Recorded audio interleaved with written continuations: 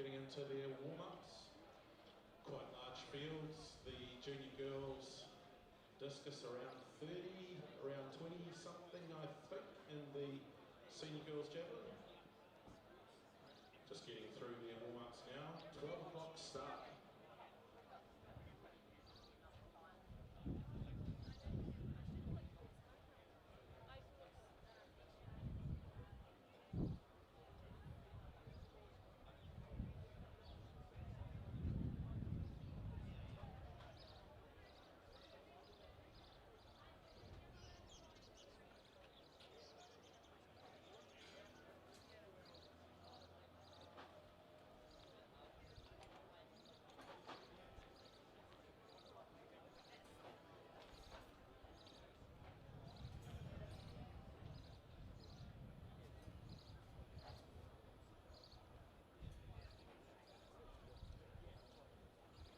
There are sunscreen stations stationed around the venue.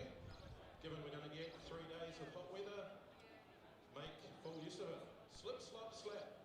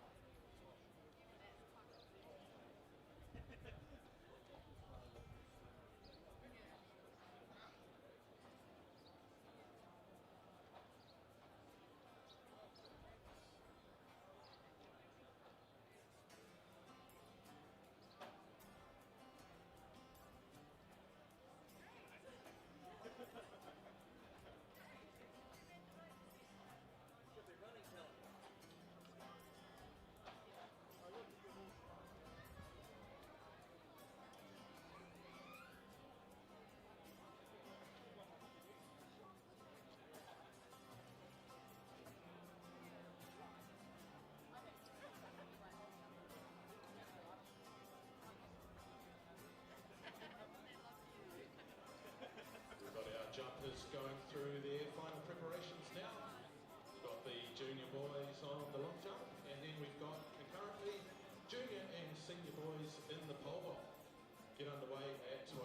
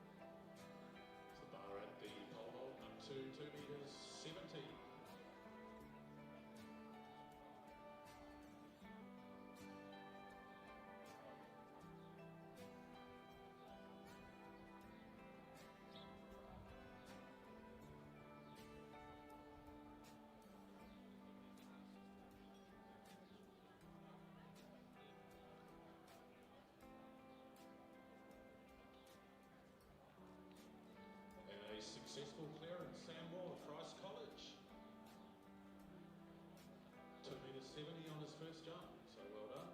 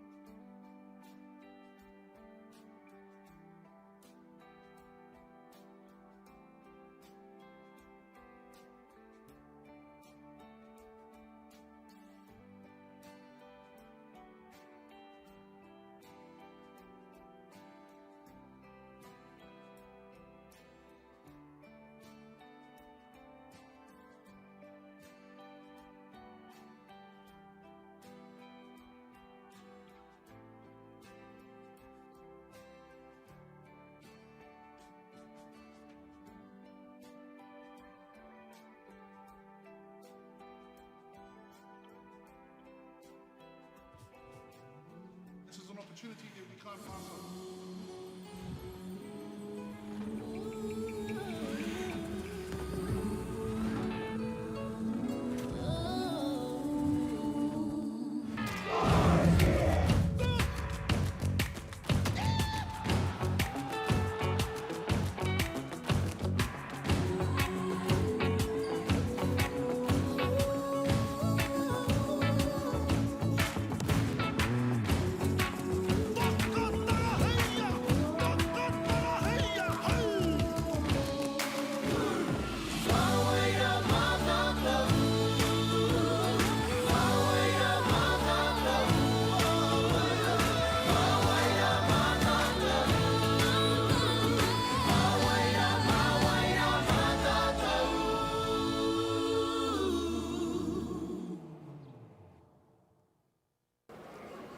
Tēnā rā tātou e te motu whānui, nau mai haere mai ki here taunga, nau mai haere mai ki tēnei o ngā papa whakataetai ke konei, ara mihi atu kia whakaata Māori mo tēnei o ngā rā whakahirahira hoki, ko pōkai hau so tōku ingoa, ara ko tēnei a Mark. Ngā mihi kai, yes, no mai haere mai, welcome along to Hiratanga Hastings for this edition of the New Zealand Secondary Schools Athletics Championships for 2025. And the president of the organisation is with us, Olympian Tony Rogers. Tony, certainly Hastings, Hiratanga, Hawke's Bay has turned it on for us. Yeah, the sunny Hawke's Bay. Haere mai everybody, and kia ora Mark and Kai for being here with us to share this broadcast for our families and around the country. Beautiful Hawke's Bay weather for the 6th time we've visited.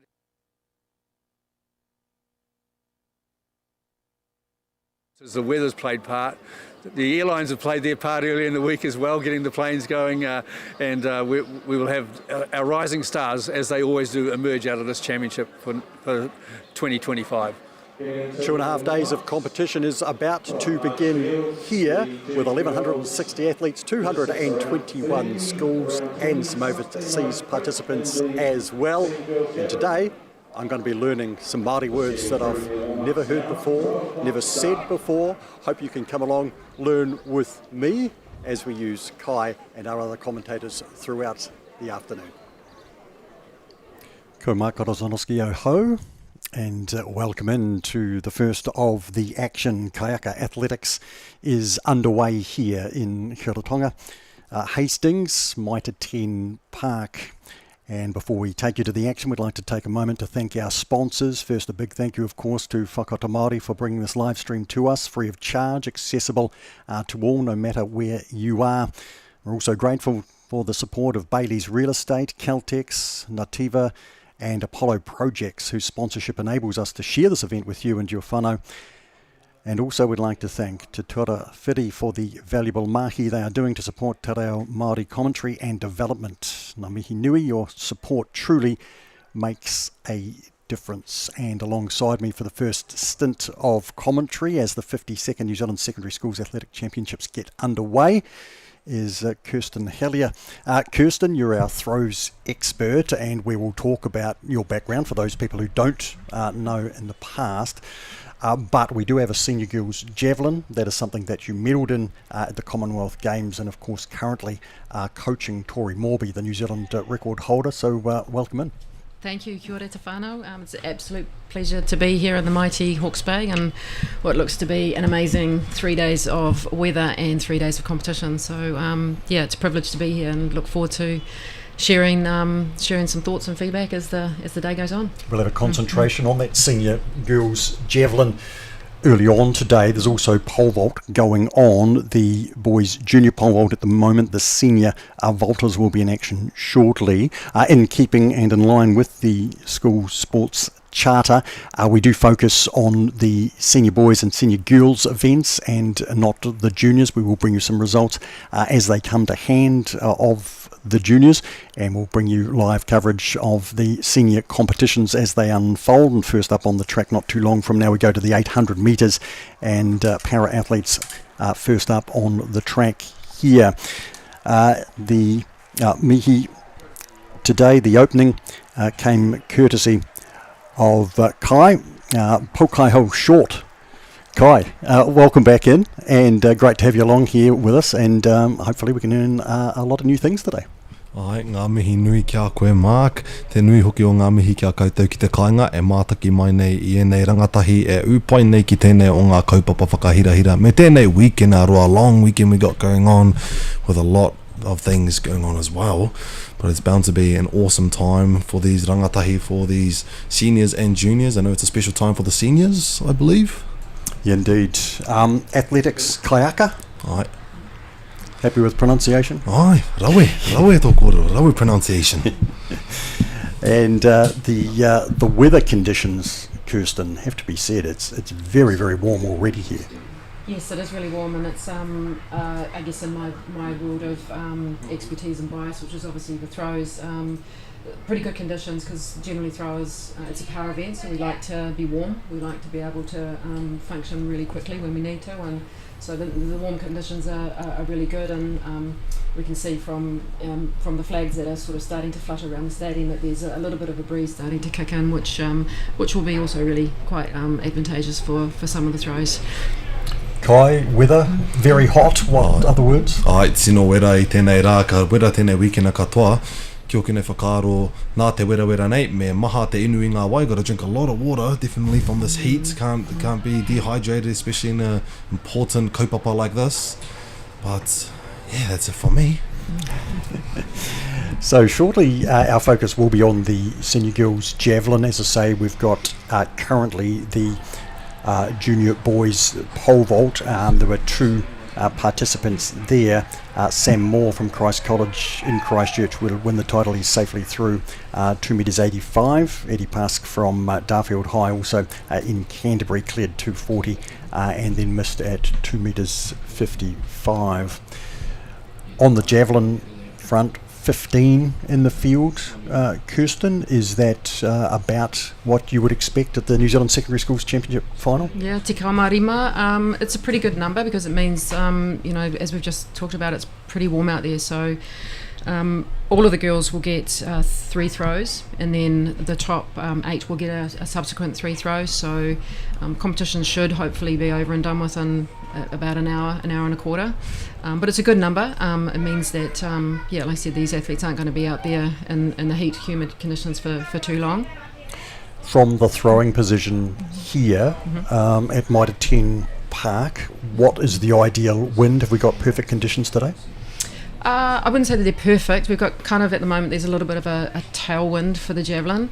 Now these girls are throwing a 500 gram javelin, which you'd probably think the lighter the implement, the easier it would be to throw. But it's actually it's a little bit not quite like that, in the sense that javelin is not difficult to throw because it's a heavy implement. It's difficult to throw because it's light and it's long, and so it does get affected quite considerably by wind conditions. So at the moment, pretty good tailwind, probably not going to interfere too much with the flight of the javelin. We've already got some starts. We've had 5 athletes started already, and at the moment we've got Amy Hurley, who's leading the competition with 29.59. So very early in the round, just like I said, all the girls will get three throws, and then the top 8 will get another 3. So very early in the throw. Coming into the competition, we've got Rebecca Bailey, Mila Burge, and Oria Motley, who come in on paper as being kind of the top 3, but as we all know, being involved with sport on paper doesn't really count on the day, because performances, and especially in the javelin, because it's quite fickle, you can get some pretty cool results. Just athletes pop something out that's pretty magical, and that's pretty cool to see.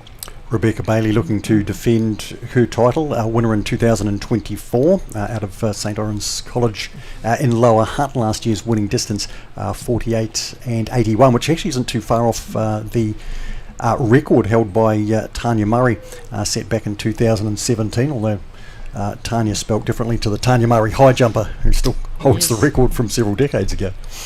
Yes, and I had the privilege of actually coaching Tanya Murray, so I'm pretty sure Tanya would be quite happy. Records are there to be broken, so we like to see these things happen, and especially like to see them in big events like this. For it's pretty special for these athletes turning up to the New Zealand secondary schools, and to wipe a record off the board is pretty special. Tell you, at the senior pole vault, we've just seen Asher Robertson miss at 3 metres from Hibbs, Hutt International Boys School, by Trentham. He's cleared to 285. Willie Stanley out of Christ College had 3 misses, unfortunately, at 285, as that competition gets underway, and our first track underway as well, with 800 metres for the para athletes. So Rebecca's just popped herself into the leading position with a throw of 43.42. Kai, I'm curious as to whether or not you've ever experienced throwing a tau. Kāre anō, kāre koe te kaipio, te tau, koe no heo tērā. I'm the only one that can be able to do te peke roa, the long jump, koe ra noa tāku e tū ai. That's all I was able to follow through in my days in the kura. Engari, ai te kite i nei rangatahi, te kahaoki o te whiu I te tau, te kahaoki I te tū ki tēnei whakataetai, te whakātu I tō rātou kaha, showing their strengths and putting all their work into, I guess, on paper, and finally putting it out there for everyone to see, and for the future, for their futures. It's beautiful to see. Te tāhua hoki te kite I nei me ki ngā kaitākoro. They're not really players, would you say? What would the word be that you would use to, I guess, describe these athletes? Well, athletes. Athletes. Competitors. Yeah, competitors. Competitors. Yeah. Tough weight. And we've just seen the Hibbs competitor clear 285. That's Asher Robertson at his second attempt. He's cleared 3 metres, I should say. He cleared 285 first attempt, 3 metres at his second attempt there. Kirsten, you'd be pleased to know I have a tau, a javelin, in my back shed. Now, I haven't thrown it myself. I'm trying to encourage my 13-year-old boy to get involved. Perhaps we can talk about ways and means of doing that a little later on. You can come over and grab one, give it a throw, see how I am. Or did you say the best way you could explain the technique to throw? Something to do, like we were saying before, it's quite similar to a volleyball spike swing. Like, how would you explain it to people that are very familiar with javelin? Yeah, it's an interesting event because I guess probably the most comparable event that probably the NZ public could compare to is a cricket bowl, like a fast bowler in the cricket. Right. The only difference being, or the primary difference being, is that when we're throwing the javelin we want to get height in the javelin, and obviously with a cricket bowl we want to hit the stick. So the trajectory of the implement is a little bit different, but the fundamental movement patterns are pretty similar. Javelin's very, very hard on the body. So at this young age group, when you've got young people at the schools level, it's really, really important that they're taught the right technique and to prevent injuries and the likes happening as they get older. That's some good advice for the whānau at home, some good little knowledge. So Asher Robertson clear at 3 metres. Now there are two other athletes who have yet to enter, Otto Church and Connor Brady. Asher has a personal best of 3 metres 40, currently at 3 metres cleared. Otto Church out of Christ's College has a PB of 370 and he has vaulted 360 this season, and Connor Brady out of Takapuna Grammar still to come into the competition as well, season's best and personal best of 3 metres 78.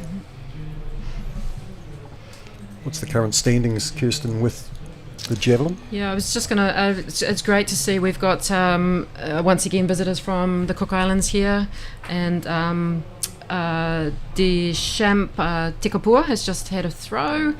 It's always it's always nice to have our visitors from the Cookies come over for our schools events and also our track and field club events as well. Right.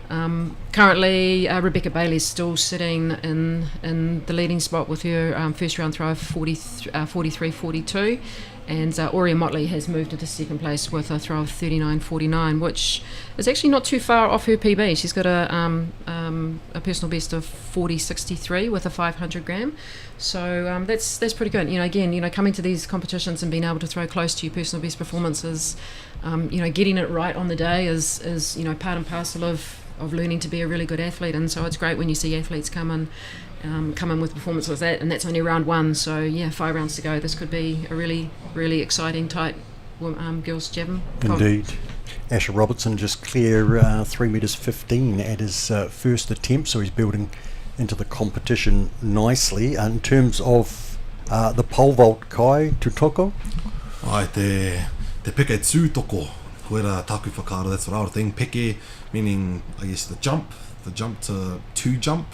Ara te tūtoko, I believe that would be the stick itself, the pole itself. Right, ai kia kene whakaaro, I just seeing how he vaulted over there, and wow, it seems like he's been doing that almost every day, every week. You can see all the effort, tōna kaha, ki te pupu ana ki runga i taua tatau, he rawe ki te i tōna momo tūtoko.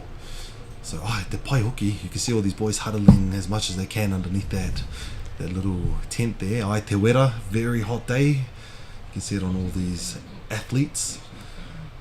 Kirsten, how important is it that they remain hydrated, as cool as they possibly can? And some of these competitors today, coming to a meet like this for the very first time, probably not used to the situation and the length of time that the competition might take.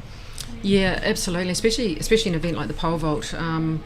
The need to maintain your hydration throughout a day like this is critical. A lack of dehydration can diminish your performances by up to 15 or 20%. So I'm sure most of these guys and girls will have, these young men, will have coaches and or teachers or staff members probably giving the slip slop slap message as the day goes through. But absolutely critical that they keep hydrated, especially as that wind picks up as well, because that really starts to suck the fluid out of your bodies. Yep.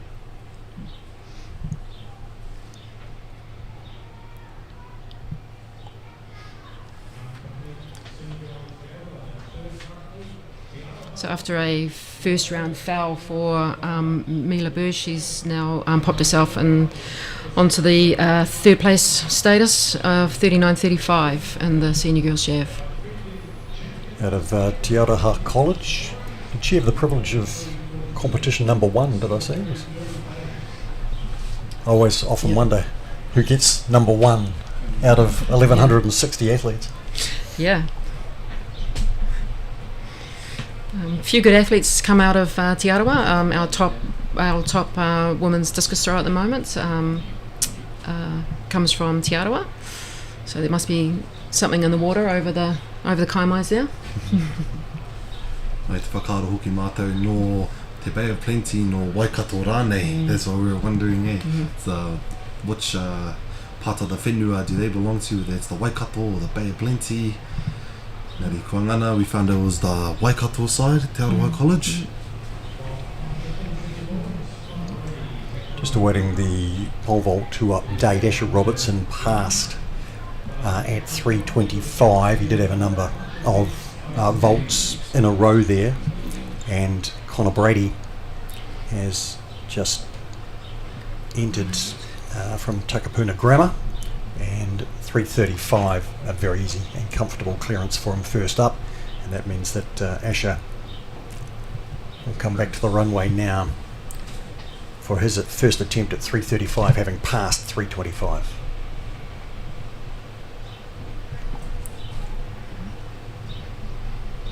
Does have a personal best of 3:40, Asher, so he'll be back for another attempt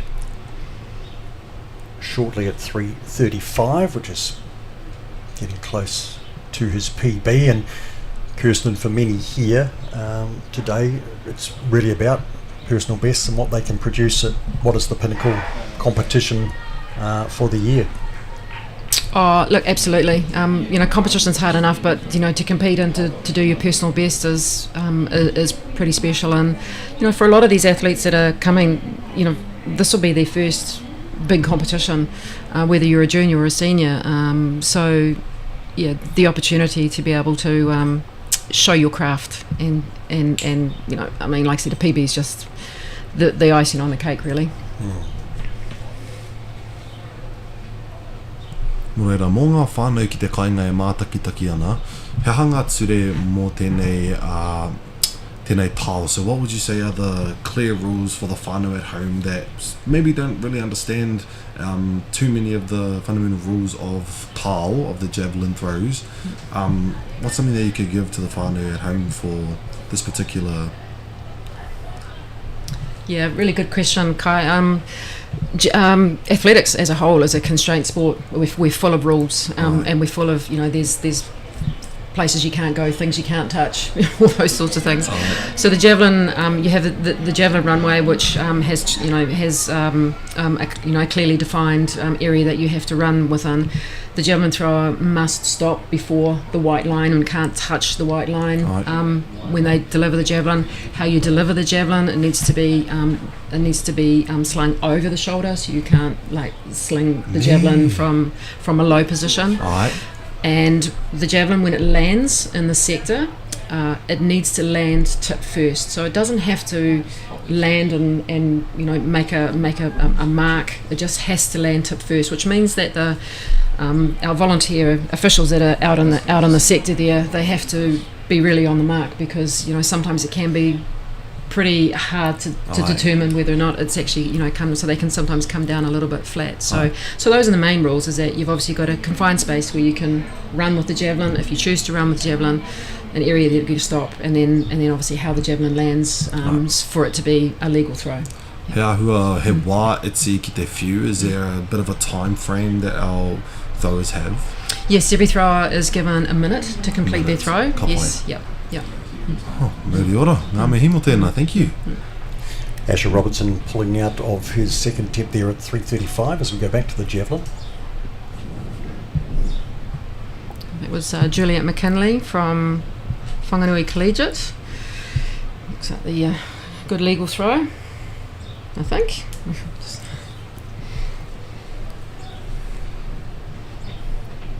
On the track at the moment, 800 metres. Wara Mitre, Kai? 800 metres, Wara Mitre. Ai, warurau Mitre. And they are just going through heats for the junior girls at the moment. Our focus on the senior athletes, and there will be 800 metres for senior girls and boys heats coming very shortly here on our coverage. And we will endeavour to bring you results as they come to hand of some of those junior competitions.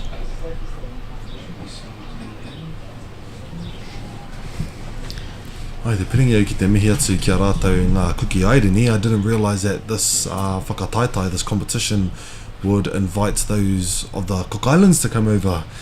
That's some home whenua for me, living there in high school. Lived over in the Cook Islands, so rawe te kite, good to see. I believe there would probably be Te Reora College as well as a few other kura on the island coming through, so kia ora na kia koutou. So Rebecca Bailey's just had her second round throw, and the wind is really starting to to kick in a little bit. So if these girls can get the right angles of attack and line of attack and power into the javelins, they can really capitalise on the fact that the conditions are probably starting to be a little bit more favourable than they were, literally 10 or 15 minutes ago. O he tau I te taha maui, a left-handed tau there. That's the first one I've seen.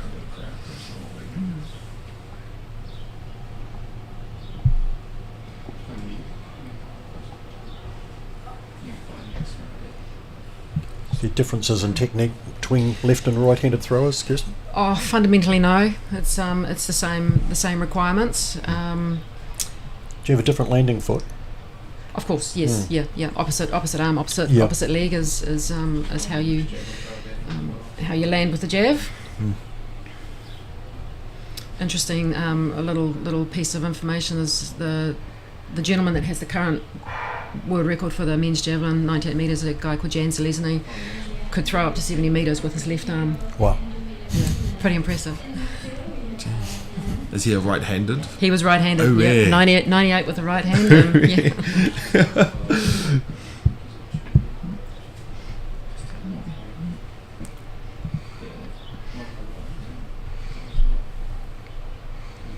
Ai, e kite ana I te tohe o ngā kaiako ki a rātou o ngā rangatahi, just seeing a few of the coaches telling off their young athletes to drink some water, hey, put on some sunblock, don't get too burnt, you want to keep your body ki te kaha, you want to keep it nice and strong and nice and healthy mo te rā katoa.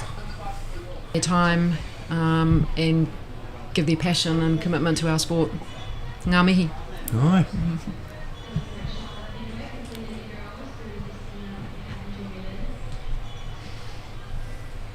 So it was Anna Schmidt from Havelock North High School with a throw.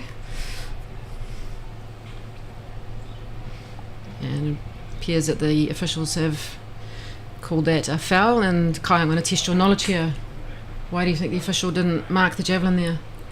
I would think because it didn't have the tip didn't land first. It probably fell flat first and then maybe made a little dig itself. Ai, ka pai. Ai, pai, ka pai, ooh. Like every throw I've ever attempted. Ai, koe hoki tērā mā, koe hoki tērā, me too. It's never too late. Otto Church has entered the competition over at the pole vault, the fourth and final competitor.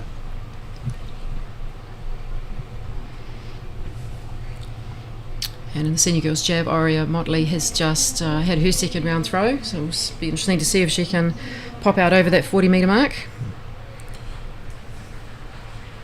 Mō ngā kai tūtoko for the pole vault, for the athletes that are performing, they get 3 attempts. Is that the case with this one? Yes. Ai, toru ngā peke. At each height. At each height. Ah, at ka each pai, height, yes, ia yeah, o yeah. ngā, ai, ia o ngā taumata.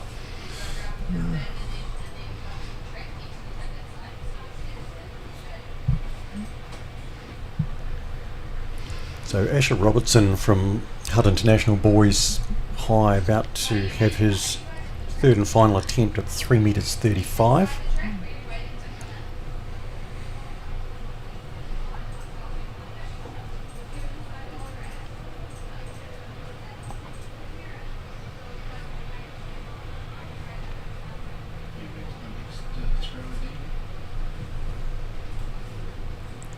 And Asher will complete his competition there, having passed 3 metres 15, or getting over 3 metres 15, passed at 3:25. 3:15 will be his recorded height.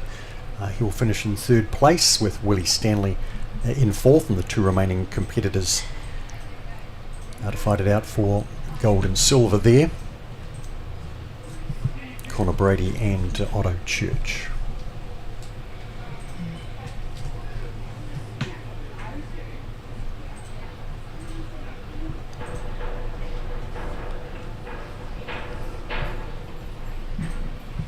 So that was Carmen Elizabeth Moritz throwing the javelin there. Carmen is actually an exceptionally good discus thrower as well. In fact, I think she's entered in discus, shot and javelin this weekend. But Carmen has a personal best of 35 in the jav, which is not her primary event. She's got a personal best of 47.81 in the discus, which is pretty good. Yeah. Would seem at this stage of their development, Kirsten, that a lot of them do throw the shot, the discus and the javelin? More likely to double in shot and discus. Right. Javelin is a little bit of an outlier. Definitely discus and javelin are not normally combined because they're a little bit sort of contradictory in the movement. So it can be a bit hard on the body, but Carmen's got an amazing arm. So now Otto Church about to enter the competition at 3 metres 45. Will be his first attempt today. Connor Brady leading the competition with a clearance of 3:35.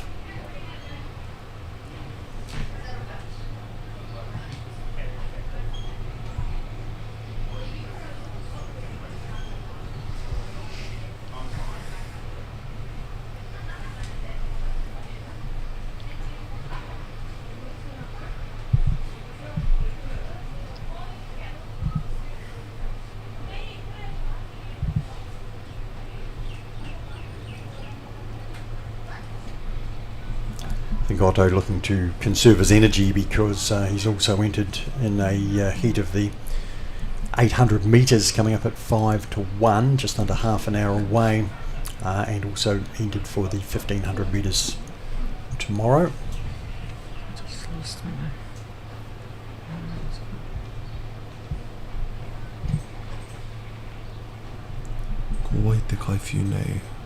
Who's the one throwing at this tēnei tau?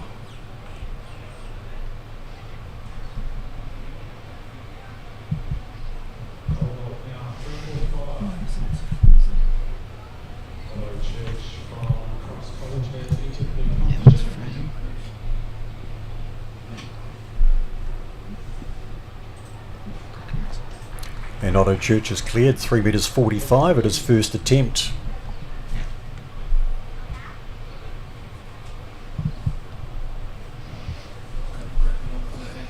And that was Caitlin Barkley that just took her second attempt in the girls' jav.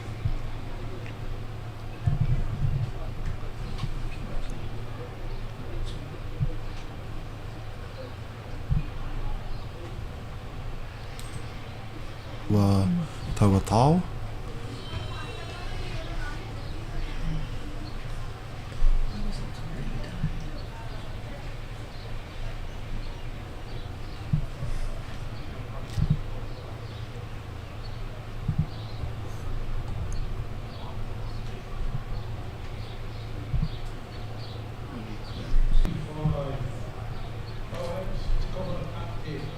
Connor Brady with his first attempt at 3 metres 45 out of Takapuna Grammar.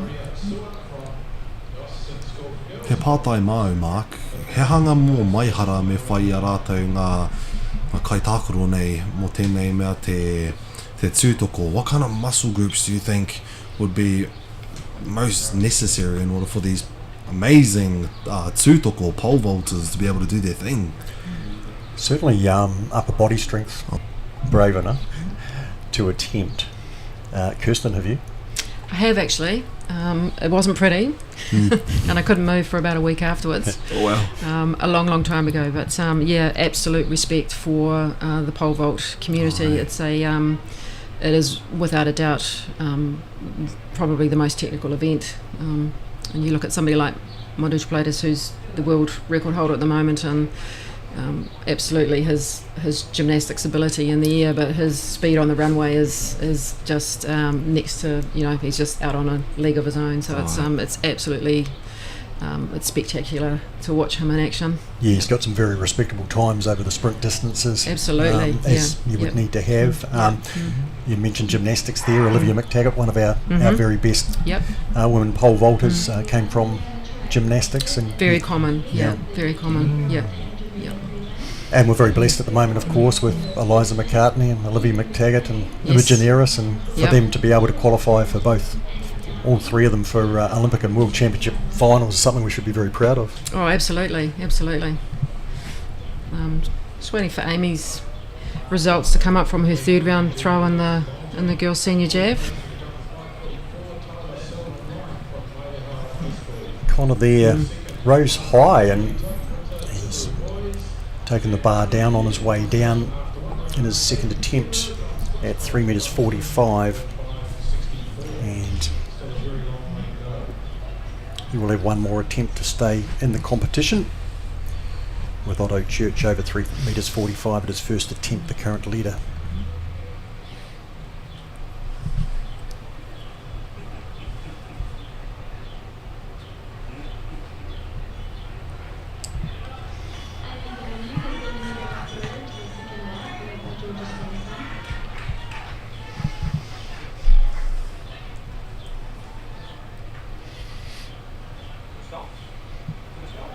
Quite a nice approach and run through the jav throw there. Just slightly lost the point before the delivery on that last one with it was Juliet. She could just keep the point of her javelin a little bit closer to her head and closer to her eyes, and you know, hit the mark a little bit better. She'll possibly get a little bit more distance out there. I feel that's a confidence thing for not just young people, but to pull that javelin so close to your head. Yes, yeah. And the challenge is with a 500 gram javelin, because back in the day when I was at school level, we actually threw the 600 gram and that got transitioned out, and they brought the 500 gram in. And for some of these young ladies, they've got quite long limbs, and so the 500 gram jab, when you withdraw the jab, when you take the jab behind your body, the point of the jab is, it's kind of there or thereabouts around the eye. So yes, it can be a confidence thing, but with jav, the athlete and the javelin have to stay as close together as because any sort of deviation of where the javelin is pointed and where the body is going creates habit with this implement. Like I said, it's difficult because it's light and it's long, and you've got to be really precise. Right.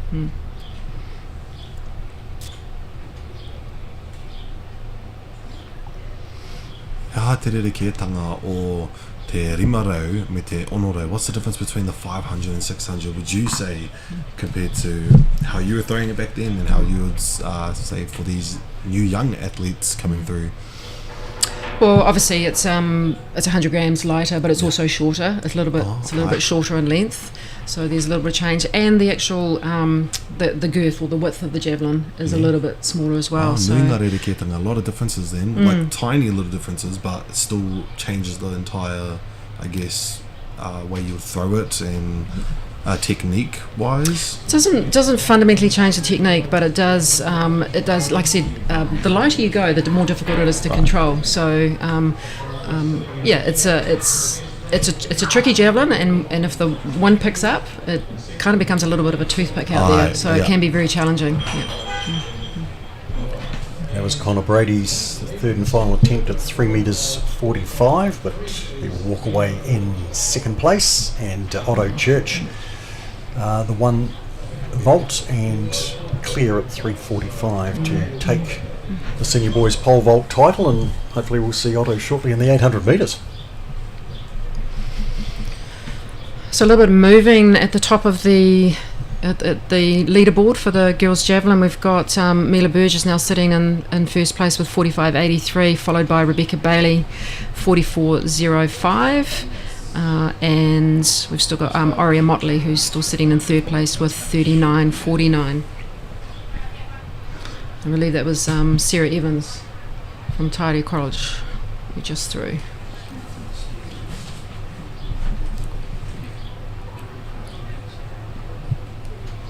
On the track we have a series of junior boys 800 metres, and off the back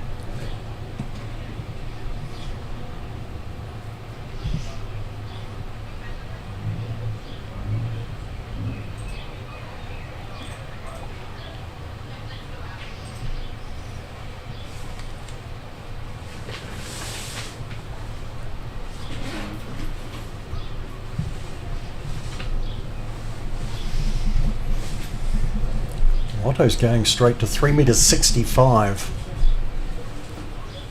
And clear. Ue. Ka pai. Nai tino pai.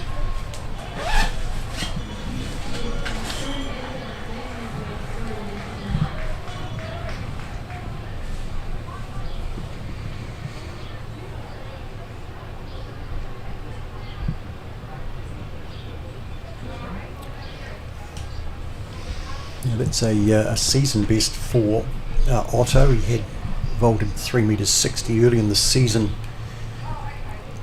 3 metres 70 his personal best. He might be tempted to try and better that, or conserve his energy for the middle distance races.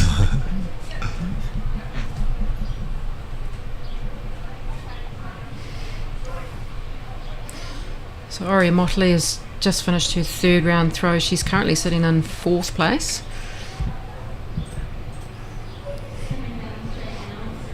Just waiting for those results for her third round throw to come through. And then next on the runway we've got our visitor from the Cook Islands, Deshemp Tekapua.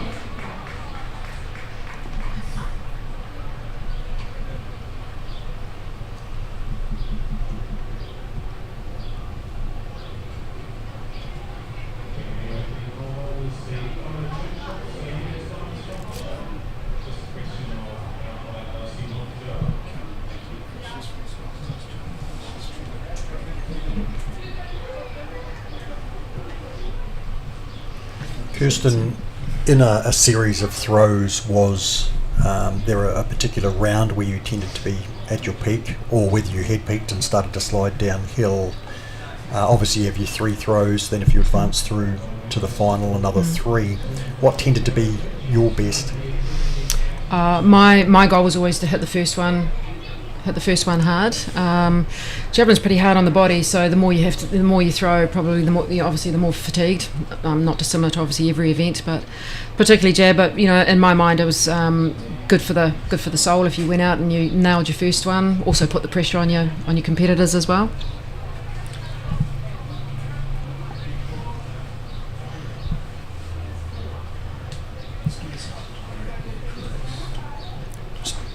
Waiting for an update on the pole vault. I'm going to guess that Otto's gone to 3 metres 75 in search for personal best. At the moment on the results, it doesn't have him clear of the 365, but we did see him clear that. So just guessing that height at the moment, but possibly 375 in a PB attempt from Otto with his first miss of the competition.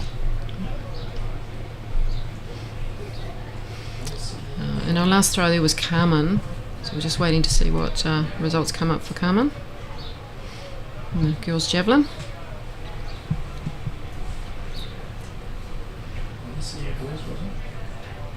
E te rite ana ngā kai o mahoki.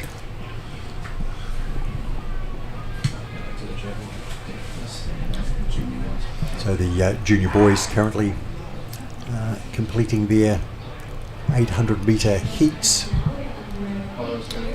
The senior girls to start soon, and the senior boys off the back of the 4 heats of the senior girls. Actually already a few minutes behind schedule there on the track with a number of athletes that we have. Ka hoki mai a Oro ki te rāringi timata. Oro here for another go at the tūtoko.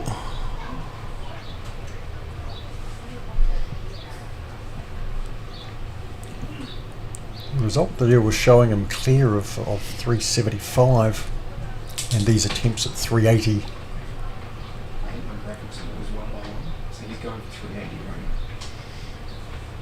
I wasn't sure whether he got over the 375, thought he had a miss there, but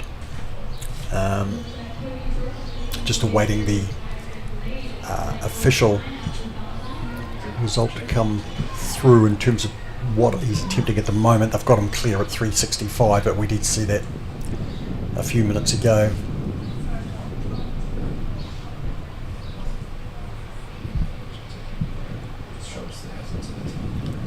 It is showing him attempting 3 metres 80 though.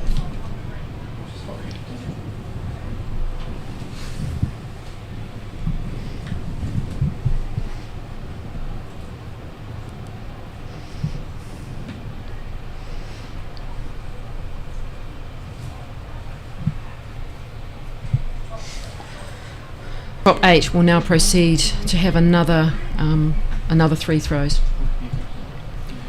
Is there a period of waiting between? Is there a specific time between the throws? Once upon a time there used to be a lot of time because it was all pen and paper, but now we've got this wonderful technology of almost instant results, so generally the officials are pretty quick at what generally happens is that they'll reverse to the first 3 rounds. She'll now sit in 8th place, and so so it's pretty quick these days with technology, which is great. And again, it means that athletes aren't sitting out in the conditions for periods of time that aren't necessary anymore. And to be fair, it's a much more favourable system for our officials as well. We've just seen Otto Church clear a personal best 3 metres 80. Then a glance at his watch, thinking, Kai, my 800's coming soon. That might be it. Te rawe hoki te kite I tōna tarapeke nui nei ki te reia. He almost managed to get the first 2 attempts, and then third one, there it is. He managed to get over it. Seemed like he could do that every day when he showed off. But it's amazing what these rangatahi are capable of pulling out sometimes. He rawe te kite. So we'll wait and see whether he does raise the bar further. Looks like he's reaching for the pole, so he's not done yet.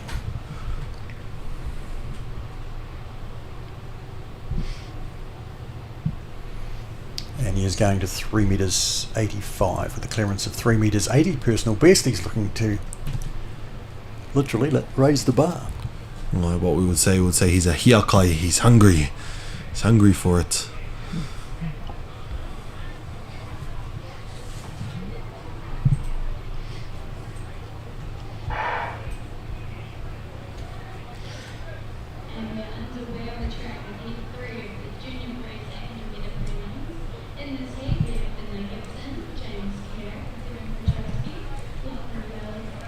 So it looks like at this stage Sarah Evans has secured the 8th and final place for the top 8 for the Senior Girls Javelin, for those that will advance through to the last 3 rounds. So we've got Mila sitting in first place, Rebecca Bailey in second, Bella Coxon in third place, Aurea Motley in fourth, Charlotte Blake in fifth, Juliet McKinley in sixth, Carmen Elizabeth Moritz in 7th, and Sarah Evans securing that 8th and final berth for the top 8, sorry.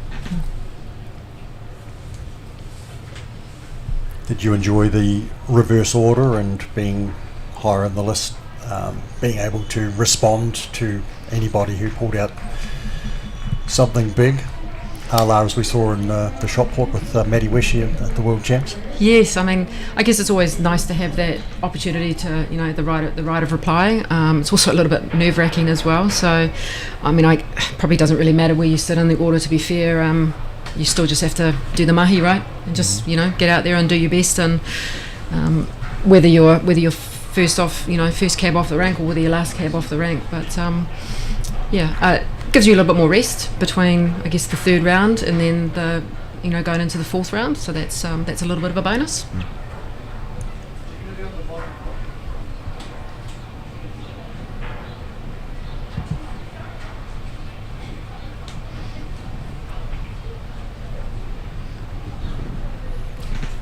Otto Church already has secured the senior boys pole vault title, but looking to improve on his personal best with an attempt there at 3 metres 85, having successfully cleared 3 metres 80 for the first time.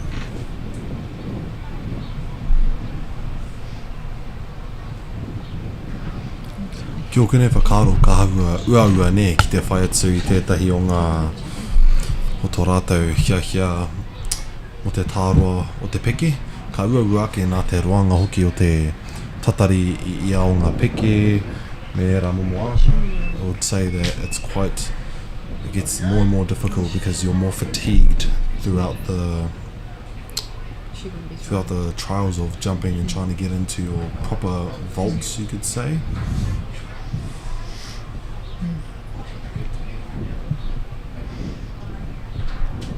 Sarah.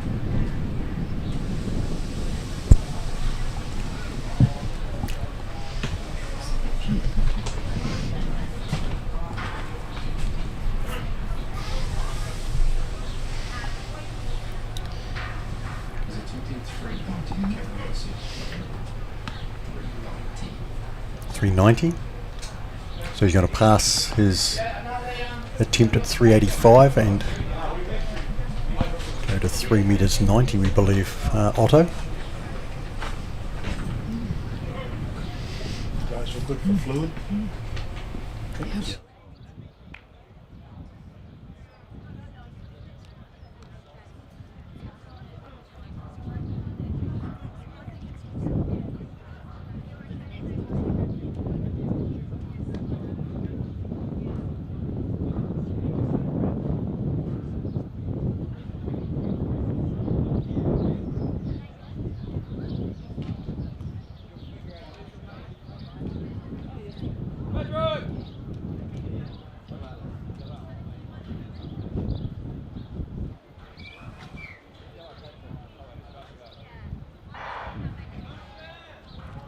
And on the track, we are underway with the fourth and final heat of the junior boys 800-metre prelims. In this heat, we have MΑORI, Javelin, Strider Somerville, Isaac Johnson, Sam Moore, Sean Fraser, Oliver Healy, and Joyce Mitre.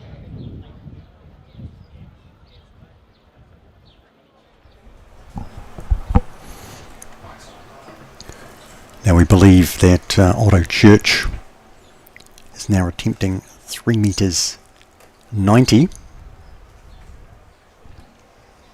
little false start on the runway, but he'll have time to head back and recover. We saw him clear 3 metres 80, miss at 385. He's now ordered the bar to 3 metres 90.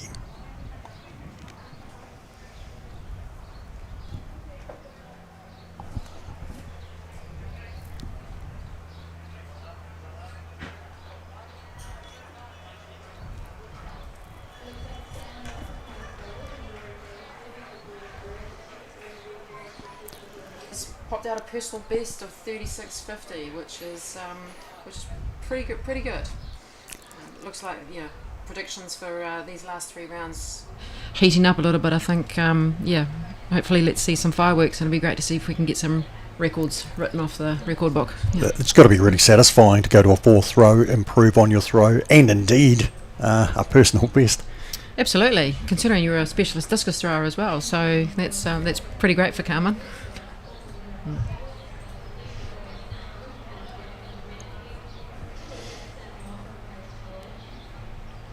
So we've got Aurea Motley's on the runway now for her 4th round throw, and she's currently sitting in 4th place with 39.49, so very close to her PB, so it'd be great to see her get out over that 40 metre mark.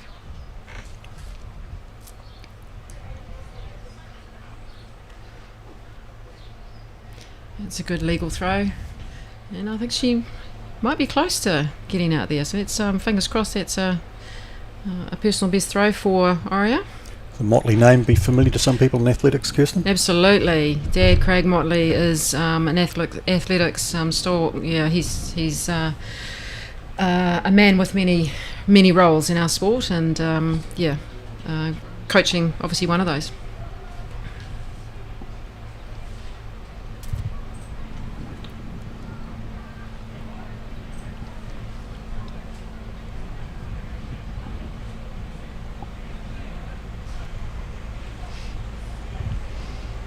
So 38 metres 30 for Aurea's 4th round thrown, and now we go up to the top 3, the current standing in the top 3. So we've got Bella Coxon from Whitby College,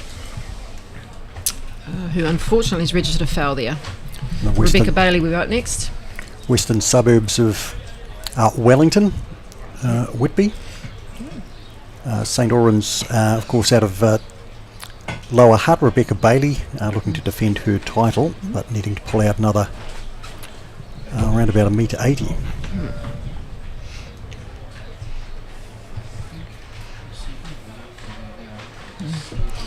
Yeah. Rebecca's got a personal best of 48.81, so she's definitely capable.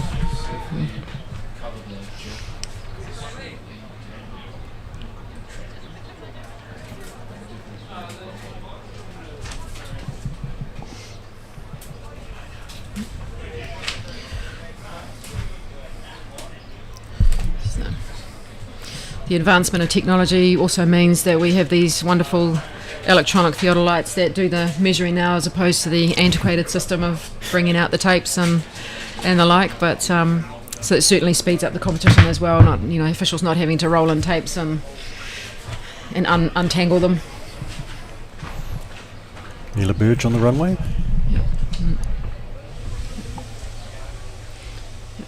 So again, it's a legal throw out in the field for Mila.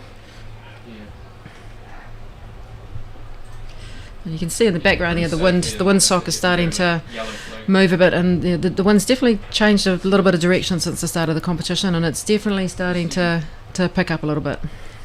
And athletes have to take that in mind with the javelin? Yeah, absolutely, especially with this 500 gram, because it's so, you know, it is so light and can be affected very, very quickly by a gust of wind.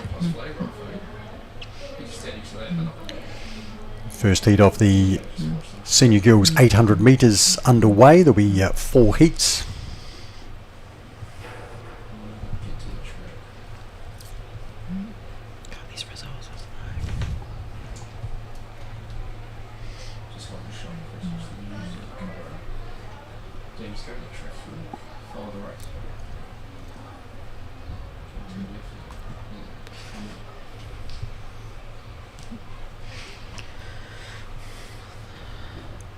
So we're back to Sarah Evans starting round number 5. And Rebecca Bailey came out to it. She had a 42.21 throw in her 4th round, and Mila Burge maintains her current position, leading the competition with the 4th round throw of 43, but her best throw has been 45.83.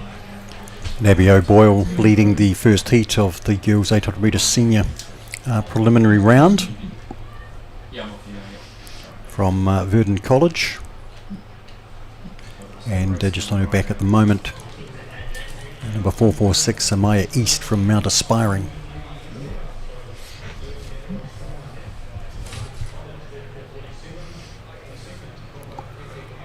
So Sarah Evans from Tyro College, her 5th round throw was a foul.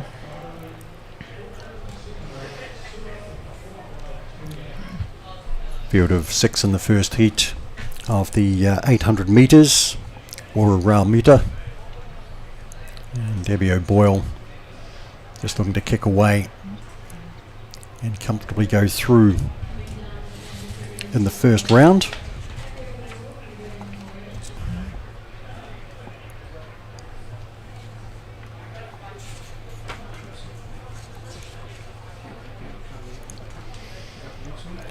Kai, you've been out and about. What's the vibe out there? Rawe te ki te ngā whānau katoa e huhui tahi ana, ngā kōhi, ngā kaiwhakahaere, rā hoki ngā kaiwhakataitai. And the athletes, it's lovely to see all the whānau gathering up, as well as the coaches, you know, still giving those little pep talks when they can, as well as all of the schools coming into, I guess, they're still here to compete against one another, yes, but they're also here to just do their best and have a good time, and you can feel that around the entire stadium, I guess, entire back part there. I would say closest I got was the wharepaku, aloha mai, but still could still feel some good vibes coming from all around. Heat 2 taking to their marks for the senior girls 800 metres. Lane 2, Jamie Dunnett Welch out of Napier Girls. Lane 3, Casey Shaw Strengths from St Peter's and Cambridge. Have a big number of athletes here. Bethany Dickerson in lane 4 from Roncalli College. Laura Barati from Rangitoto College in lane 5. Lisa Hellier from Onehunga High in lane 6, and Paige Dobson from Napier Girls in lane number 7. Lisa Hellier's twin sister, I see, is in heat number 4.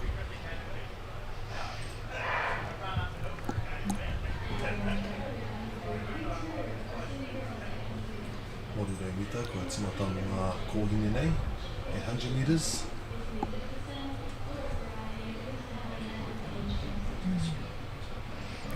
Paige Dobson in the outside lane, and after 200 metres they're able to cross down after the stagger start. And some moving in the girls javelin.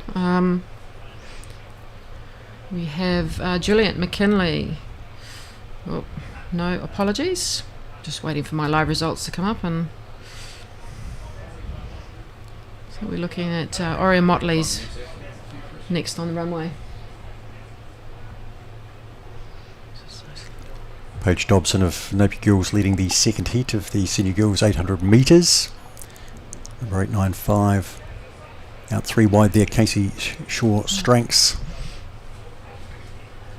Just behind the leader there is Lisa Hellier of Onehunga High, just tracking Paige through the first lap.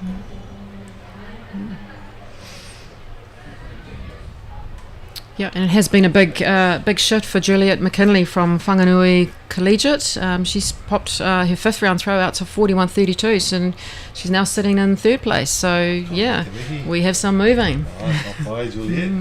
Outstanding. Ki te hoki au I tōna few. It definitely looked like a real good one. And that's a season's best for Juliet as well, which is great. Great to see that sort of performance happening in these events. Ai, mauri ora ki a koe, Juliet. Great year for Wanganui Collegiate with Geordie Beamish in the 3,000 metre steeplechase. Old boy coming through, the world champion. And Alec McNabb, of course, very much a part of the Wanganui Collegiate program over many years, rooming with him. So be very keen to talk about the success of the Wanganui Collegiate. Yeah, absolutely. Athletes. When we talk about influences of our sport, Alec McNabb is certainly one of the giants of our sport for sure. Paige Dobson is on the inside, Lisa Hellier in the middle, and that is down the outside Laura Barati, who will cross in 3rd place. In heat 2 of 4.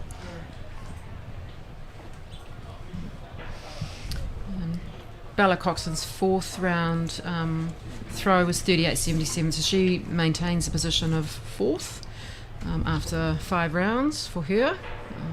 And we've got Rebecca Bailey. Huge.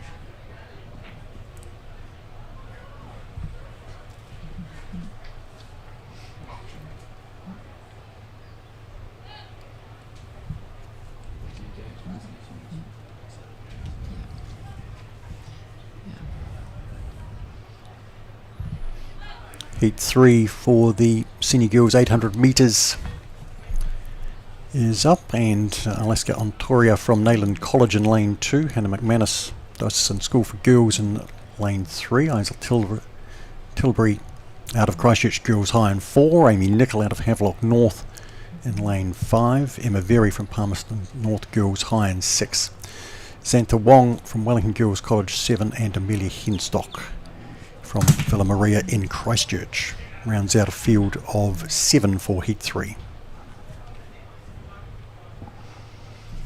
So just waiting for defending champion from 2024 Rebecca Bailey's 5th round throw to be measured.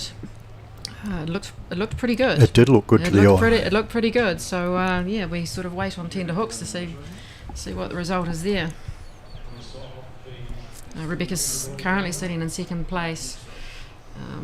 About a metre 30, no, metre 60 odd behind, 70 something behind Mila. So waiting for those electronic results to pop through to our little office cabin here where we're commentating from. Competitors really cranking it up. Whoa, okay, spectacular. 53.39. Rebecca Bailey has just blown the senior girls record out of the water. Wow. Outstanding. Absolutely outstanding. That's more than 5 metres on the record. That's absolutely outstanding. So, yep, it looked good, and boy was it good. Yeah, your eye didn't lie there, Kirsten. Yep. False start in heat 3 of the 800 metres.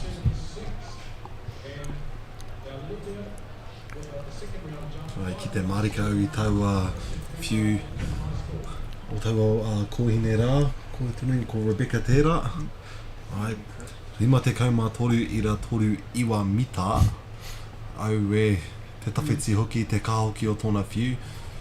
All the faces in here in the cabin all lit up when we seen the distance on that one. Yeah, so Mila, the right to reply. Right. Yeah, I'm just waiting for those Well, results to come through. But We've had a few replies in the back half of this competition. It's been astonishing. yeah. And that's the nature of javelin. You can, sometimes we reference the support that you can get from wind in throwing events, but it really takes a skilled athlete to be able to capitalise on good conditions, and we've just seen Rebecca do that very, very well. Is that 9 metres better than she'd thrown today? As in, she was 44 metres, I think, prior to Rebecca's PB was 48.81. Yep. So yeah, that's a massive personal best performance on a big stage. But Mila, she's responded. She's also thrown her best for the day with 46.03. So Wow. round six could have some fireworks. It's a great competition down the northern end of the stadium. Alaska Ontaria is leading on the inside of Hannah McManus in this third heat of the senior girls 800 metres.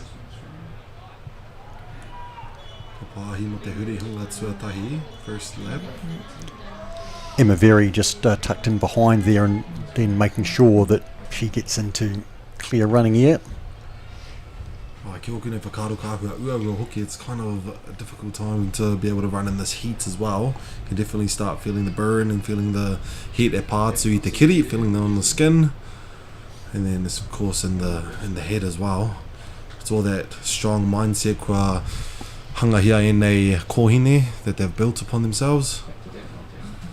Amelia Henstock is the runner on the back of that quartet who have drawn clear of the remainder. Hannah McManus currently leading with about 120 metres left to go.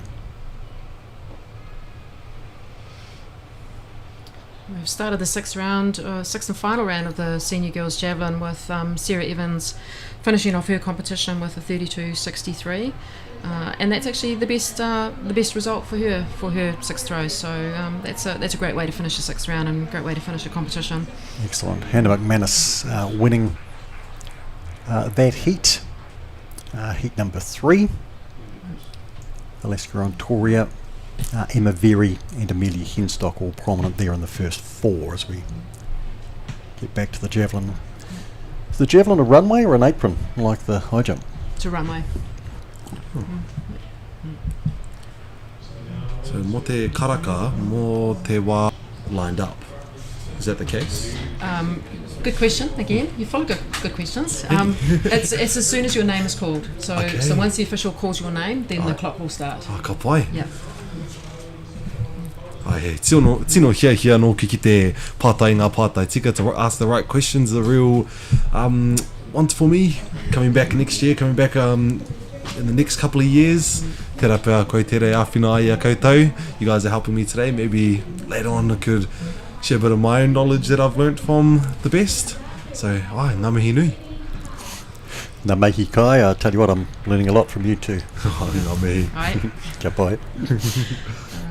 So Juliet McKinley, who's currently sitting in third place, has just finished her sixth round throw. She maintains her position in third.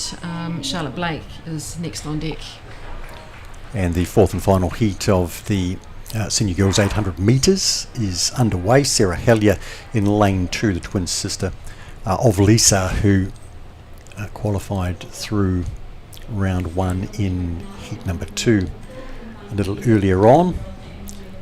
We have 2 out of Barradine College here, Eva Houghton and Greta Hunter in lanes 3 and 4. They're about to cross down though. Holly Fawcett in lane 5 from Aquinas College. Elsie Cito from St Margaret's. Tilly Drake was in Tilly Dark I should say, was in lane 7 from Whangarui Collegiate, and Izzy De Heer out of Wellington Girls, making up this heat of 7. And just as the girls go down the northern end of you can see the javelin, and Charlotte Blake in her sixth and final round has popped out to 40 metres 63, which maintains her position in 4th place, and I believe that's a personal best for her. Outstanding. Yeah, I believe. Yeah. Ai, kore te pai hoki mo tēnei o ngā whakataetai o nei rā. It's amazing to see all these young athletes being able to do their own PBs. Te piti ai tō rātou tino. Greta Hunter leading through the first lap of the fourth and final heat, and a field of 4 establishing themselves. Sarah Hellier in the trailing position at the moment in second, and also there is Elsie Sito.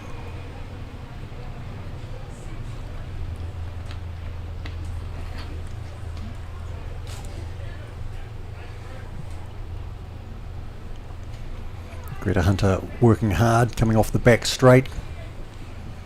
Sarah Hellier just coming off the rail to ensure she doesn't get boxed in.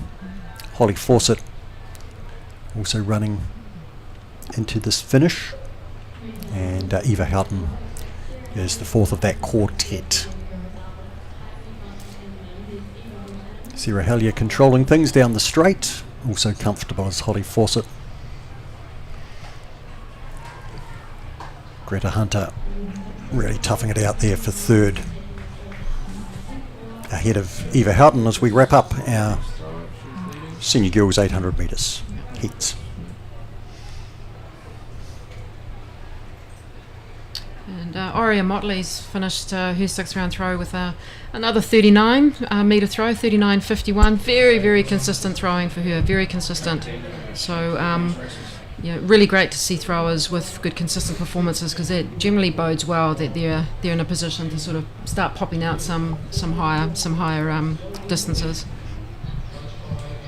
Alright, me mahara hoki koenei noa te wahanga o ngā kura tuarua, so they are definitely only in high school at this point in their lives, so if they're showing these kind of results right now, ka pai te kite, te whakaaro o ngā rā e tau nei for the future.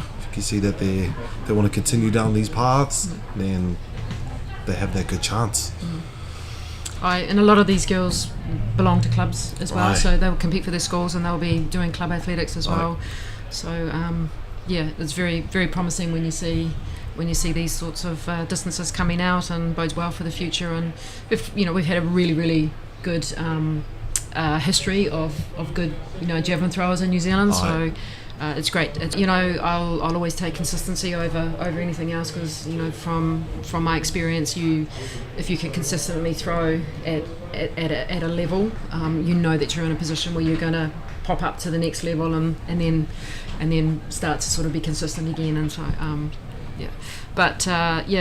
so Rebecca Bailey has finished her 6th round throw. Pretty hard to follow up from a massive PB, such as what she has. The 5th round throw of 53.39, absolutely outstanding, and I'm sure she will be. But it's not over because Mila has one more throw in her belt, and outstanding for Rebecca to secure that meet record. First of 5 heats for the senior boys, 800 metres. Now, as they head towards the crossover mark there in the back straight, the stagger ends, and they can work across and into their rhythm.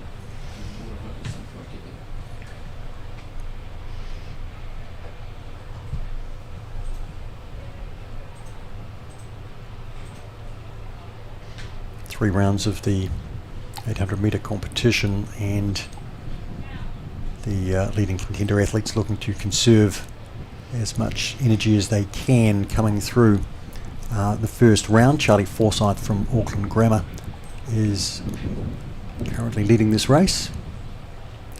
Caleb Litolf from Tauranga Boys just on his back as they get the bell.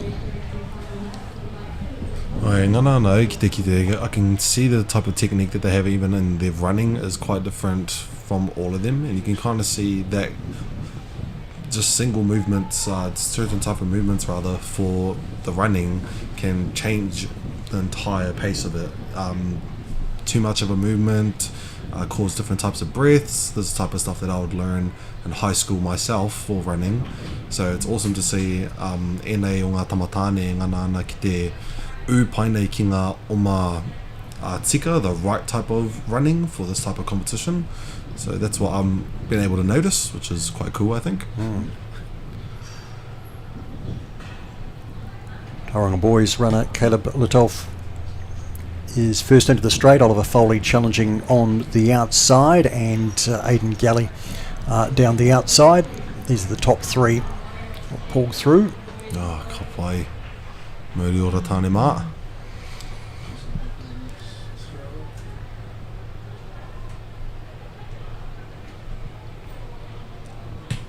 Fourth place there was Ruben Wheeler from Roncalli College.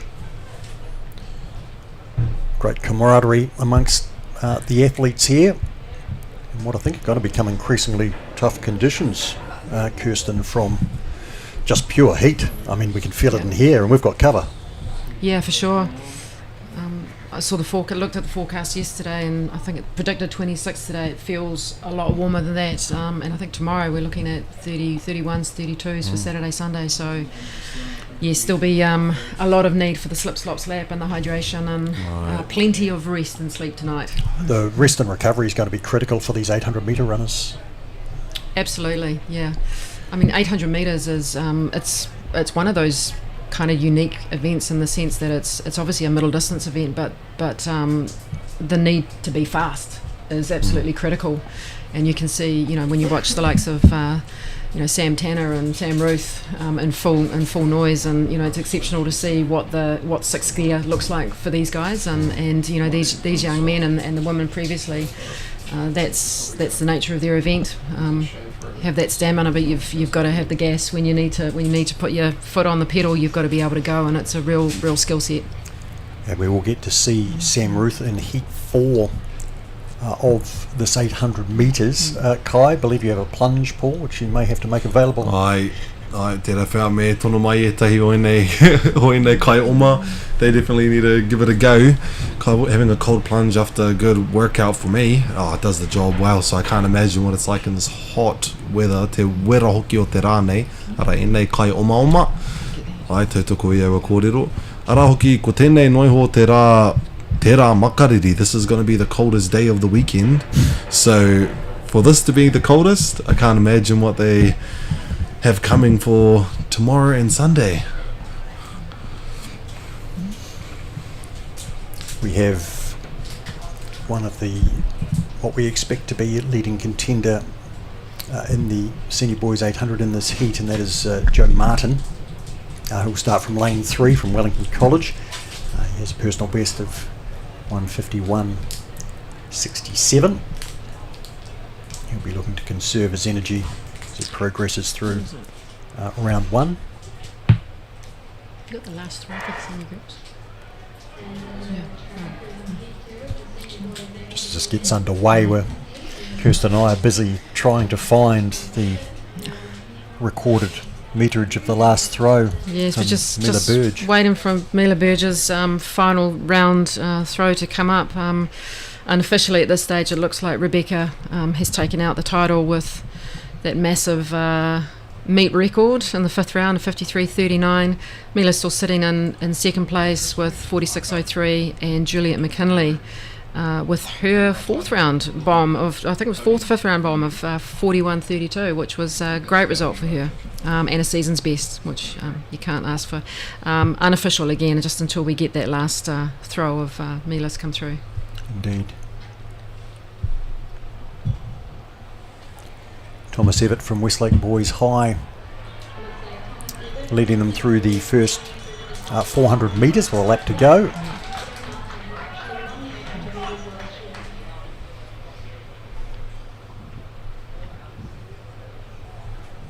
On his back is Blake Miskell out of St Patrick's.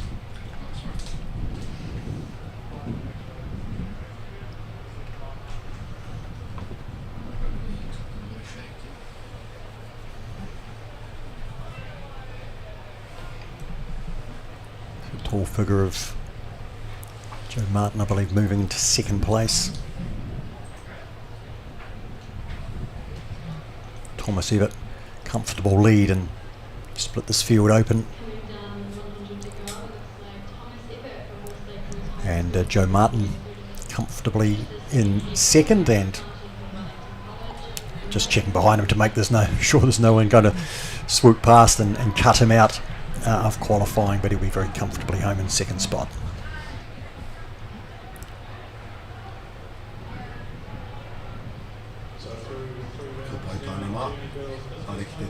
weight.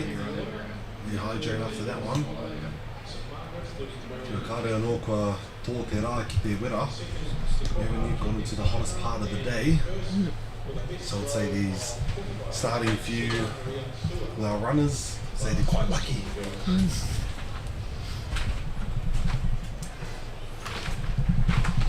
Kirsten, just while we await that official distance to come through and the third heat of the 800 metres to step forward, you are coaching Tori Peters before she was married. Yes. And she is the New Zealand record holder, and she finished 7th at the World Championships. You both must have been delighted with her performance in Tokyo. Very, very happy. Tori's had a significant year. It's been, sort of a little bit different to previous years. Things have we tried a few different things, and sometimes when you do that, especially with an experienced athlete, there can be a little bit of risk involved with it. But it's been a great result for Tori to make a World Championship pinnacle event final, and to make the top 8 is exceptional, and we're looking forward to the domestic season, obviously Commonwealth Games next year, and hopefully Tori will get into a few Diamond Leagues and potentially a Diamond League final, and they've got the Ultimate Champs next year, which is a new event on the World Athletics calendar. So an exciting year ahead. But absolutely stoked for Tori's results, and really represents the mahi that she put in this year, and she got the rewards for it. You talked earlier about the importance of the first throw and how you like to make a mark with her first throw, and certainly in qualifying she did that. She brought out her best of the weekend. Yeah, absolutely. She nailed it, and that's what you want. You want to one throw boots off, so you can get back to the hotel or the village and rest up. And she was able to do that, and then come out and perform admirably in the final and finish in 7th. Bernard Stellard from St Patrick's Town in Wellington, leading them through the first 400. I'm sure these boys don't miscount the laps, but the bell helps, I guess. Yeah. I'm not sure I'd be able to make it to the bell. Cooper Whiteman just sweeping past and into the lead. He's out of Christchurch Boys High. He's got quite a distinctive style, with his head just on the side here, and he's looking just to stay out of trouble, and you don't want to be spiked at this stage of the competition.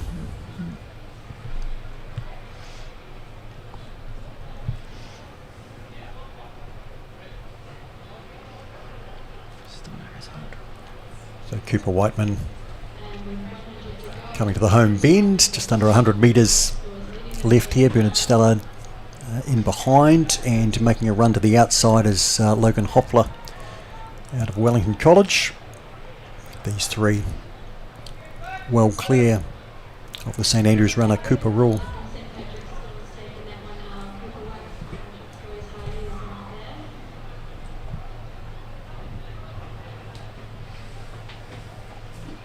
We're expecting Sam Ruth, the world's youngest ever sub 4 minute miler, to be up in heat number 4, our next heat, and our pole vault winner Otto Church still listed. Kai in heat number 5. That'd be quite a morning, wouldn't it? Mai taua tarapiki teitei ki tēnei o Maroa. It's got to be a bit of a challenge. But then again, these are what you could say is the best of the best for their ages. So here they are showing what they got. Here for a reason.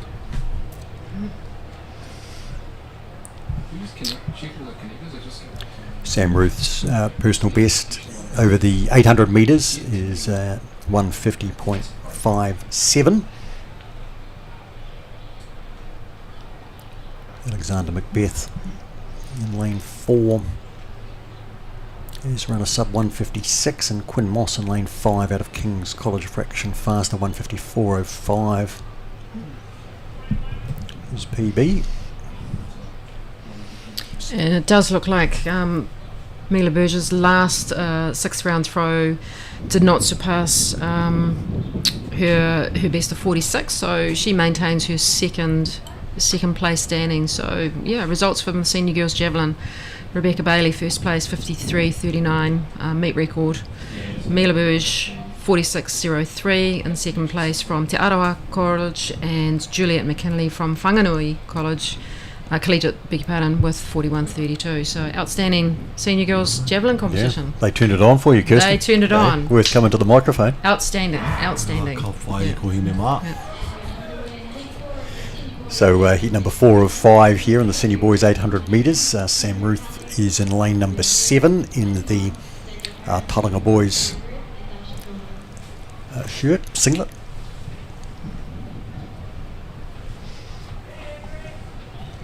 And just coming off the stagger in 4th position.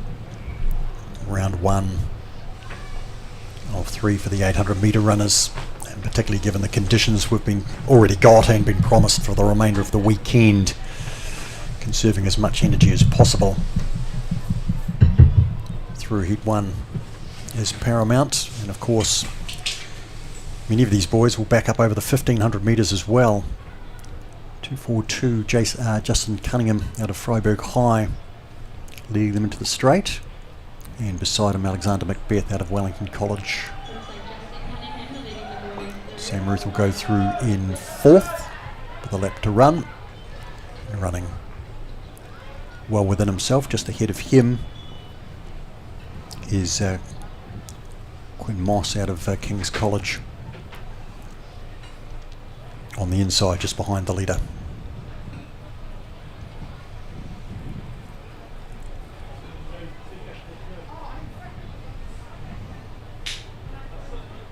Ko tata tai ki te wā kia pana hia ki mua, getting to the time where they want to put in a little bit more to reach up maybe.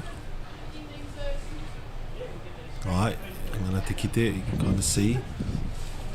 So Justin Cunningham on the inside, and right beside him is Quinn Moss, and then Sam Ruth joins into the outside and takes up the front. Alexander Macbeth looking to finish off, and Nico Kelly also trying to get into the finish.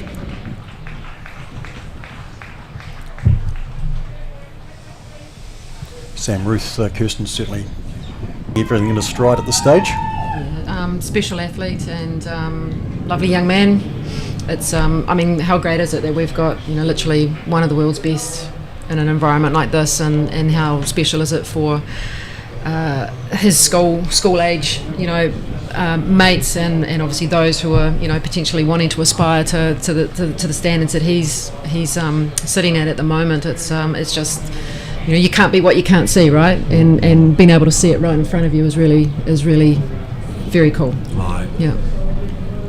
And for people to be able to come and witness these young athletes, we're here at Mitre Tent Park in Heretatonga, Hastings. If you're in the area, come along.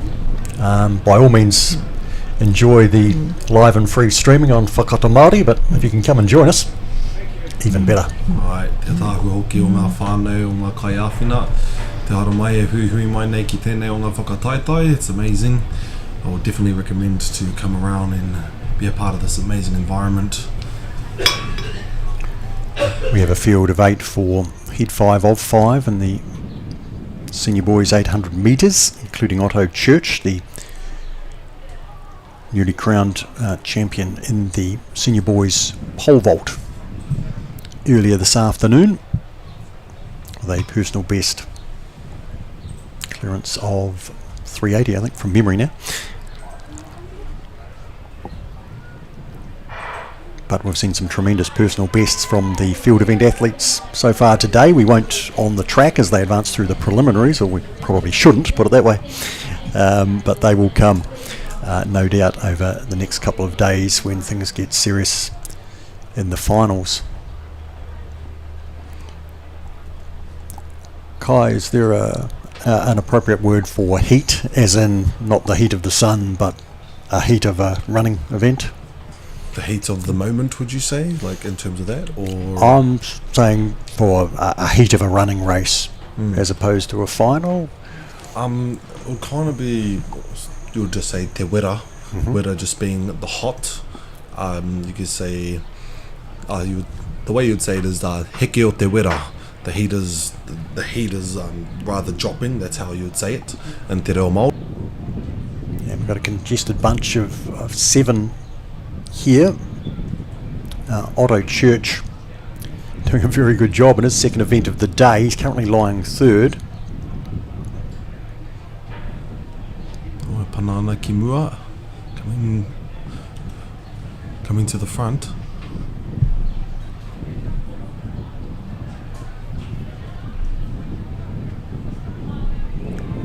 So 5th and final heat of the senior boys 800 metres, and about to turn into the finishing straight here. About 100 metres to go, and the leader who made his move down the back straight is Felix Field from New Plymouth Boys High School.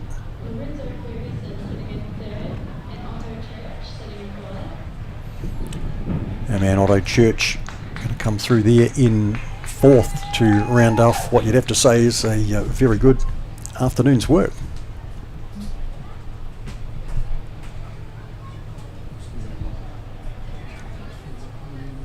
Lorenzo Ferguson there of Westlake Boys is home in 3rd place.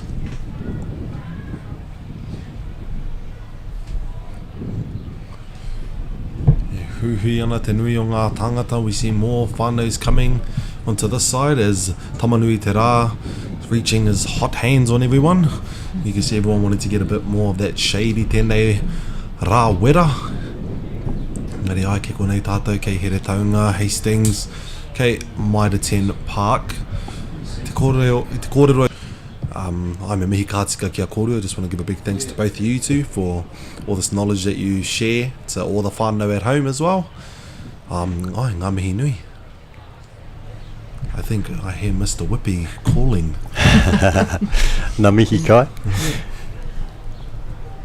Is it appropriate to tell the audience that you've already polished off a peanuts lab? Oh, that's they don't need to know that. Well, it's essentially did, Kirsten, before they just melt to oblivion. Yes. So as we look ahead, bearing in mind and keeping with the school's charter that we concentrate with our vision on the senior boys and senior girls action on both track and field. We have got coming up in the field a senior pole vault at 2:30. That's due to start in an hour. There's also a para girls long jump starting at 2:30 as well there in the back straight from where we are, and the senior girls long jump will be on at that same time, so we look forward to those. We do have some junior competitions starting before then, and if we can bring you the results of those in appropriate time, we will.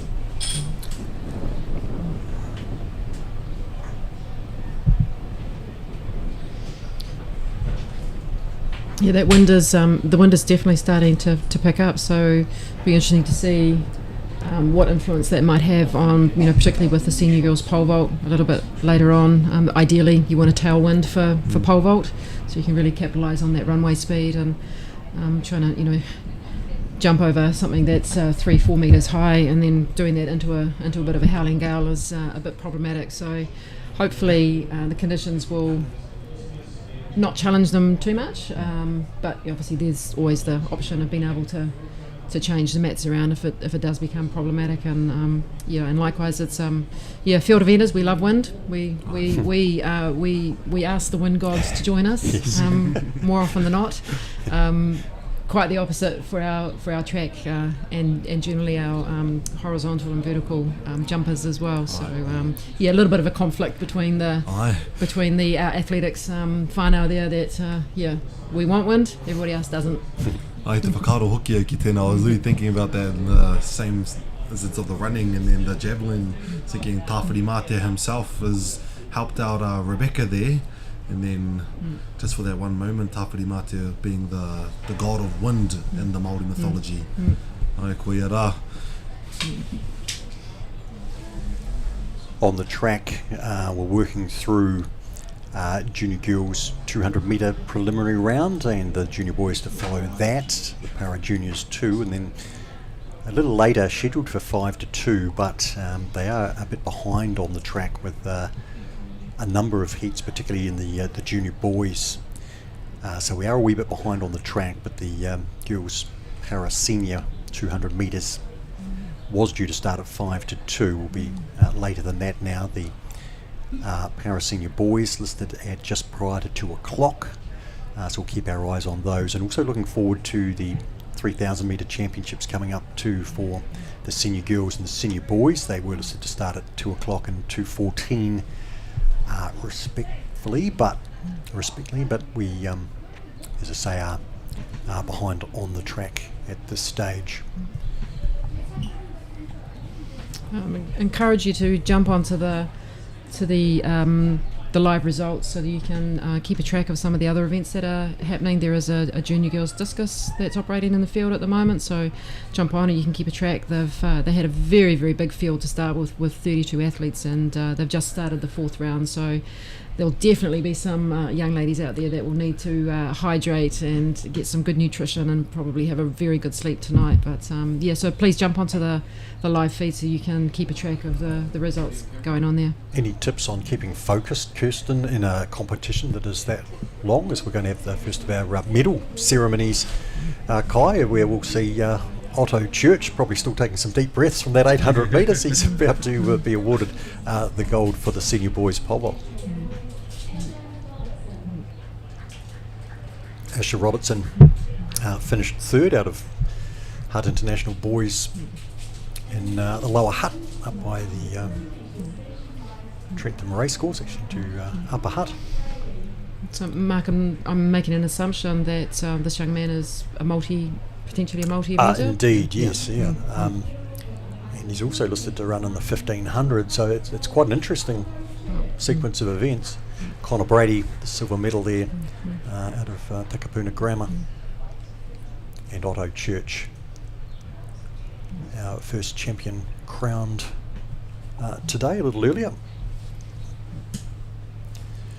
Kirsten, Kai was talking about Tony Rogers earlier, who's the current president of the New Zealand Secondary Schools Athletics Association. He competed in the first 2 of these, going back, we're up to number 52 now.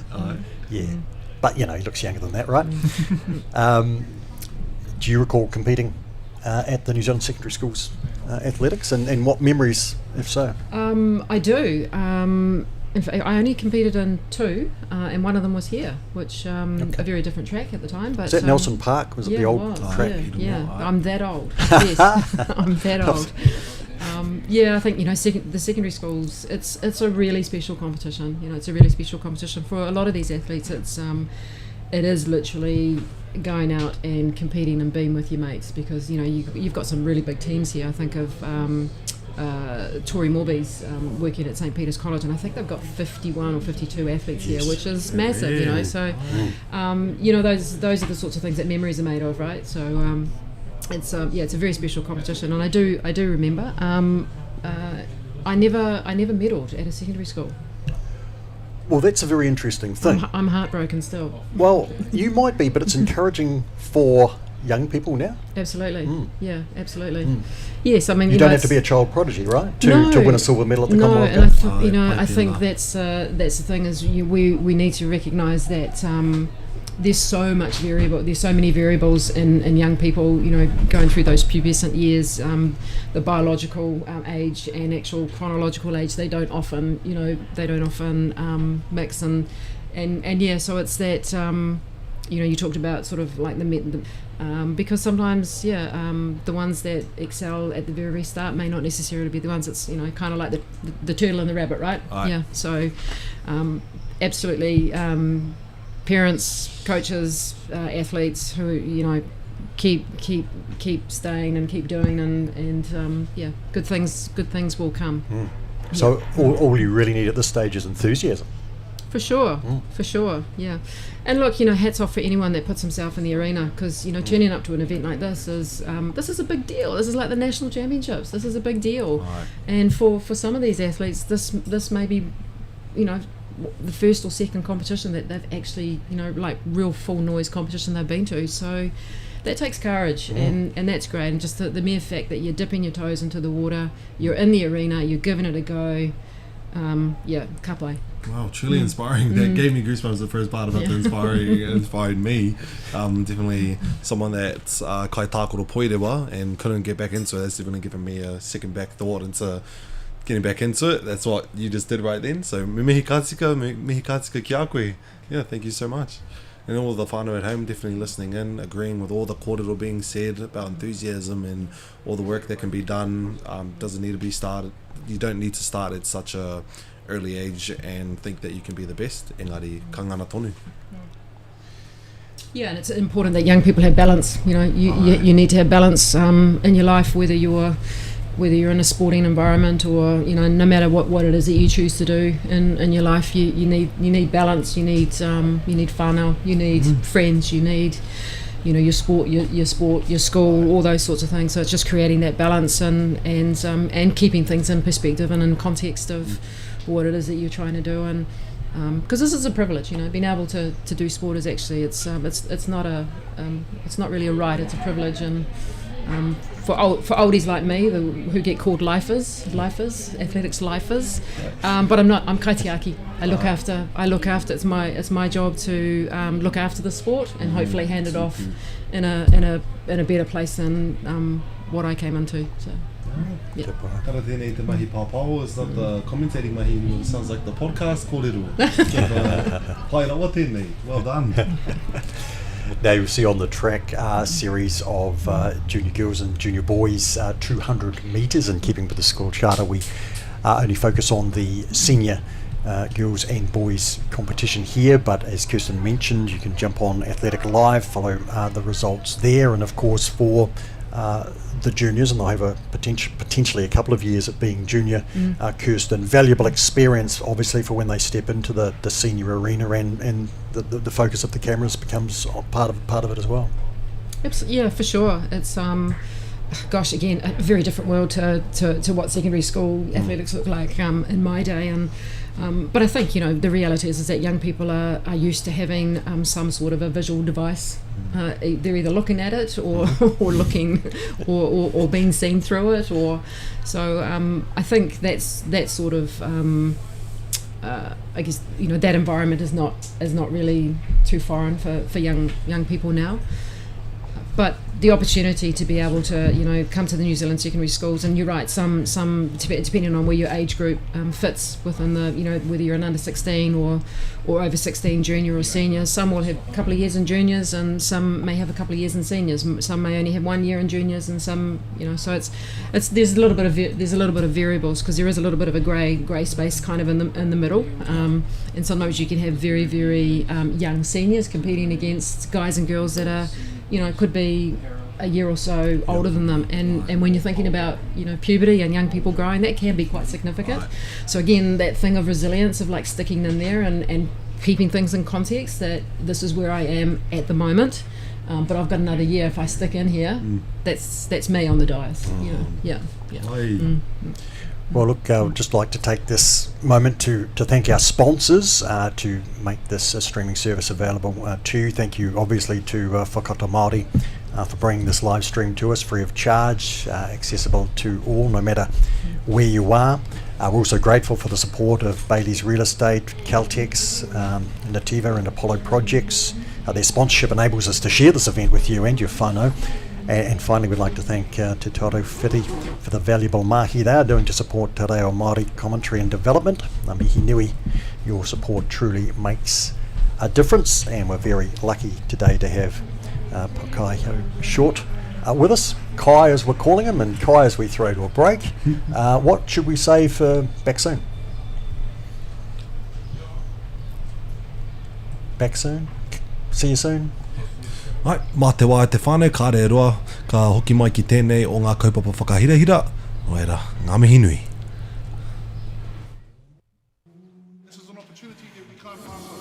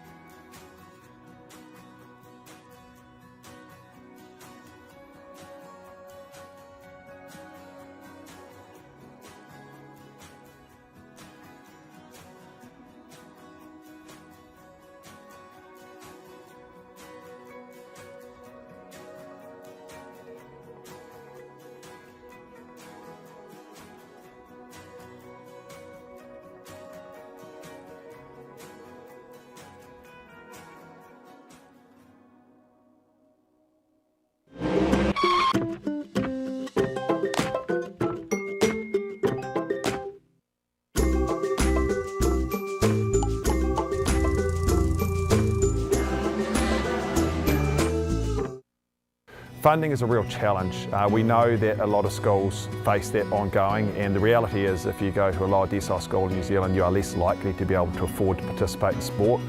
Obviously, having come through it myself with kids and being one of those kids myself who played sport, I know how much it defined who I was. And now being able to go, I can't fix it all, but we can help and try and give to those people who are going through really tough time. It's a real privilege, but for us, we want to see others getting involved in it. This is not a selfish thing for Apollo. This is about how can we get, whether it's construction or other businesses, to get involved in this. There's a lot of things that kids miss out on, and so to have businesses step up and want to be involved and to help is a game changer for schools. It really is.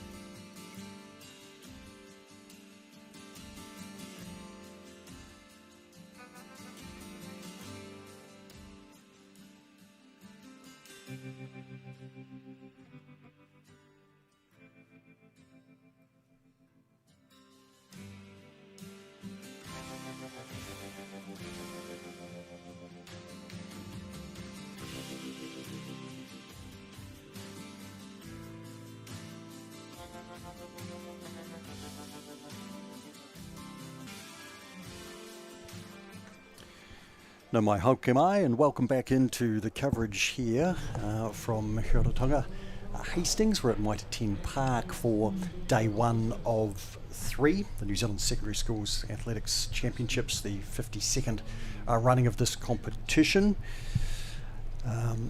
Mark Rosanowski and with me Kirsten Hellier, and also privileged to have our te reo expert Kai Short. And Kai, how should we welcome people back into our coverage?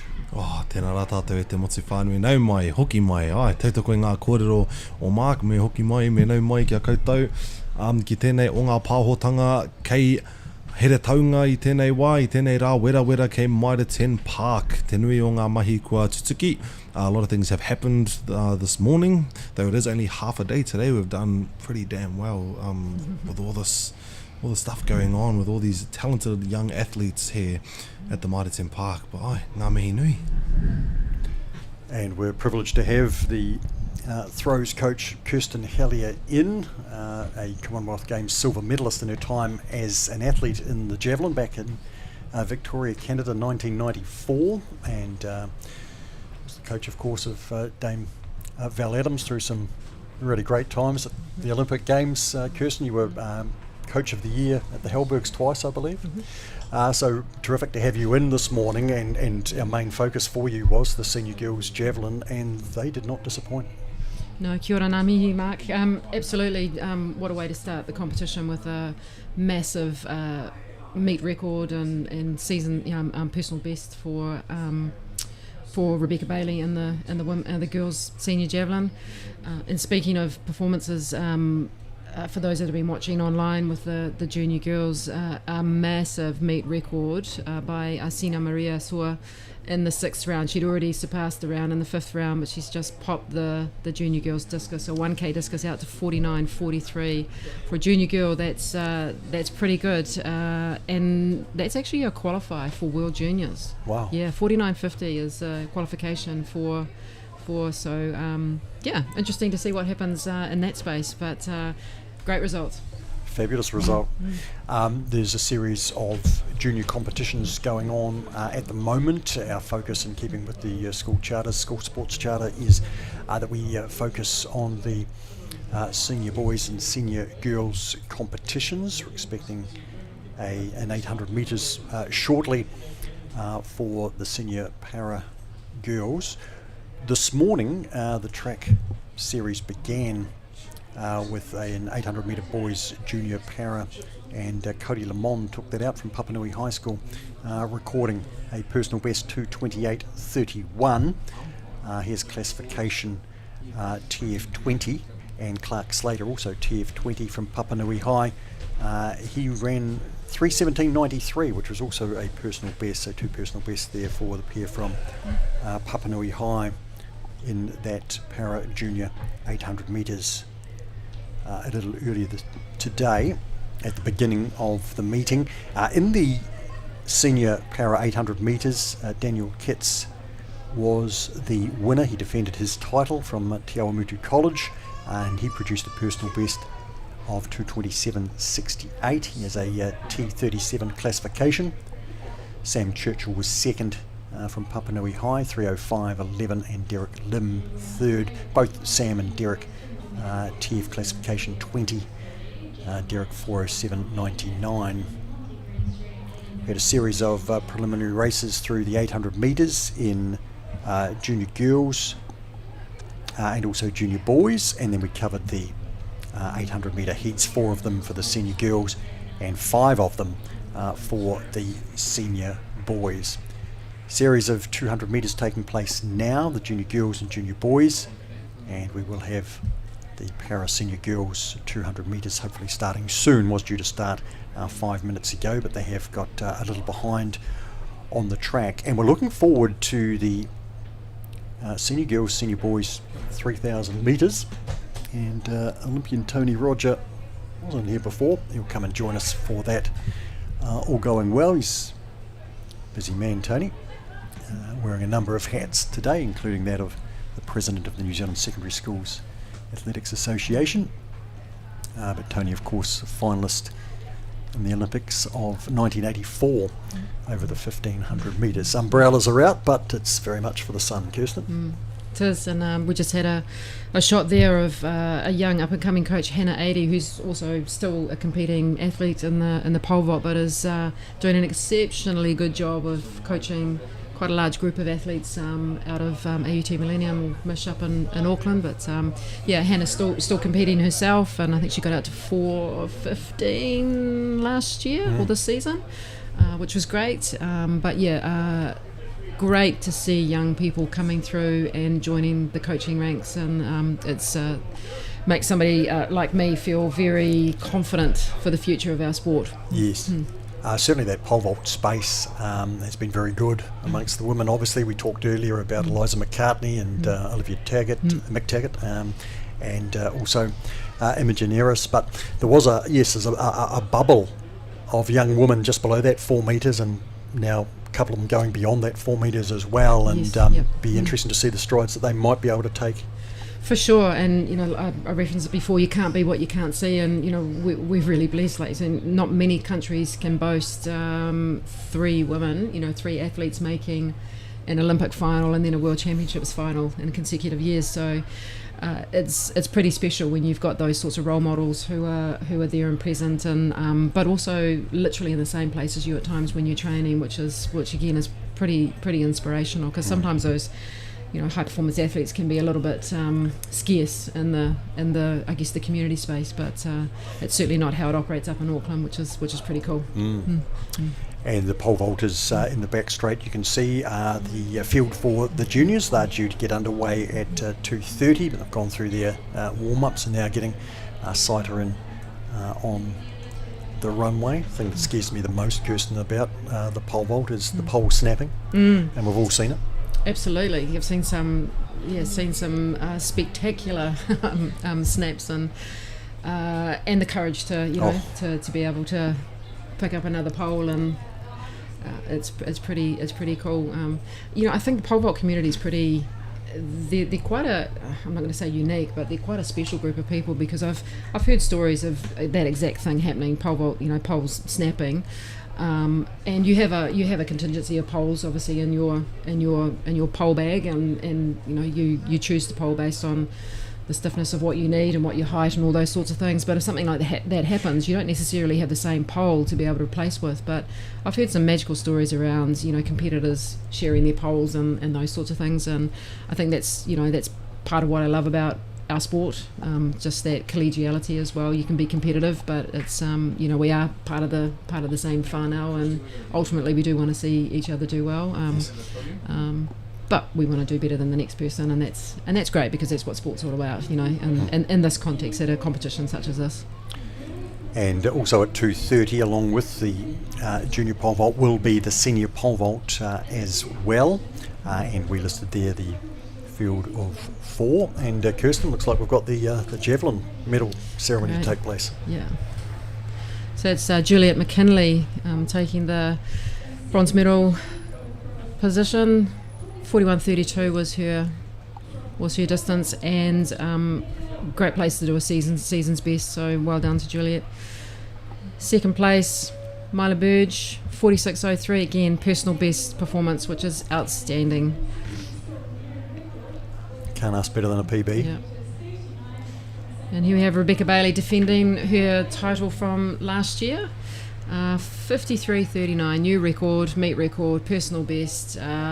What a way to start a championship. Indeed. Can't ask for more. And that smile, I think if it was me, I'd be grinning literally from ear to ear. So, there we go, there it is.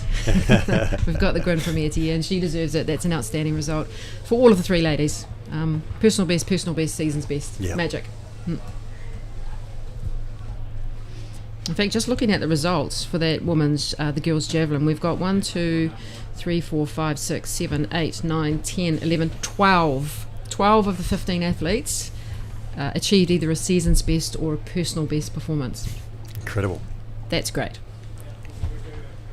You can see over in the back straight there, we've got the continuing heats of the junior boys preliminary for the 200 metres. and the crowd of athletes in behind.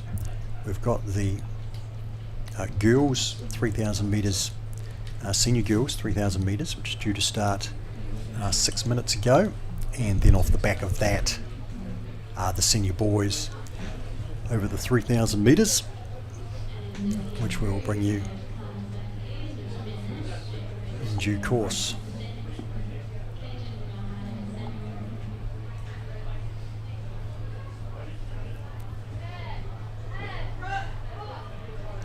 But Kirsten, with a significant number of heats in some of these categories, particularly junior boys, it would seem very difficult to keep a track meet on time, and we could be in for some overtime.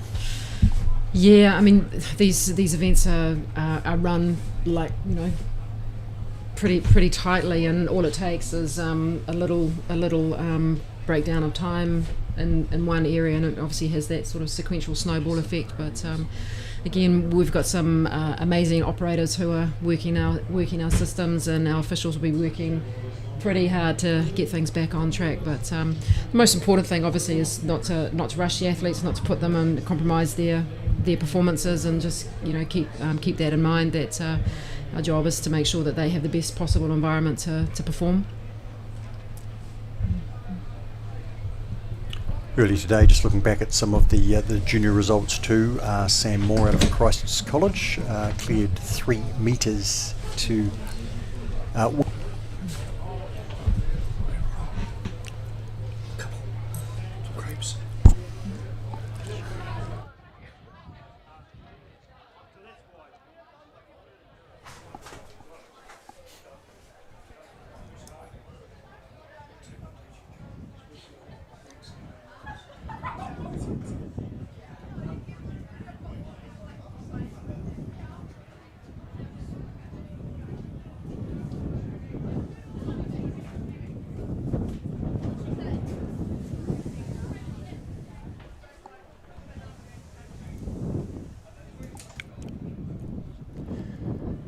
just very clumsily accepting some kai from Tony Rogers,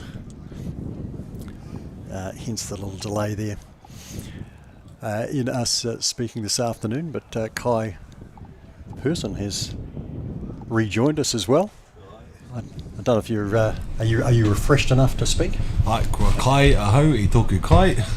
So got heaps of different words for our te reo Māori, for the same word for food, to eat, my name. Found that quite funny seeing you look over. Got my kai. Tino pai tērā ke ai hata ki. Ngari kua hoki mai, kua rite ki te kōrero, kua rite ki te pāho, ready to commentate back o tēnei o ngā rā whakahirahira, tēnei weekend e whakahirahira, very important weekend. The junior boys long jump is ongoing too. I think they started around the beginning of this competition, but again, an enormous field like that discus, and so consequently that was ongoing for a good length of time. And to see if I can bring you the latest from there, you can check out these results for yourself on Athletics Live. Christian Cooper from Lincoln High looks to have done well. He's in third. Elikai Manuel from Birkenhead College, 6 metres 20. On top there, Toby Winter out of Timaru Boys, 6:15. And Christian Cooper third with 6 metres and 3. In the junior boys long jump, it's been another long competition this afternoon. The junior girls high jump has just got underway, and the junior boys shot put, and Kai, probably an opportunity for us to learn a few words in terms of the Māori words for some of the activity taking place. High jump tūpiki. Ai, ko te tūpiki, ai. And a high jumper kai tūpiki. Yep, Kai tūpeke, yeah. And long jump, kai rerere? I think it's pronounced, this is a new one even for me, kai rerere, I believe. Rere meaning fly, to fly, so you could probably just say kai rere or kai peke roa. Peke meaning jump and roa meaning long, so long jump, but you would say it the opposite way, the jump long. You're going to have to teach me to work my R's better. Yeah, I would say I've learnt it, but I guess I was just born with it, a lucky skill of mine, the rolling the r. But I was born in Invercargill, so theoretically I should roll my R's. You should roll your R's. I've been out of there too long.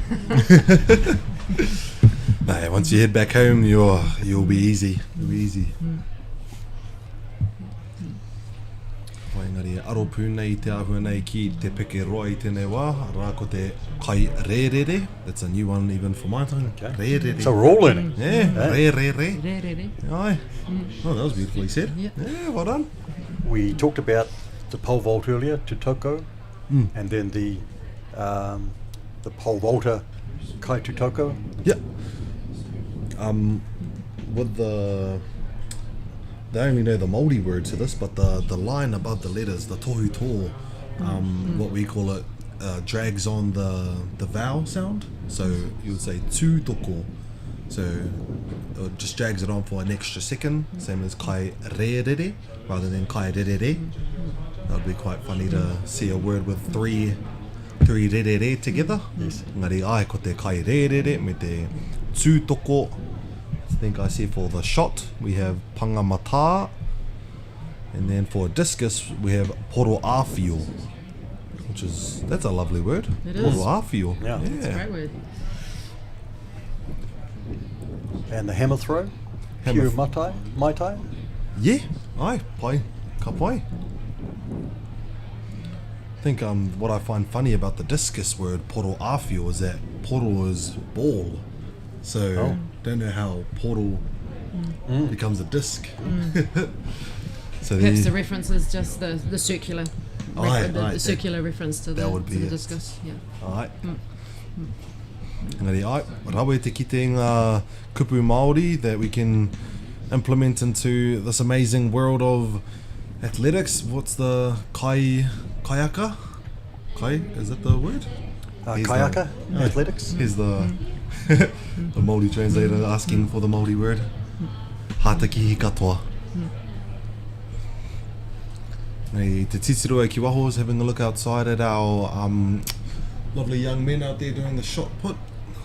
Seeing all the little techniques there. I believe it was the juniors doing that? Yes. Ai, nei te titiroa ki tērā. Yep, having a good look while having my lovely salad to continue forth on the lunch. Engari, kau tō tika ki ngā kaupapa o te ahihine. We'll get straight into our action coming into this afternoon. 2:30 almost, 2:15, 2:15 I tēnei ahi wera katoa. Arā ko ngā kōhine e tarapeke, ngā tūpeke me ki. Arā ko ngā tamatāne e peke roa. Yeah, I don't think I like the kai rerere. Peke roa would be a... Pikaroa. Pikeroa. Yeah, peke roa. Pikeroa. Yeah.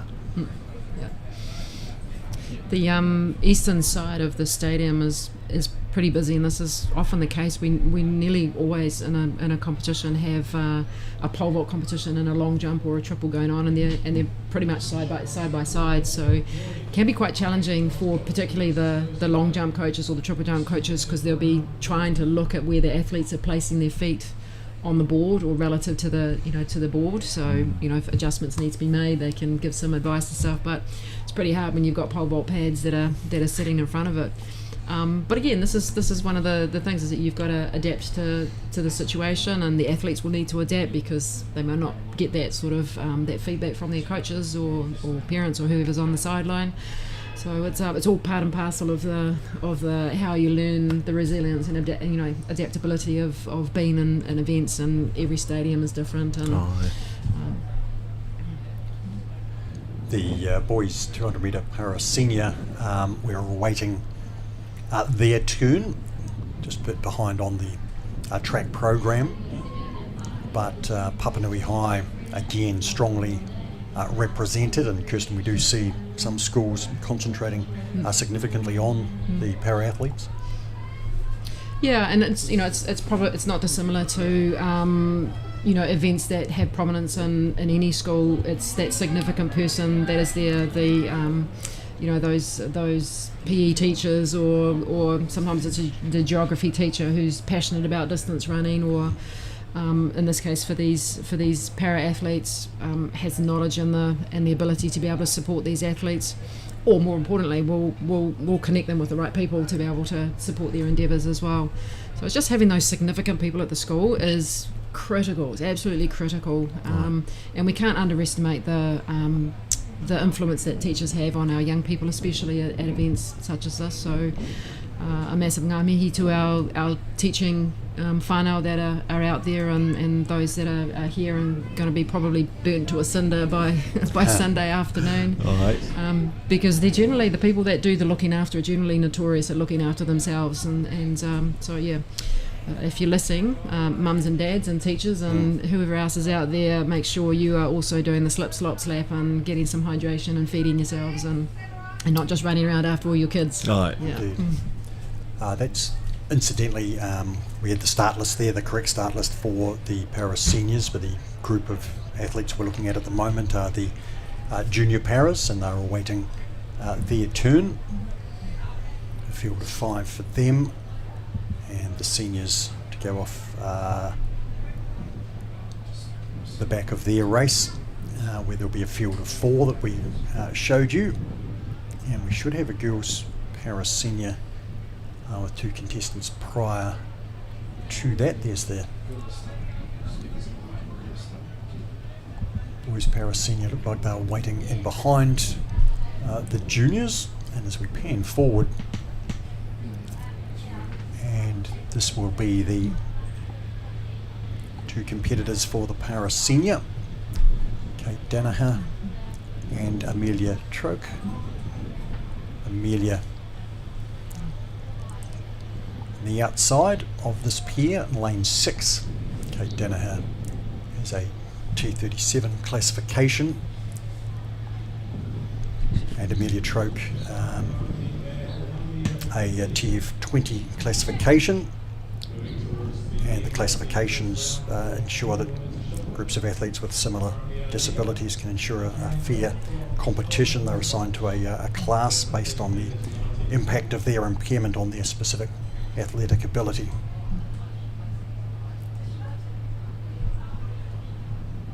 And we're going to have the junior girls run with the seniors. We'll concentrate on the seniors.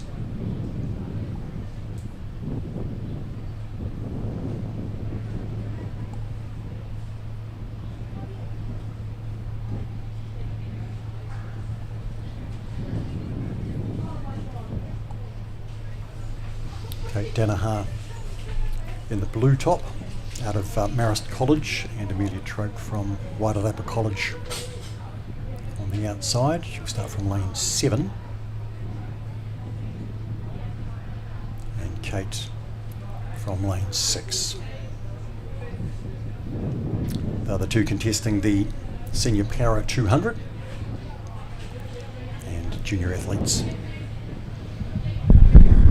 will run alongside them.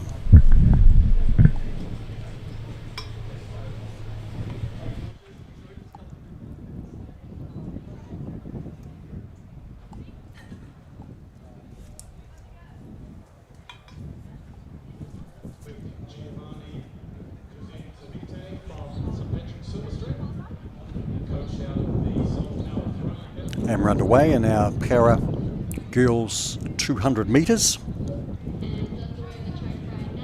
On the outside in lane 7, Amelia Troke, the classification TF20, which is a classification of intellectual impairment. And on the inside, lane in the blue top, Kate Danaher with the T37, which is the classification regarding coordination impairments.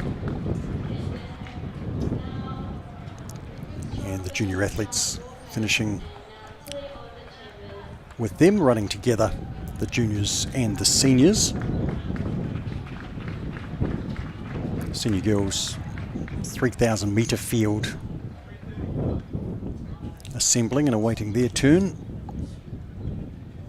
We'll have the senior boys para 200 shortly.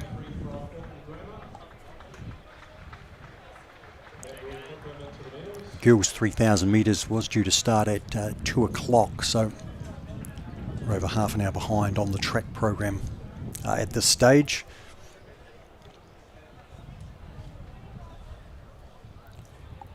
And we have a big field.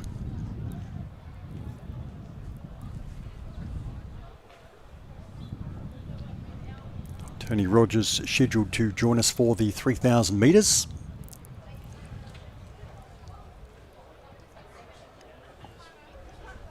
And deep fields for both the senior girls and senior men's for 2025.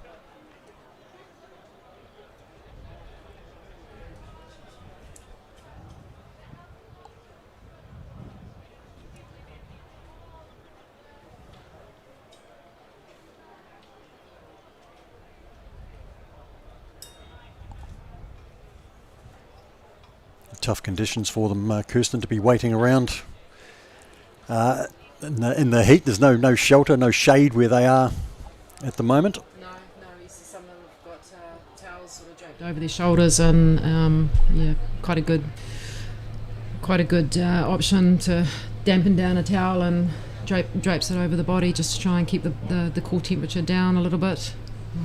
Ngā ko tāku hoki ko ngā kaimahi, ngā kai āwhina, all the workers and helpers there on the side.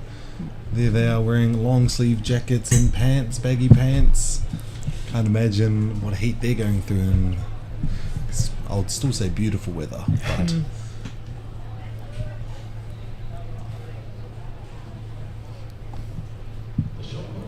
and we have 4 competitors waiting for the boys senior para 200 metres.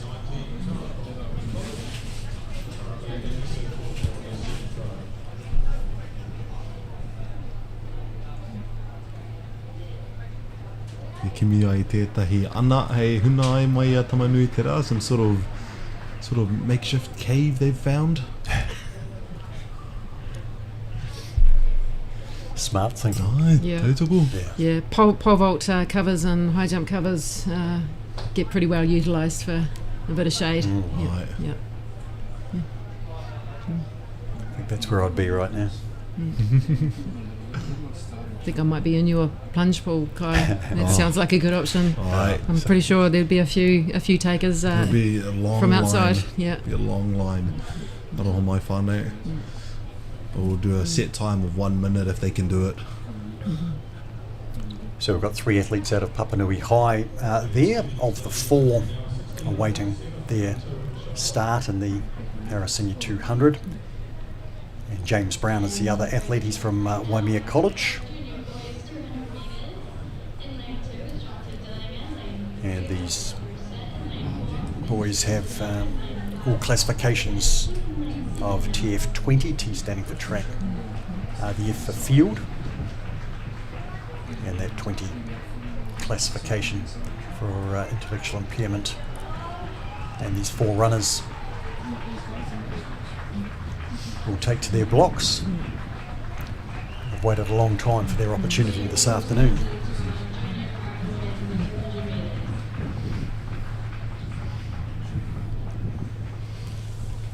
Again, it's great to mention the significance and the help that the officials give to our athletes when they're preparing them for these races. And we've got sight on a young lady that's out in the field there, and not only is she an official and contributes her time there, but she's also a significant contributor to the coaching world of athletics. And Rosie works with some walks athletes based in Christchurch. So yeah, lots of people have multiple hats in track and field, and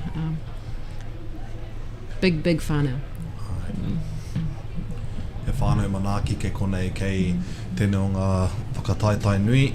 Ahakoa ko ngā kura rereke e pakanga tahi ai, even though we have different schools going up against each other, going up against their own records, they're still here taking care of each other, as well as the whānau, as well as the kaiako, kaiawhina, to everyone that's come in and helped in this amazing event this weekend, especially to those athletes. Me whai āwhina, me mihi ka tika ki a rātou katoa. Kai, I need a translation for long wait, which some of these athletes have had over at the 200 metre start. Long wait? Yeah. As in waiting time? Yes. Yep. Just he wā roa. Wā meaning time, and then roa meaning long, like peke roa.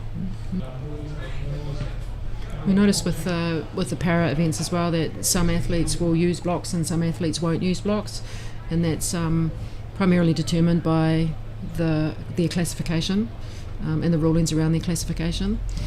Ahenga mo enei o ngā kai whakataita, it's still amazing to see that they're able to compete. There's still ways for everyone to have a go at accomplishing a dream of theirs, which is such a beautiful thing to see in still this day and age.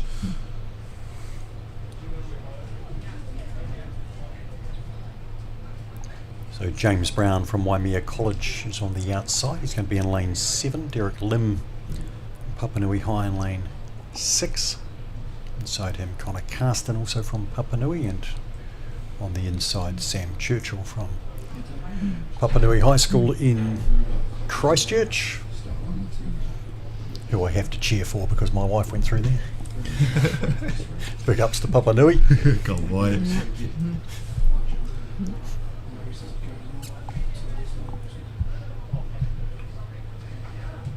Can't imagine trying to warm up in this hot weather. Yeah, and you'd assume that you don't have to, but you do. I mean, but again, that's the skill set, isn't it? Right. And the 4 athletes are underway in the senior boys para over the 200 metres. James Brown on the outside there, he's in lane 7. Connor Carston coming through, and Derek Lim and Sam Churchill.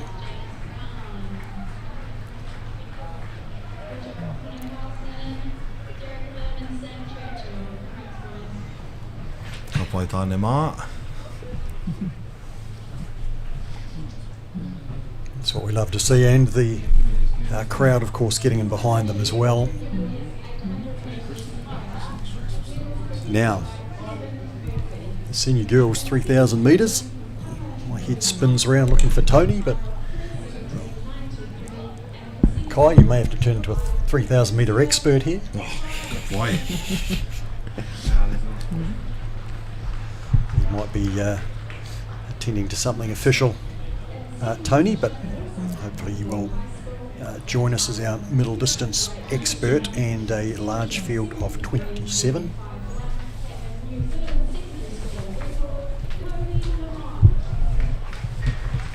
Thank you, Kirsten. Kirsten Elliott on a mission to track down Tony. As 27 athletes go to the starting point. Kai, 27 number. Rua te kaumā whetsu.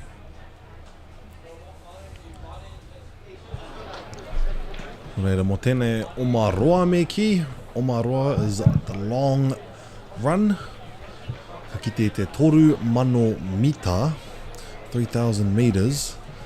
Rā, mea mihi kātika ki enei kōhine e u pai nei ki tēnei o ngā kaupapa, ki tēnei o ngā Omaroa nei. It's definitely got to give a big... Scarlett Robb was the winner last year, and she is back to defend her title out of St Cuthbert's College. Scarlett will wear number 763, and because of the size of the field, they split into 2 groups and have a stagger start.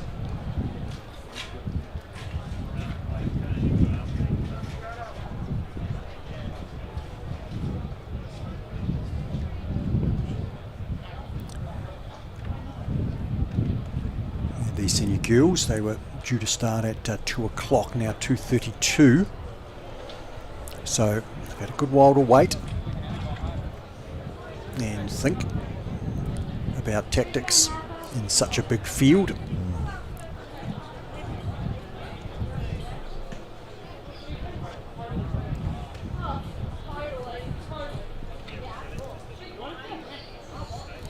Just looking to Scarlett's personal best, 9:18.84. Oh, yeah. And that is also her season best. In fact, that came quite recently, I believe. Last year she ran 9:35.63 to win in Timaru.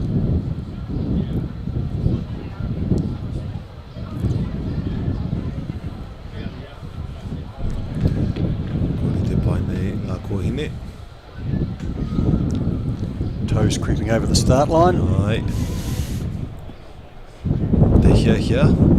It's definitely eager. Kuarake. And we're underway. 3,000 metres. Toru Manu Mitre, as Kai has explained to me.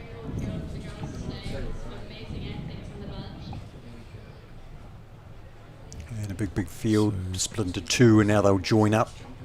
Coming down the front straight for the first time, and 7.63 Scarlett. That roughly. What, 400 metres per loop? Right.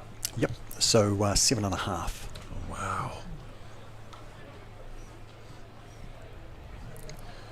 If my maths is correct. I trust you either way, Mark. I trust you.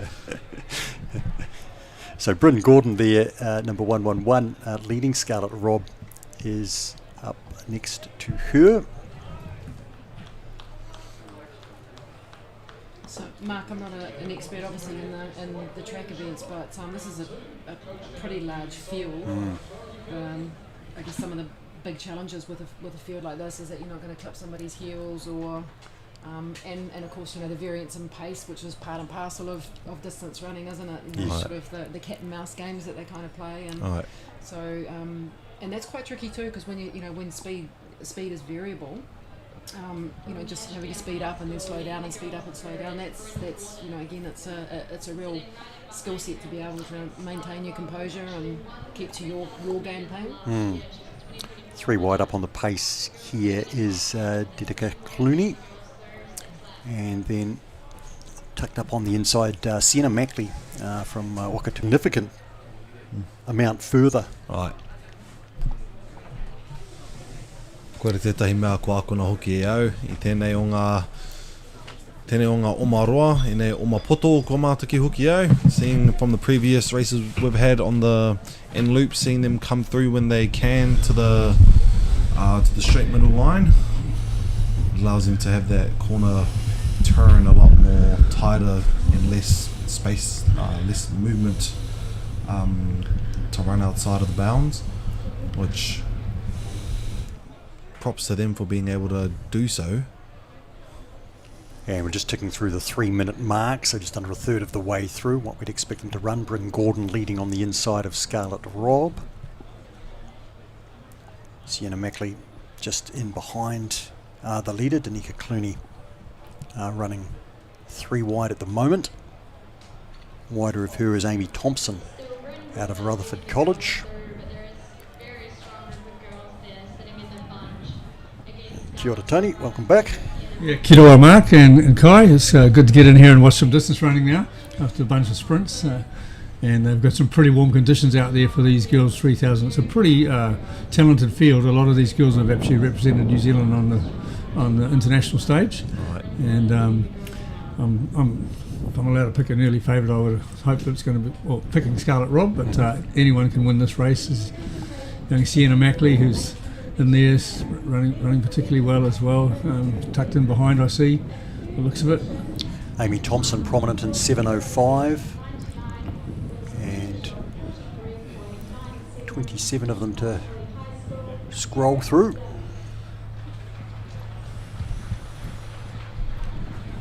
Tactics in these big fields, Tony, is this typical of a 3,000 metre field at a... Yeah, well, we've got a bigger field than we ideally would want, but I think they're right on the limit of what we allow, around 31, 32. I haven't seen exactly how many lined up. And being hot, of course, no one's wanting to push it too early, so they've run the first K, as we saw before, in 3:24, so that means they're in 9:45 pace, which is, these girls can run a little bit quicker than that. As I say, Scarlett Robb, I think she's run around 9:20 something in Sydney this year, after qualifying for World Juniors in 59. She went over there and qualified in the 3K as well, so yeah.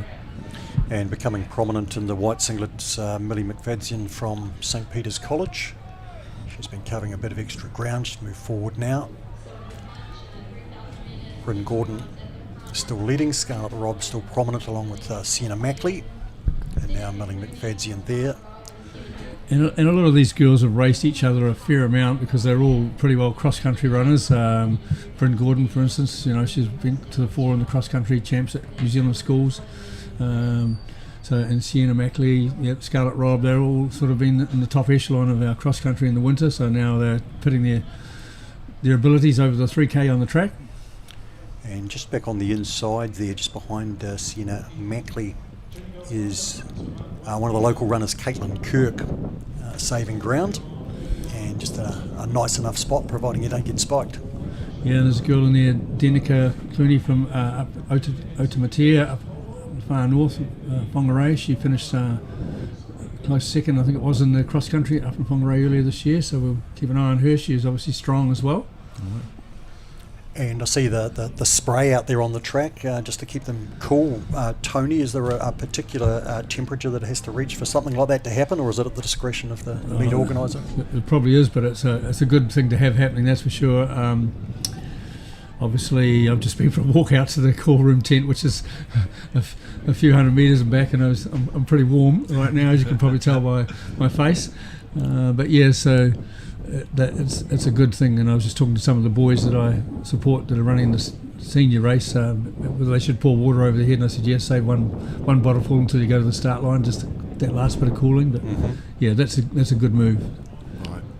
So Bryn Gordon leading Scarlett Robb here as they run down the back straight. Sienna Mackley's been just biding her time and tucked out of the wind, and the wind, Tony, seems to have picked up just a little. It's a warm wind too, so yeah, so they've gone through the 2K and a little over 650, so they're maintaining a steady pace around, as I said, so it looks like through to make sure she doesn't lose that contact. It's that rubber band that I talk about for my athletes.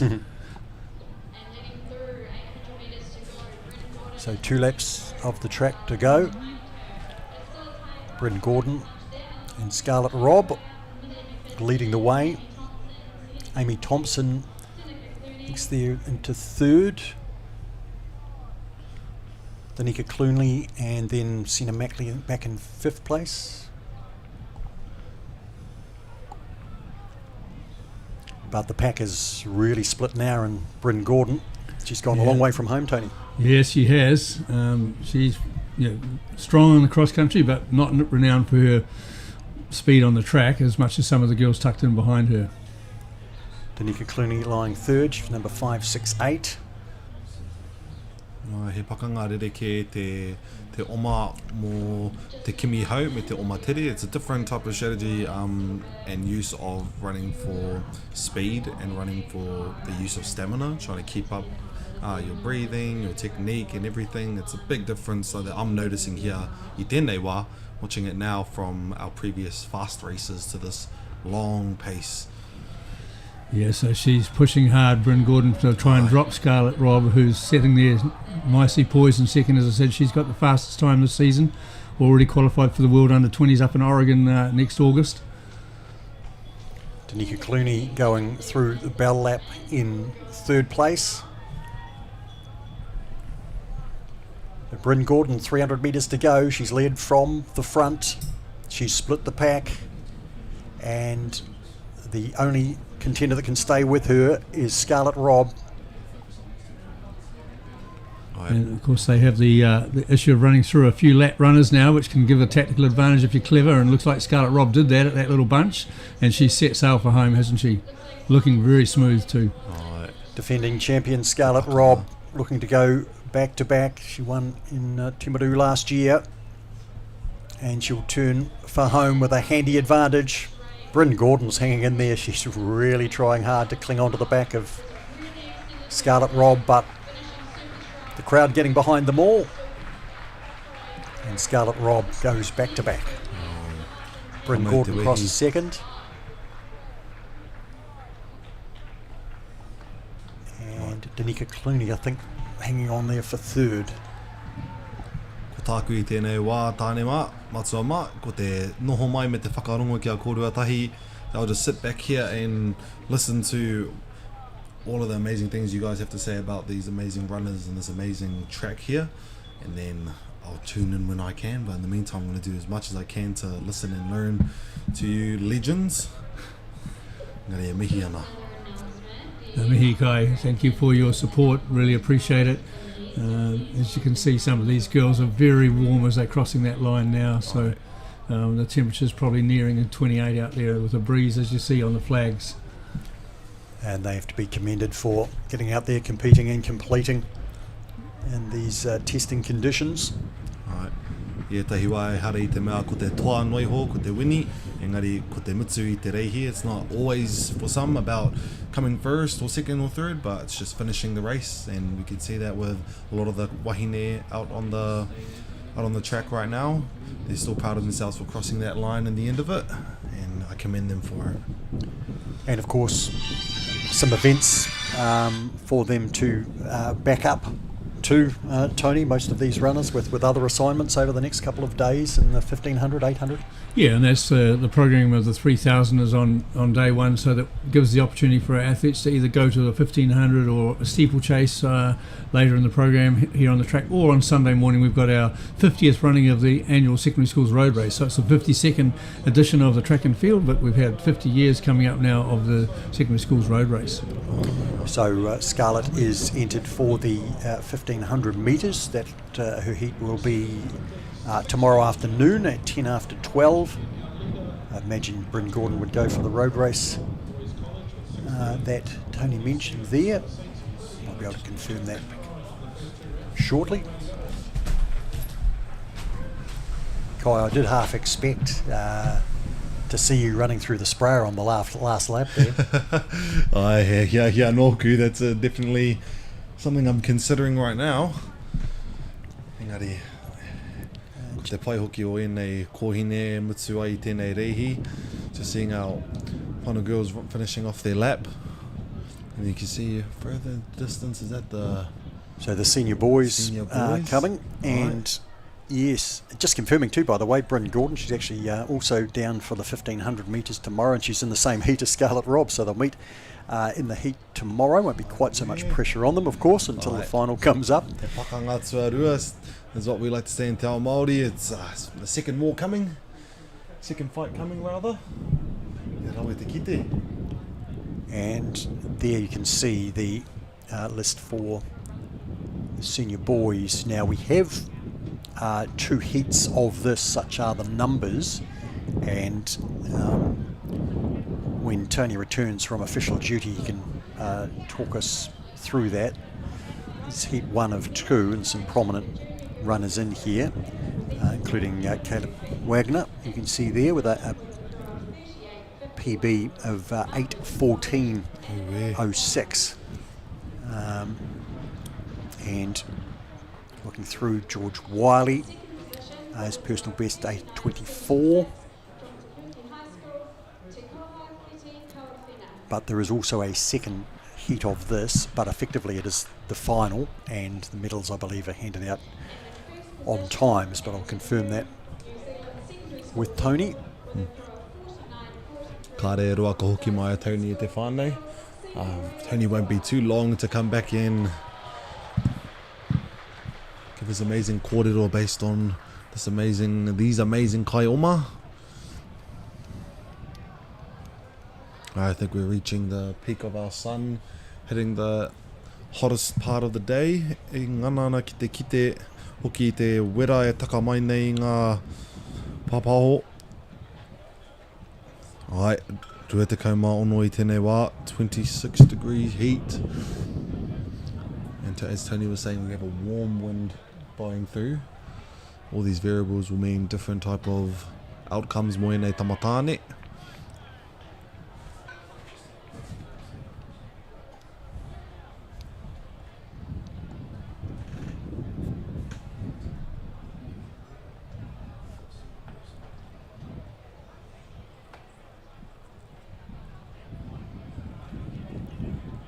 So again, we have the split start formation, a stagger start. They work round to the front straight. They can all converge. Ka pēnei noi ho mo te toru mano, is this the only what happens in the 3000 or does it also happen during our 1500, 1800? No, with the 1500, which is 3 3/4 laps, they have the arc start, but they go through preliminary rounds so that they have a final field of 12. So they can just start at the one starting point on the arc. But here, we look to straight finals over the 3,000 metres rather than back them up over such an extreme distance.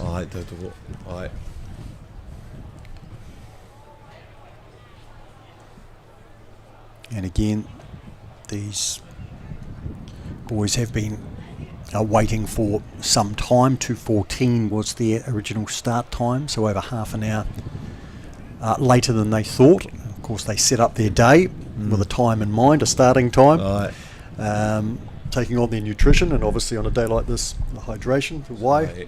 Ētahi wā ka rereke te timatanga o ētahi o ngā whakataetai, te timatanga o te tiki kai, tiki inu. Sometimes all these different variables can make a big difference in how they will run, how they will perform.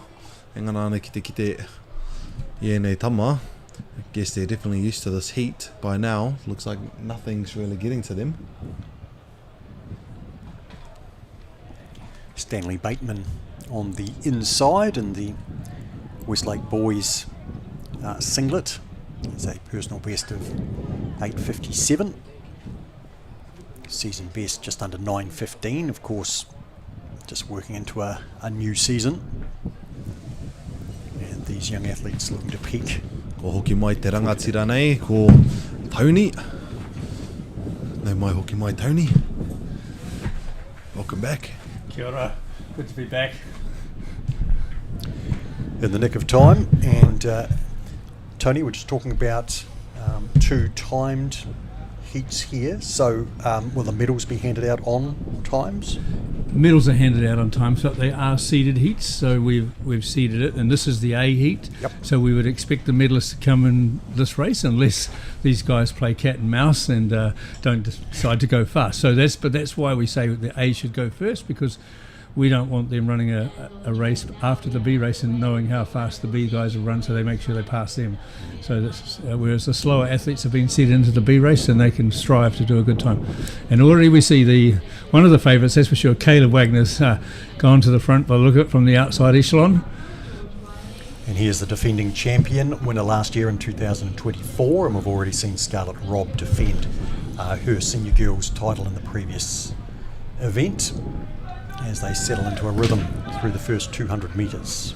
Yeah, so there's about 25 or 26 in each race, and when we seeded them last night, we sort of had a cut-off mark that they should have been ranked on the Athletics New Zealand ranking list, the majority of them, with a time that was valid.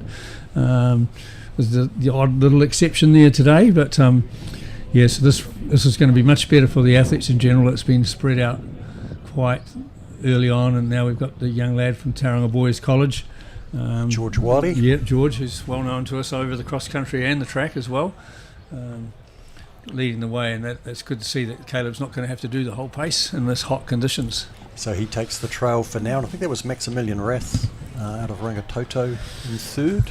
Yeah, and Max is a German student who's been here at Rangitoto College for the year, and he's a pretty smart athlete. I think his best time's around 8:18 or something, so it'll be good to see him compete with these boys. It's looking a bit of cat and mouse there with George Wiley at the moment, looking over to his shoulder on the inside to see who's going to come up. So Desmond Reddy in fifth there.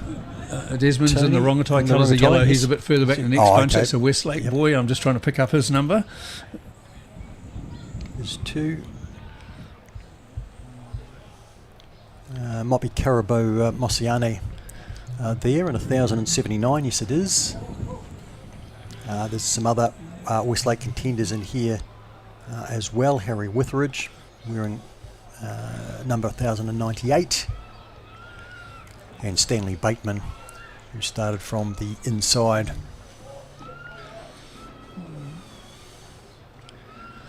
Yeah, so that's it is Marciani from Westlake there. He's tucked back there in 5th place now. So George Wiley will lead into the front straight this time. Caleb Wagner right on his back, and George probably looking for a bit of relief here. He's offering the lead to Caleb. He definitely is. Caleb's not ready for it yet. And Maximilian Rath from Rangitoto, I think in the red in behind. Yep. We're just trying to pick up who's that one coming through now. That's the boy, that's young from Bethlehem College, isn't it? Corbin Holmes. Yep. So Corbin Holmes gone through to the lead. He's got a pretty smart time as well. So, I mean, these boys, if they're clever, they'll actually try and make the pace true, because then they can get a good toe, and hopefully most of them we want to get some personal bests out of this race, even if they know they're only a long shot for a podium, but because we've got some pretty good favourites in this race, there's no doubt about that. Yes.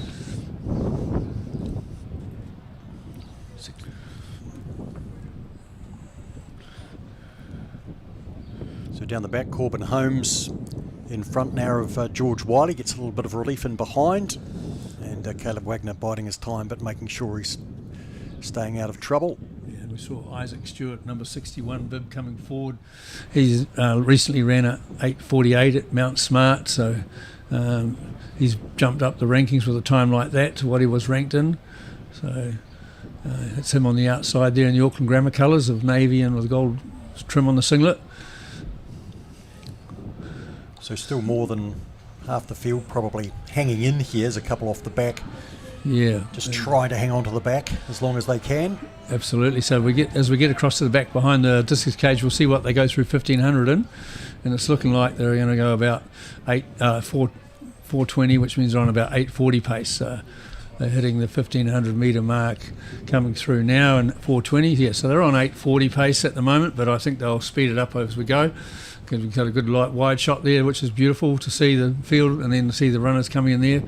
I'm sure there's a bit of moving going on around the back there as athletes are still picking up their spots. Daniel Wordsworth there just flushed out wide there and looking to improve a spot or two out of Papanui and Christchurch.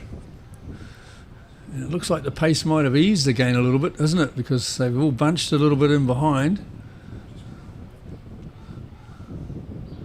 When would you expect Caleb Wagner to go? I'm thinking Caleb's going to go in the last 2 laps for sure. He's strong. He knows he's strong.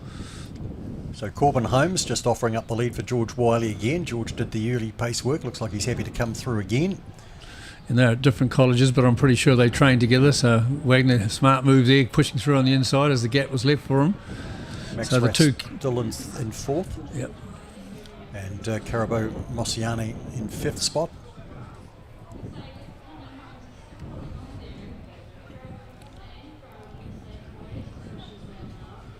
So now definitely the tempo's increased. You can see that when the tempo's increased because they just suddenly start spacing on the track and getting more on that single file look.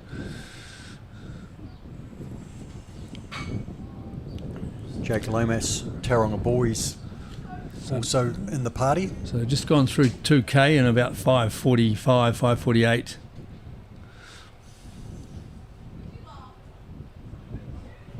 And it's Wiley who leads again for the 2nd time in the race. Wagner in 2nd. Holmes 3rd. Took a stint in the lead. And you can see that wind's just getting blustering up now, so it's going to be very drying out there as athletes are looking for a bit of moisture and as they're breathing. And we've got Desmond Reddy in the Rongotai yellow coming through as well. He's still in the hunt. He's a Year 9 cross-country winner a few years back and come back after injury. And Isaac Stewart, who you mentioned earlier, out of Auckland Grammar, still in the hunt as well. So there's about 9 in this bunch at the moment. Any one of them can still be in there. It looks like there's a bit of jostling at the back of there. Someone went on the back of Maximilian Rath's feet. Through the spray there in the back straight. Welcome this afternoon. George Wiley just looking to add a bit of tempo into this, increase the tempo now. Yeah, he definitely is now. It's definitely picking up now. Connor Kemp was going through there from St Pat's College. So So now it's hotting up, sorted out to 3 at the moment by the looks of it. It's Wiley, Wagner and Corbin Holmes, I think it was, wasn't it? It was. Holmes, he's in third place as they run to the front straight, and Isaac Stewart's in that second bunch. Leading that second bunch, Jake Lomas. 7th. They've picked it up for sure because they're going to run close to 8:35, I'd imagine, or a little bit better. So George digging deep, George Wiley. Yeah, he's strong as well. Caleb Wagner looking to attack down the back. So this is going to be an interesting go. Corbin Holmes back in third. So Wiley's still looking good in control. Now Wagner's forced to run wide. So George Wiley gets the short way home, and Caleb Wagner's been forced to sprint a long way out. He has. He's been going early. There's a lot at stake here. And you can see the effort on their faces. It's going to be, it looks like it's going to be a victory to Wiley. He's just got too much speed at the end for Wagner. And they came home very quick. Well, that was actually about a 56 last lap, I think. It's much quicker than I was anticipating. Stupendous last lap. Yeah. Corbin Holmes home in third spot. So might be Jake Lomas in fourth. Wiley's got, if he's doubling up, he's going to be a good shot in the 1500 with that sort of final lap. So good work there. And really spread the field, haven't they, over the last couple of laps, as we see them coming through with large gaps now over the finish line as they tick under just 9 minutes now. So that would have been a target for some of these gentlemen towards the back of the field, that's for sure, to make sure they go under 9 minutes. And they've done incredibly well to be out there today and competing in these hot conditions and completing the 3,000 metres. Tenahuera, very hot. Yeah, and the only positive they have of having competed now is it's probably going to get warmer and windier as the afternoon goes on, Mark. I think by the time we come to another hour around 4 o'clock, I'm sure it's going to be pretty windy.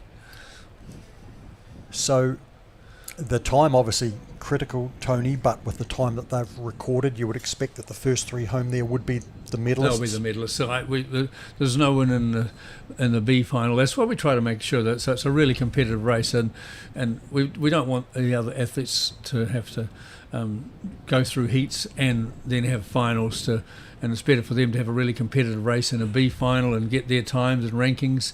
They'll obviously target, everyone in that B race will be targeting to run as close as they can to 9 minutes or better, which will pop them up on the overall ranking when we feed the results and merge them together for the final result.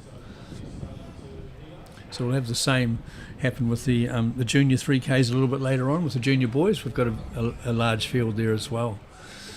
But it does mean that boys don't have to run two races over 3K in the space of 2 days, and they can if they want to do a second event. So the Heat 2, the second seeded runners. Yeah, so it's always interesting watching this one, Mark, because there are some boys in here that would perhaps like say, well, I was a bit hard done by, I didn't get put in the A race, but as I said, we used a fairly strong criteria that they had to have a legitimate ranking time on the New Zealand ranking list unless they were able to show us something different. Obviously, there's the odd club runner that's not on the New Zealand ranking list, non-club runner I should say, and of course we're a schools event, not necessarily all have to be part of a club at this level, but we obviously encourage that. You can see the fields popping up there now. This race will be a pretty interesting race. I think Jackson Pinnique from St Peter's College in Epsom was one of the top ranked on time, someone who wasn't quite up to making the A race. As you say, plenty of motivation there for them, and of course you want to go out and win a race, right? Yeah, and some of them will get a real boost of confidence if they win this race rather than finishing towards the back of the field, having maybe gone a little bit too hard in the A race as well. So that's the other benefit of doing that's sort of the timed final, so to speak.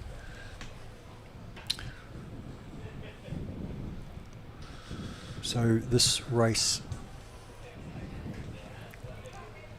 due to go shortly. We're a little bit behind on Yeah, the track, but we have made up a s- wee bit of time, I think, through these 3000s. Yeah, sadly we're about 30 minutes behind schedule, and there's been some issues up with the photo finish systems. We'll have a debrief this afternoon to see how we can remedy that, but it's not ideal. So Kai, you're pleased you're not out there sweating out 7.5 laps in that heat? No way, I te hikoe ki te wharepaku me toku hokinga mai, went to the bathroom and back, and I'm already sweating more than these athletes. Koera tāku I tēnei wā, but I commend these young men for coming out here today, and there you go, starting off now. It's just the second heat I heard coming through. Alright, It is. and And Tony, what tactics would you employ coming to the merge here? You always like to be prominent, to be forward? Yeah, if you're one of the better ranked athletes, you don't want to be coming in halfway through the inside bunch, so the outside echelon. That's just, we do it that way so that it makes a bit more space on the start line. As I say, there's probably about 26 on the start line, and you can see there's a boy from Hibs taking the lead prominently straight away. That looks like it's Leo Bialy out of Wellington, Hutt International Boys School. They've already slowed again already, haven't they? Yes. Yeah. We've got the what I call the bumblebee colours of St Paul's Collegiate there in about 5th place. St Peter's School, as I say, Jackson Pinnique was, he'll be in the royal blue with a bit of gold trim on his sleeve, but I can't spot him at the moment. That might be him going through now. He's bib number 852. So as this field makes its way through the first lap, down the side, and they'll face up the home straight again and past the large crowd in attendance there in the grandstand, shelter of the grandstand. Yeah, it's definitely it's quite pleasant sitting in the grandstand. You're in the shade, and it's got a bit of a breeze blowing through, of course, which is not the hot breeze. So that's a Nelson College boy, I think, from could be. I'm just trying to pick up the school colours there. It's lovely to hear all the whānau on the side, encouraging and hyping up all of their fellow mates.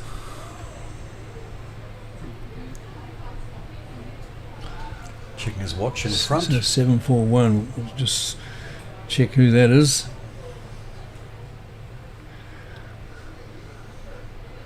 So it's tightly bunched. They're coming through 2 laps. It's And Shirley Boys, actually. Shirley from Boys from Christchurch, Christchurch, Harry yeah. Woodhouse. right. That's leading. around 2:22. So they're running just under 9-minute pace at the moment. 2:24 would be 9-minute pace. So they've started off, the front athletes, at the pace they would definitely like to be targeting their times. So yeah, Harry Woodhouse is our leader, and we'll try and pick up some of the others in that group. Obviously, if one of your whānau is here, you'll be picking up the colours very easily and know who you're looking for. And thanks for joining us on the live streaming coverage on Whakata Māori live streaming as they pass through the start finish again. They've gone through in just over 3, or just on 3 minutes, so that is 9-minute pace through the 1K. I ki te hoki au ka tatari rātou tainua ki te wā ka tāpiri I te wai, so they wait until the first lap, I presume, until they add the cold water splashing. Is that the rule Yeah, there? possibly until they've done a K. Right. Bring it out then, so that, yep. So 595 is our leading athlete. We'll pick up his name for you. So that's Jarvis Shaw out of Palmerston North. Yeah, that's right. That's the wool weight of Palmerston. Leading Harry Woodhouse, who was the early leader.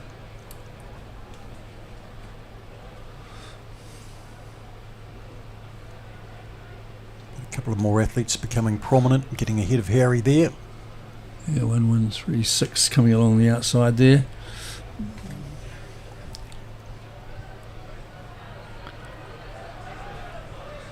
So they're clocking pretty consistent pace, that's for sure, these boys, so around the 71, 72 pace.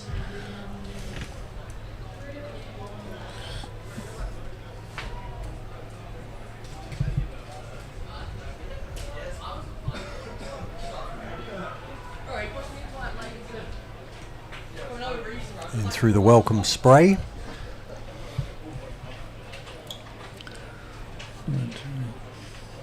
It's Nicholas Ratcliffe in second from Taradale. So he's one of the local boys. He'll be well familiar with this warm, dry wind. Yes. Silas Campbell of Wellington College, prominent as well in that leading group.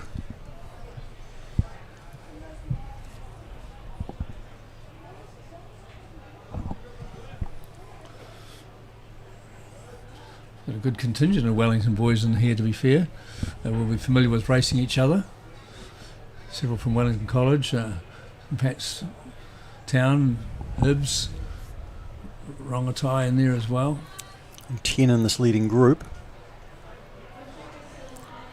11, one just starting to drop off the back. I always say this is about the hardest part of a 3K race. You run a mile, you're coming round to get to the 2K, and just that little bit more than a K to go, but it still seems like a long way to go. If you're starting to feel a pinch in this heat, you see they're going to be coming up to lap one of the first runners on the track.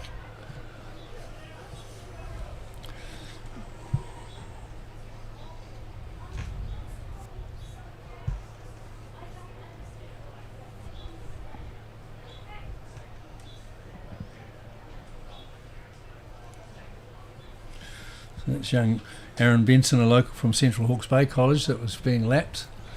Jackson Panique's taken over, Tony, the Boy from boy St Peter's. Mentioned that should be prominent on times here, and he's come through, bided his time till now. Yeah, so he's definitely on course to run a little around 9 minutes if he finishes strongly. Personal best of 9:10.06. Looking within his capabilities at the moment. He's looking very comfortable now, isn't he? Quite accomplished. The style. And drawing out a gap of 10 metres or so. Nā kua tai ki te wā, ki te ukaha nei, te hinengaro, just it's come to the time where it's all about the mindset now. To keep that mindset strong in order to push through these final few. Is it final lap or final few laps? 600 metres to go as they come down to where they started this time on the back straight. And there's still boys in behind that are not too far away from our leader. He made a bit of a break, but they're still within striking distance with 600 to go. So we might get a long shot of the whole field, but there we go now. He's got about an 8 metre gap at the moment, and looks like it's starting to work it hard as he comes around to pick up another lapped runner. He's doing he would look like he was going to do the right thing, but he's running a little bit all over the track for our leaders, which is tough work. But yeah, they're getting the bell now.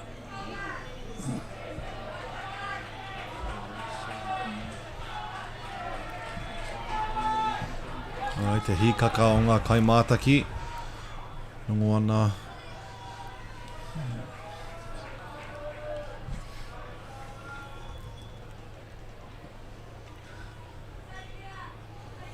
Silas Campbell in second place, chasing Jackson Panique. Yeah, and then we've got the Tauranga Boys College lad in third at the moment, number 945. So it doesn't look like... Yeah, Campbell doesn't look like he can quite get close enough to make a go of bridging the gap. It's just stretched a little bit too far for him, but there's still another 150 to go. Archie Montgomery in third, but coming to the corner. Jackson Panique looks comfortable. A decent lead. It is closing. It's closing up, but Silas Campbell looks like he's left his run a little bit too late as young Nelson Pinique digs in hard, and he's really a spent force as Campbell, isn't he? Gave it his all. Yeah, had a crack at getting up that one higher spot. So those boys were just around the 9 minute mark as we expected, and many of these boys coming through now will be hoping they've got personal best times, their rankings, to help them come forward for the future. Yeah, so he's from St Peter's College Oh, in Auckland, not St Peter's Oh, School in Cambridge, which gotcha. was the Right, biggest numbers. Yes, so that's okay. okay. I think there's about 4 St Peter's schools in the whole New Zealand. So that's it is tough, but yeah. So he's St Peter's School is Auckland. St Peter's School is Cambridge. That's a school out of Cambridge, and it's St Peter's College in Auckland. Athletes, and of course St Peter's College out of Gore as well, who are represented by 2 athletes here. And I think there's a could stand to be wrong, but I think there might be a St Peter's down Palmy North Way somewhere as well.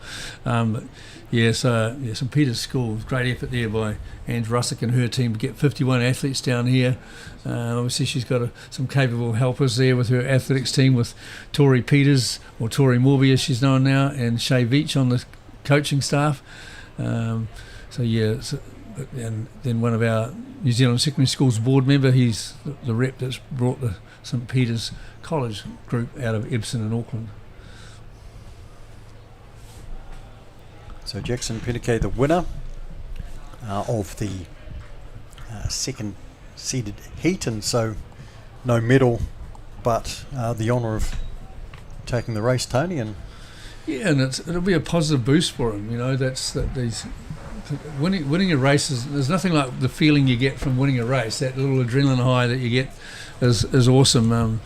I know I had one of my own athletes win a club race over the last week, and he'd never won a race since he's been serious about athletics, and gave him a big boost, and he came through here today and ran a personal best by about 3 seconds in his 800 heat. So winning does give a boost for these athletes that are not quite that top echelon, there's no doubt about it. Yes. Brianna Stevenson has entered the building and will be part of our commentary crew very shortly. Brianna, our sprint and jumps expert, and New Zealand heptathlete. I'm sure there'll be a bit title of holder. Action going on the back straight shortly with the pole vault and the long jump, the para long jump going on, and a triple jump. Well, but you can see all the poles lined up there. It's a great sight, isn't it? There's a few thousands of dollars sitting on the back fence there at the moment. So obviously pole vault's an event which we're having a heap of success, particularly in our women, with our top 3 women all on the world stage. And we'll have the senior girls 400 metre preliminary rounds shortly as well.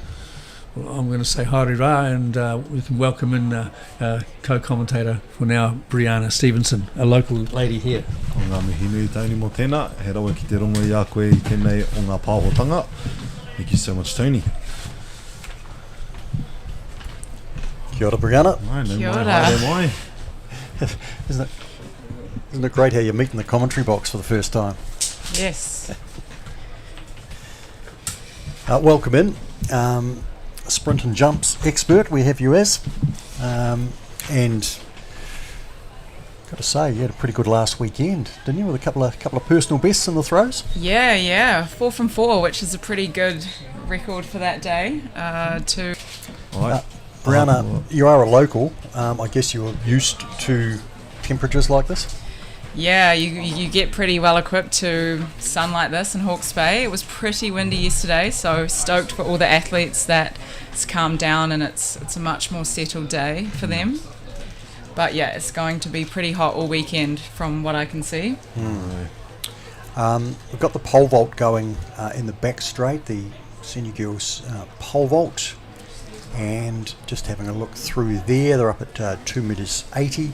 Eric Gordon out of Cashmere High, clear first time at 265, 280. Jessica Lathwood also clear at 280 from Takapuna Grammar. In the field of 4, Brianna, we had a pole vault competition earlier for the senior boys, and to be fair, none of us are experts. Have you ever tried the pole vault? I haven't actually. It's one of those ones that I haven't given a go. It's always a bit tempting, but no, I think I'll stick to staying horizontal. Heptathlon, Kai, just whitu, heptathlon?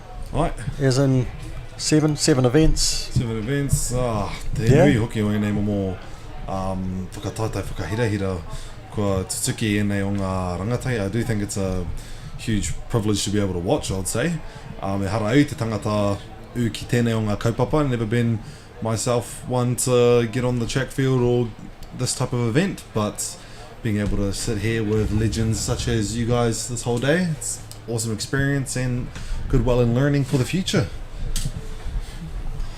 Yeah, 7 events definitely keeps you busy. Right. Yes. Which is what these athletes will be doing pretty much this weekend. I remember secondary schools being chaotic, but the best kind of chaos, doing multiple events over the weekend and preliminary rounds, finals, relays. So, yeah, it should be fun. Yeah, so it's probably, a decade ago for you, give or take? Not that long ago, jeepers. My last secondary schools was here, actually, in Hastings in 2017. Okay, yeah. Righto. Yep. Sorry, extended it by 2 years there.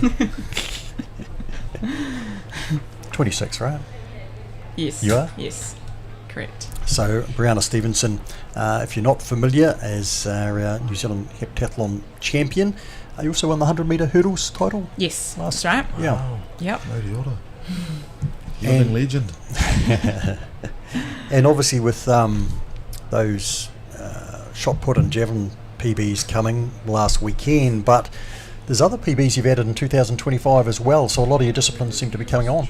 Yeah. No, 2025 has been a huge year for me. A few personal bests that had stood true for quite a long time, actually. Long jump being one of them, high jump as well. My sprint, my 200 as well. So, yeah, definitely heading in the right direction, which is pretty much what I want leading into, Commonwealth Games next year being the big one. Now, next up on the track should be the senior girls 400 metre preliminaries, and we've got 2 heats listed there. And I see in the second heat Bo Ritchie, who has been sharpening up her times over the shorter distances than we're used to seeing her over. So Bo will be in heat number 2 of that. 400 metres in today's conditions, quite tough, and the recovery will be crucial too, Brianna. Yeah, definitely. It'll be pretty challenging out there, but as I said, it's pretty still, so hopefully they shouldn't have too much of a challenge with the wind out there, and a bit of rest before the finals. So just looking at that pole vault, Ngalia Kani from Waikato Diocesan School passed through to 280, has just entered the competition at 2 metres 90, and Eden Grundy and Jessica Lathwood are over 2 metres 90. Now the first heat of the senior girls 400 metres is underway. Might be able to pick that coverage up for you shortly. You can see them on the back straight there, about to go through the 200 metre mark.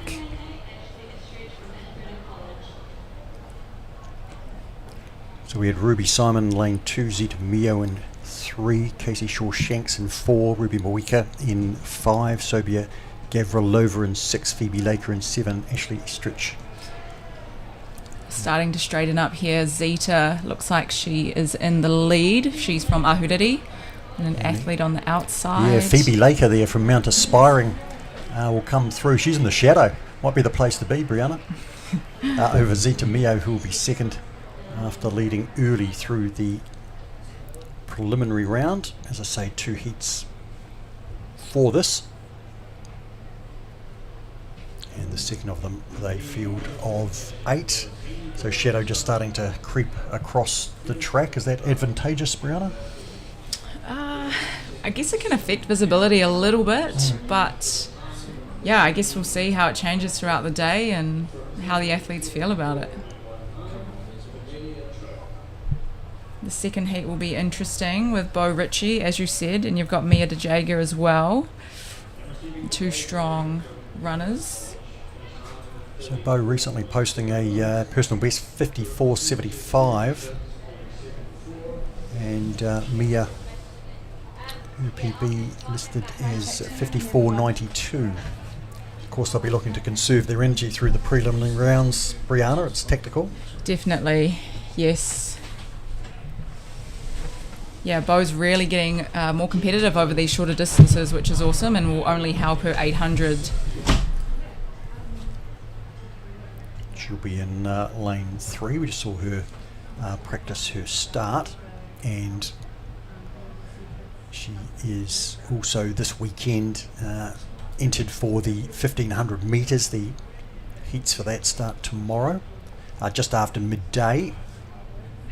We saw Scarlett Robb win the 3000 metres earlier today, and she'll line up in heat 1 alongside Bryn Gordon, who was second in that 3000 today, and Bo listed for heat 2 of the 1500 metres tomorrow. And the senior girls middle distance ranks pretty strong, lots of depth there, Brianna. Yeah, absolutely. It's awesome to see them coming through.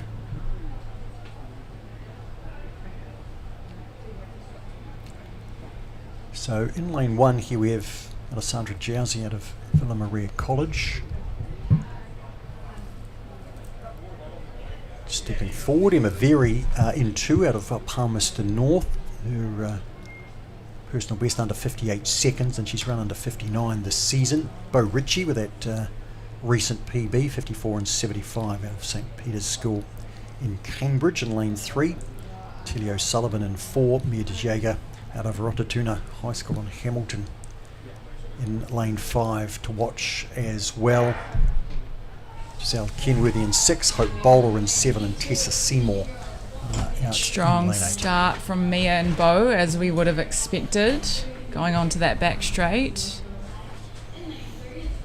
Brianna, would they be looking to sort of assert dominance and then to change down as they can if they feel they want to? I think that would definitely be my tactic, though never really been a 400 metre runner, but you're probably safest that way. Yeah, getting a good lead to begin with, and then just really settling into your stride over the last 100.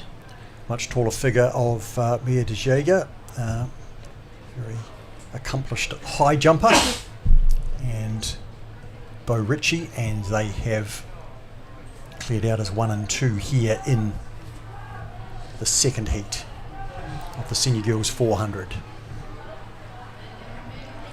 Mia De Jager to win from Bo Ritchie, and Brianna, mission accomplished. Yes. You go for the wet towels? Yeah, I think so. Yeah.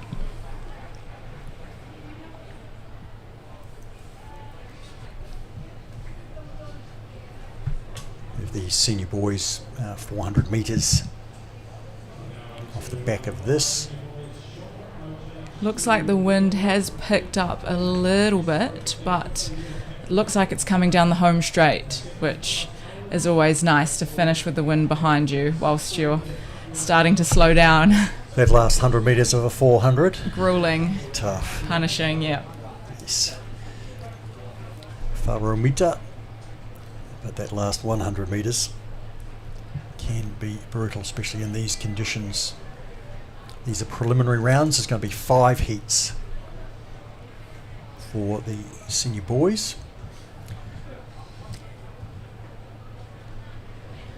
And there's the field for this upcoming one. Of course, we do have athletes from overseas, including Richard Solifoa from Fiji, Lakala Bay, joining us for these athletics championships.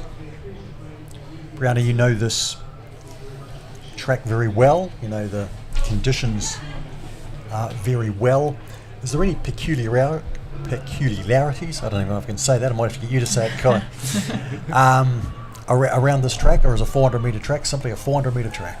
I think all tracks are quite different. This track is a Riccarton track, so you have the Mondo, which is a harder surface, typically quite fast, and this is a Riccarton track, which, I mean, over the years we've found to be quite fast, with great times dropping at Potts Classic is usually a pretty good time of year to run some fast times.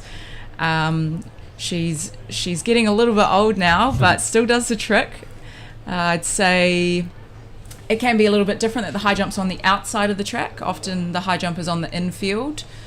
So there's just a few let's not. a few different features to tracks around the country that you just kind of get used to, I guess, the more and more you train and compete there. With the sun, does it get bouncier? Does it get warmer? it kind of softens the track a little bit, so bouncier, but it almost absorbs you more. Okay. Yeah. So Harrison Day in lane 2, Daniel Mandingo in 3, James McGregor in 4, George Kennedy lane 5. As we see them get underway. Strong start from lane 3. Benji Faircliffe from Mount Albert Grammar in there as well. And our Fijian athlete to the outside, Richard Sulafoa.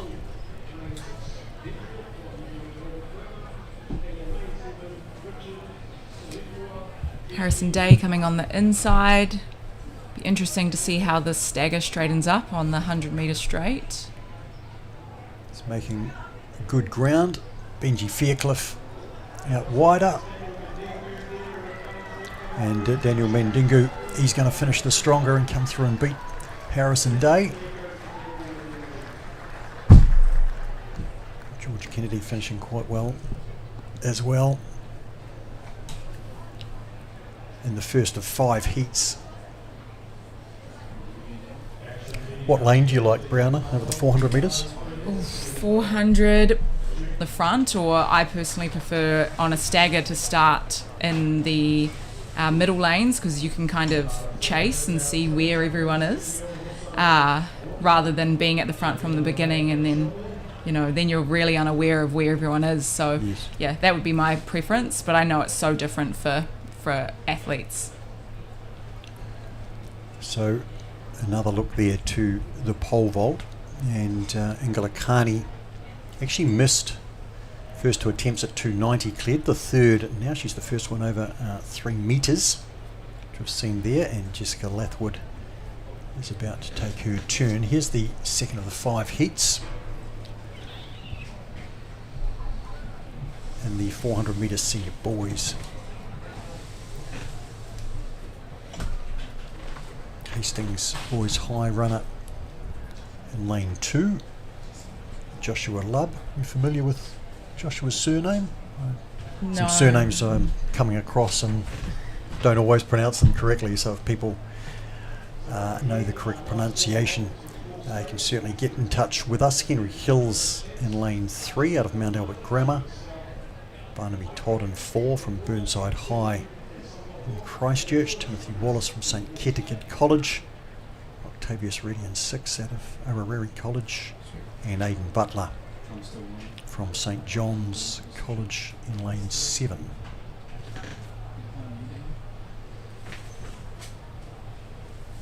Back to the pole vault.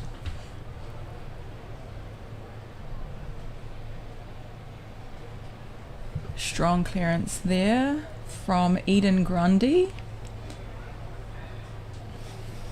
Eden had 2 misses at 2 metres 80, cleared on the 3rd attempt, then cleared 290, and it's just cleared 3 metres, I believe. So Eden's come back into this competition strongly. Jessica Lathwood missed her first attempt at 3 metres.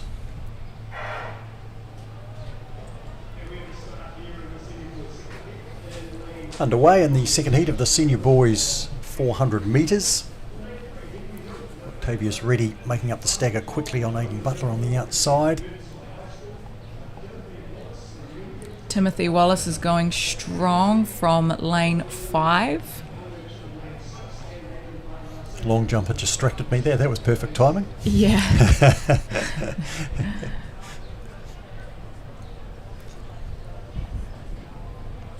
Coming up to the home bend, and it's in lane 6. In fact, lane 5, I should say. Timothy Wallace comfortably clear. Barnaby Todd running into second.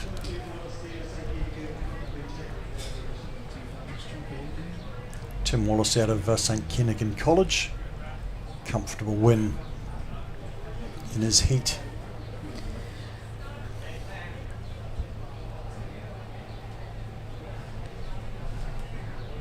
So excuse that I don't know this, but the progressions for the sprints? Is it on time or There is first 1 or 2 placings? Yes, I need to find out the because there's 5 heats for this one, so I'll have to have a quick look here.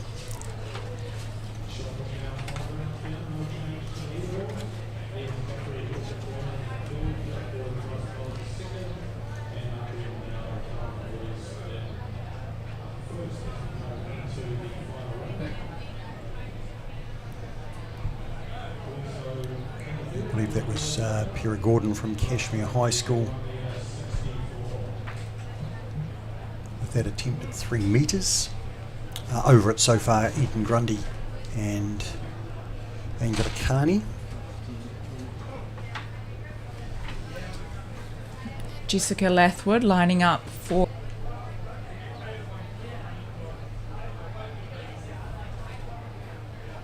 And she'll get one more attempt at 3 metres to see if she can add to her PB, which she's got to be happy with here this afternoon.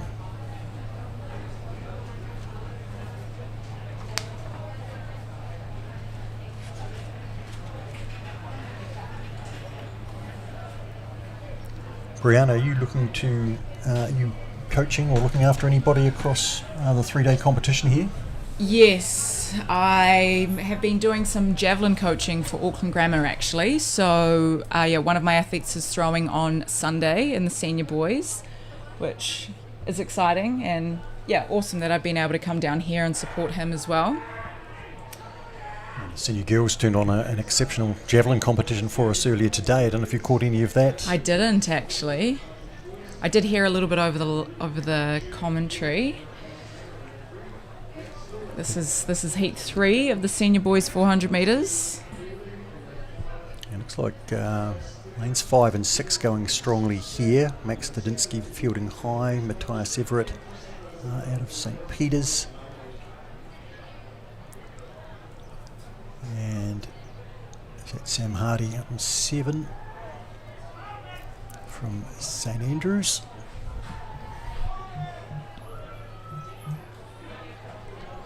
Coming down the straight, Max Stadinsky out of fielding, holding on to beat Max Lua.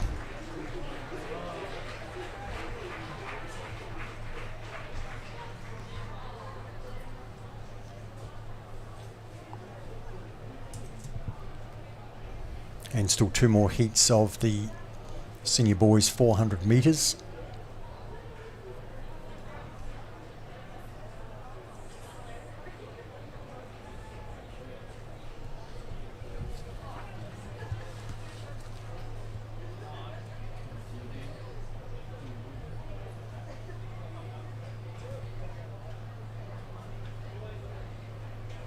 I've lost the page in there, Brianna, but it's in there somewhere.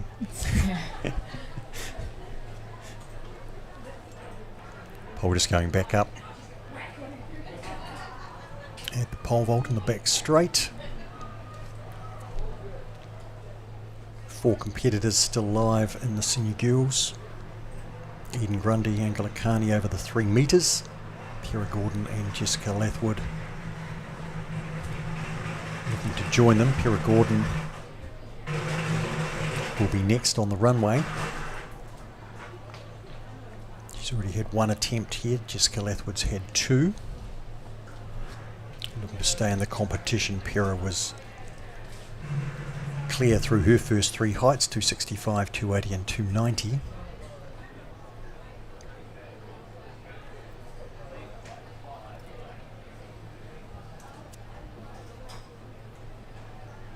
She's listed as clear as 3 metres. Unfortunately, my result hasn't updated that, so she'll be attempting 3 metres 10.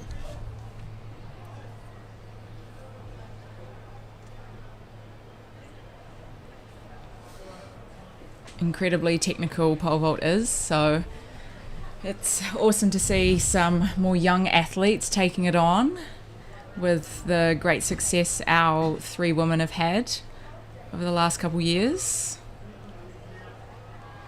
Really nice clearance there. And Pira delighted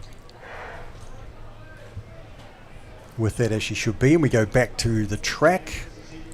Heat number 4 of the senior boys 400 metres.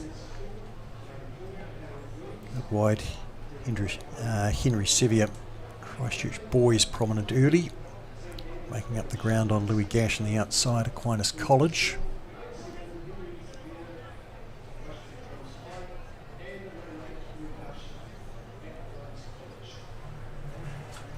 Henry's built up a big lead, coming to the stagger. Some of those closer in can save some ground, but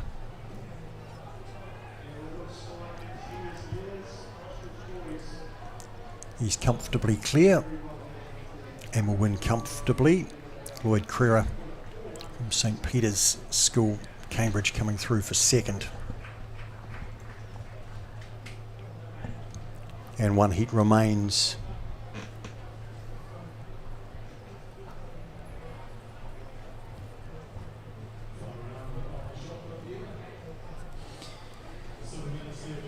Brianna, you mentioned that you're coaching a javelin thrower. Then who coaches you across your javelin? And then for my throws, we've been doing a little bit of work with Kirsten Hallier as well. So, you know, both of us looking to just upskill in our throws areas, which has been awesome to bring her on the team and, you know, get some of her expert knowledge. So heat number 5, this is the final heat for the senior boys. Joshua Smith in lane 2, so they practice their starts. William Rolfe in lane 3, George Gray. Lane 4, Kieran Lawson in 5, Patrick Dawson in 6, Tristan Mudikuti in lane 7, and Charles Hallett in lane number 8. His personal best here belongs to Charles Hallett. He's got a 48.05 PB and ran 48.94 this season. But Brianna, tricky out in lane 8. Yes, yeah, as I said, you go out a little bit blind and sometimes, you know, maybe you overshoot it. It can be trickier to manage, so it'll be interesting to see how Charles manages that from the front with the fastest personal best and season's best in the field. And especially in a preliminary round, he doesn't want to be busting himself today. Yeah, absolutely. He wants to save it for the final.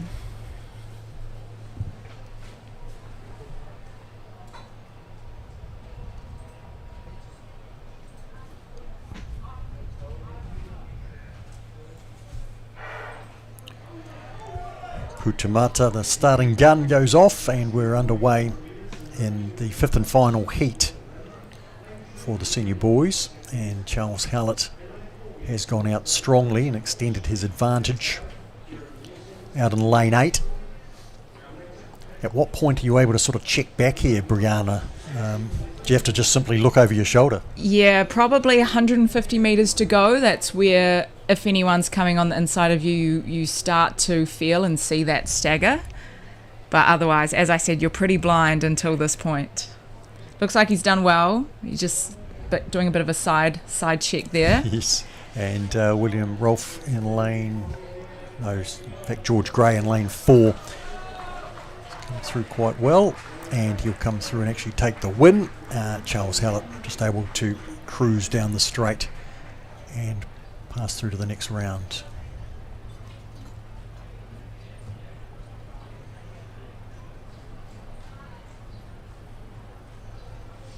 Now back at the pole vault. It's an intriguing competition, but I've just got to be careful about where the bar's at, because sometimes the results are a little bit behind. Looks like we have 3 left in the competition, so that all but locks in our medal contenders. So Jessica Lathwood has exited the competition at 3 metres, but as Brianna pointed out, she has done a personal best, 2 metres 90, so should be very pleased about that.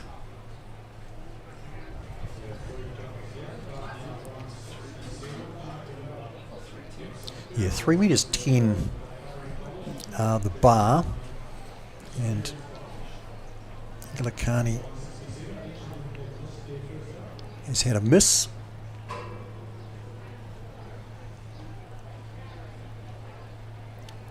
Eden Grundy has also had a miss at that height. And Pera Gordon is still to attempt it, although Pera's just walking down the runway now, so we're back to Eden.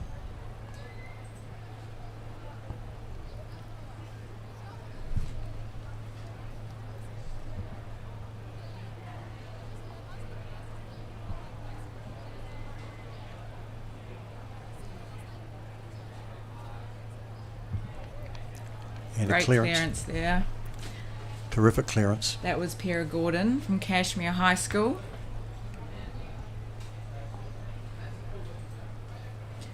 So she missed an attempt, her first attempt. 3 metres, then cleared it. Now she's gone through 3 metres 10 to put the pressure on the competition. Looks like she's getting up near her personal best of 3:20. And she did set that this season, so she's in good shape. Go back to the 400 metres, the first heat of the junior girls. Yes, so with the school charter, we don't focus on the junior girls, but there will be heats ensuing, and also then the junior boys. And then we'll go to the 200 metre starting point for the preliminary round for the senior girls, which you'll enjoy, Brianna, the 200. Yeah, it'll be great. Just the one bend. Just one bend, yeah. And then a nice home straight. Tricky having a 4 and a 2 right next to each other. Yes. Quite a few athletes, I would think, would like to do that double, but sometimes scheduling makes that an impossible feat. So I know a few athletes have decided to do a 4 and a 1 instead this time around. Scheduling a big issue for athletes, I guess, particularly athletes like yourself who like to test themselves over a number of disciplines. Yeah, it can be challenging. I guess if you're doing, as you said, various jumps and sprints, you can't always make a timetable work perfectly to accommodate the few athletes that might do that. But in a heptathlon, it's super important. Defines when you can eat and rest, and you get a minimum of 30 minutes between each event, but if you can have as much time as possible, that's kind of the ideal scenario to refuel and reset for the next event.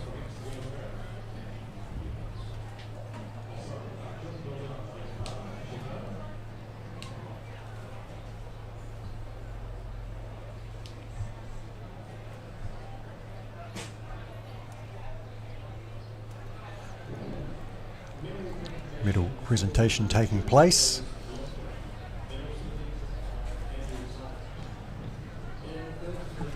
How did you go at the New Zealand Secondary Schools Athletics Championships that you contested? Because Kirsten told us earlier she didn't medal, and we felt that was an important lesson for people, that you don't have to be the best at this age to go on and do what Kirsten has been able to do.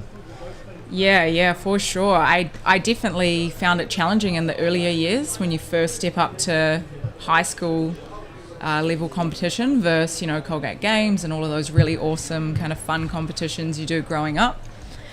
I think my best year was 2015. What did I do there? I won the senior girls high jump and long jump that year, running between the two events. And then I think I ran to the 100 metre final and finished 5th or something, which I was pretty happy about. So yeah, that was a really awesome year that year. But it's just such a fun event. I think a great way to finish out the school year. Feeling very nostalgic being back in Hawke's Bay and, watching the athletes do this competition. Yes. Was it as warm for you? 32-degree days. And certainly the promise of more over the next 2 days, potentially warmer, it would seem. Yeah. Senior girls pole vault. And they're about an hour and 20 into this competition. Pira Gordon from Kashmir High, we've seen clear 3 metres 10. Eden Grundy and Angelikani looking to join her.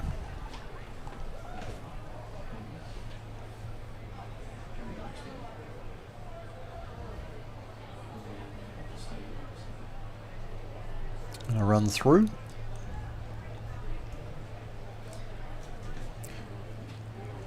You familiar with pole vault rules, Brianna? Once you're on the mat, constitutes, obviously you can pull out before you hit the box. But Yeah, so my understanding is that you can't break the plane of the box.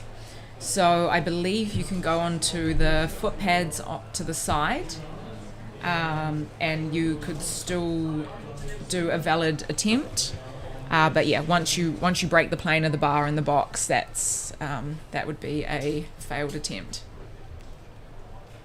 Now Angelikani with her attempt, and See, in that instance, she can go back and try again. and there's a clock out there for her to keep an eye on how long she's still got to attempt that again, or she's putting the pole down. So I think the time was running pretty close at that point, so and she probably left it late because looking for the favourable wind. yes. This is Eden Grundy on the runway.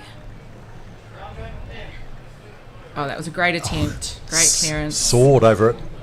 That might be close to a personal best.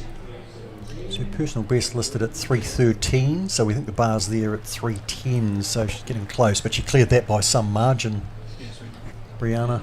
Definitely more in there.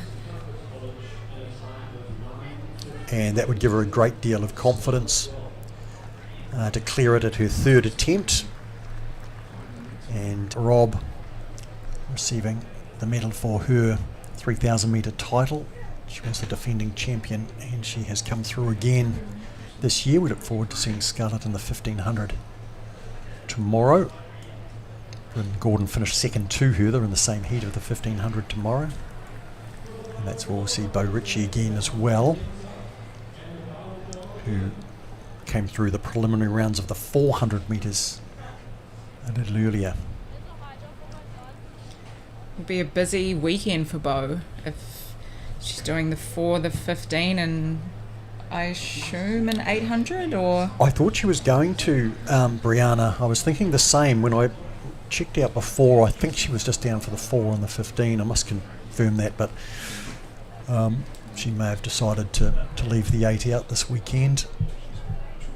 But plenty of options, obviously, for runners like Bo, because in the past we've seen her over cross country, and she could be competitive over the 3,000, of course. But now, as you say, she's been sharpening up her times over the shorter trips. Yeah, I think it's great to see distance athletes really working on their speed. Might be slightly biased, but I feel like it can only help all of your events, whether it's distance, jumps, even throws. Being able to apply speed into your throws is super helpful as well. So, yeah, great to see her working on her top end speed. Eden Grundy had her first attempt there at 3 metres 20, and that will be a personal best. If she can successfully get over, she'll have 2 more attempts at it. Pira Gordon will be on the runway shortly from Kashmir High School in Christchurch.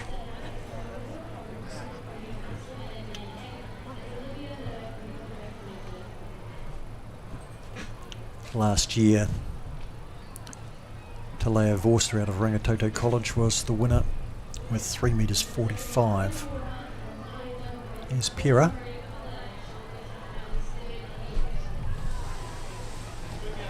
Great speed into it. Pira with a personal best of 3:25, I think.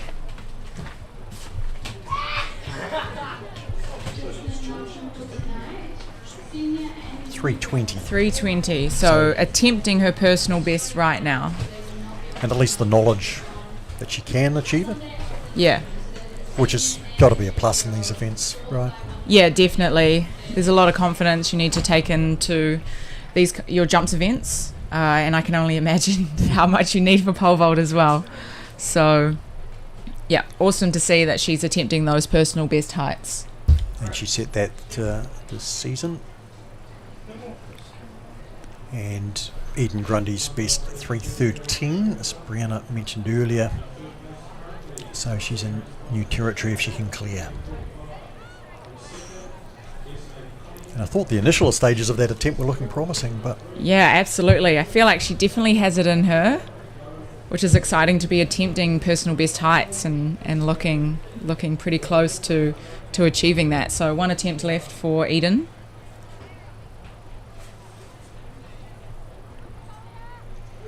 And now the 2-minute countdown clock on for Pera Gordon.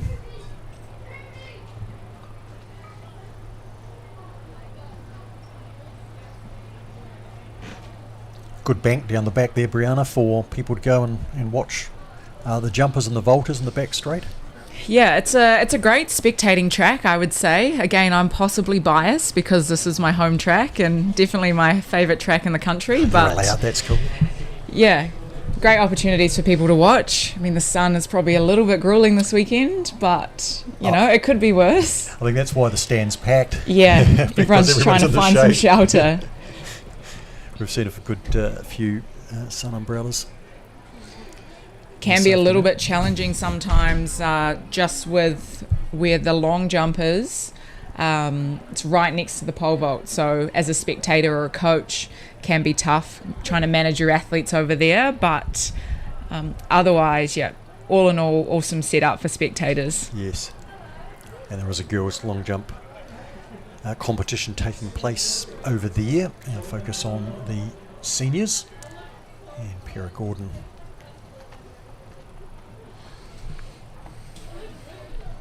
Bar is at 3:20.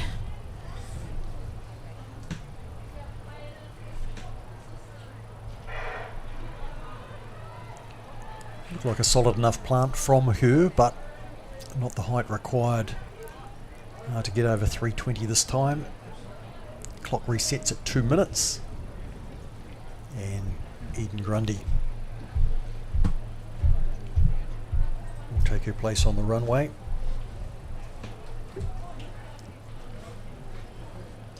Pera will go back and speak to her coach and see what she needs to work on for this next jump.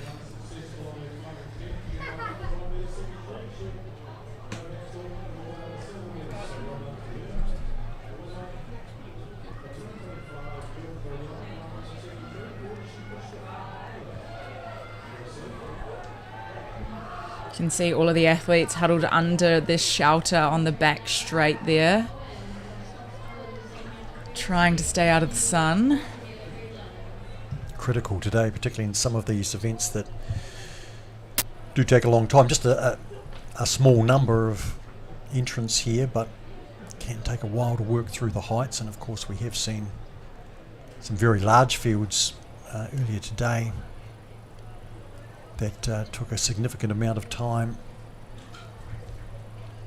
to get through. Eden back on the runway for her final attempt at 3 meters 20.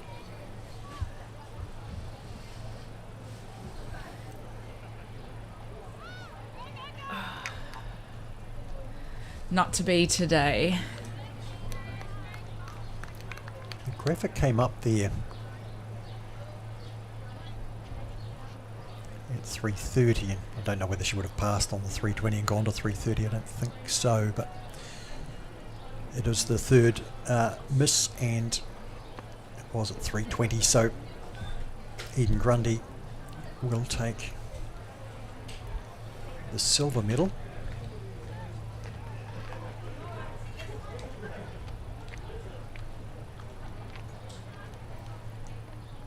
And Pera Gordon will have one final attempt at 3 meters 20, a height that she has cleared this season. sometimes it can be nice having a low pressure attempt, knowing that she's locked in the gold medal. She can really just relax and attack it and see what she can do over this height that she's cleared before.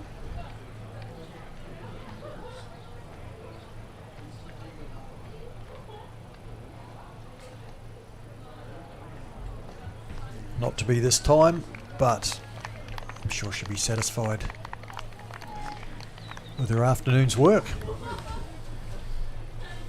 and the satisfaction of a senior girls pole vault title.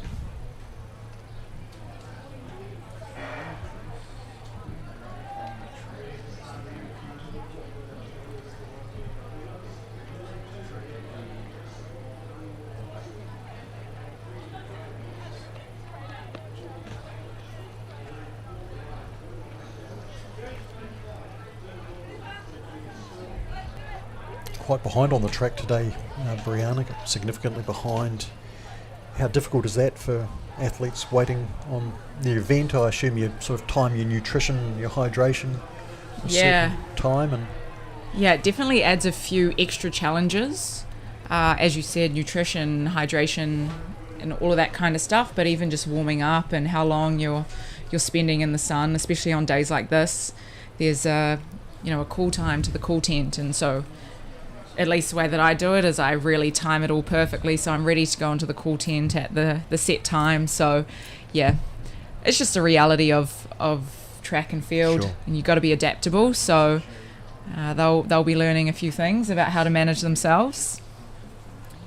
Yes, things can happen out there. We can get behind, and of course we salute all of the officials and volunteers who make these meetings tick, and they're enormous meetings. We talked about it earlier, 1,160 athletes, 221 schools. It's quite mind-blowing, really. Incredible numbers.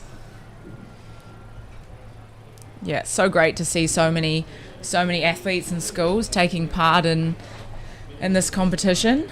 It's a great stepping stone for people wanting to pursue athletics, and as you said, you don't necessarily need to be meddling at this point in your athletic career to have some great career success. So I just encourage everyone to keep showing up. And you must make a lot of friends along the way too. As we see the medal presentation for the 3,000 metres senior boys, the defending champion second this year, Caleb Wagner, and George Wiley. It was a sterling tussle over the concluding 400 metres from this pair.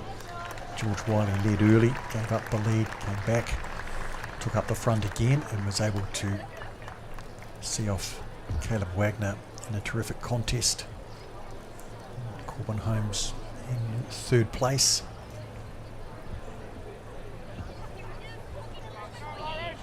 And those boys will be looking forward to 1,500 metre events.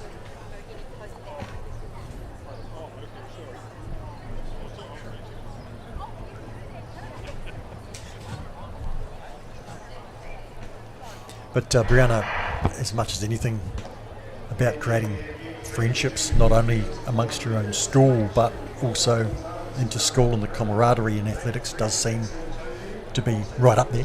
Yeah, definitely. It's always an event where, you get to come together with friends that you make early on from, the other end of the country. So, it was always just such a great, as you said, social event as well to reconnect with everybody.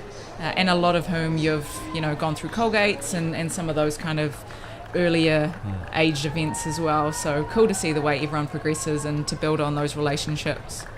So was it athletics from a very young age for you, by the sounds of things? Yeah, so started athletics when I was 6 or 7 with Colgate Games pretty much at my local athletics club in Central Hawke's Bay in Waipukuro. And then moved up to Hastings Athletics when I was 11, so just figured, moving up here with a track and a few more people to compete against would only help. And I played pretty much every other sport under the sun as well. I was quite a good netballer at school and played volleyball and touch rugby. But I do think now being in the heptathlon was kind of the realisation of that diverse sporting career that I had throughout high school. So it's great to stay stay quite broad, I'd say, at school with the sports that you're playing and everything, and athletics is so foundational for so many other sports as well. Yes. Yes, Kirsten talked earlier about some of the sports that we do lose some of our top athletes to, and it's hard to know if that's people that got away or whether we should celebrate the fact that athletics led them to be able to excel in another sport. Yeah, a tricky one. I do think athletics always helps all sports that you play, so it would be awesome if we could keep more people in the sport. I'm not sure what the answer is there, really. Yeah, well, some sports offer quite a significant amount of money these days, yes, which that's is tricky. That's probably one of the factors, but you can only control so much.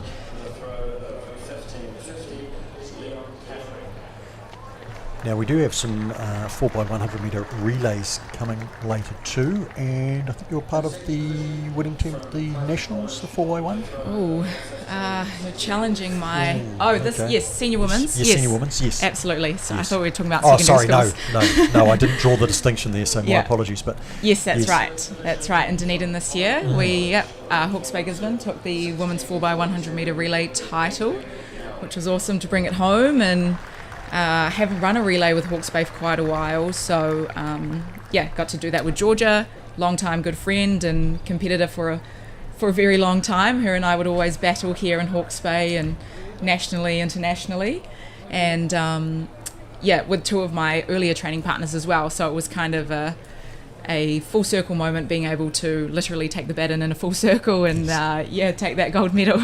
Is relay running something you're passionate about? Because I know that, say for example, Shay Veach, I know is very passionate about it and is trying to drive some more relay opportunities for our better runs.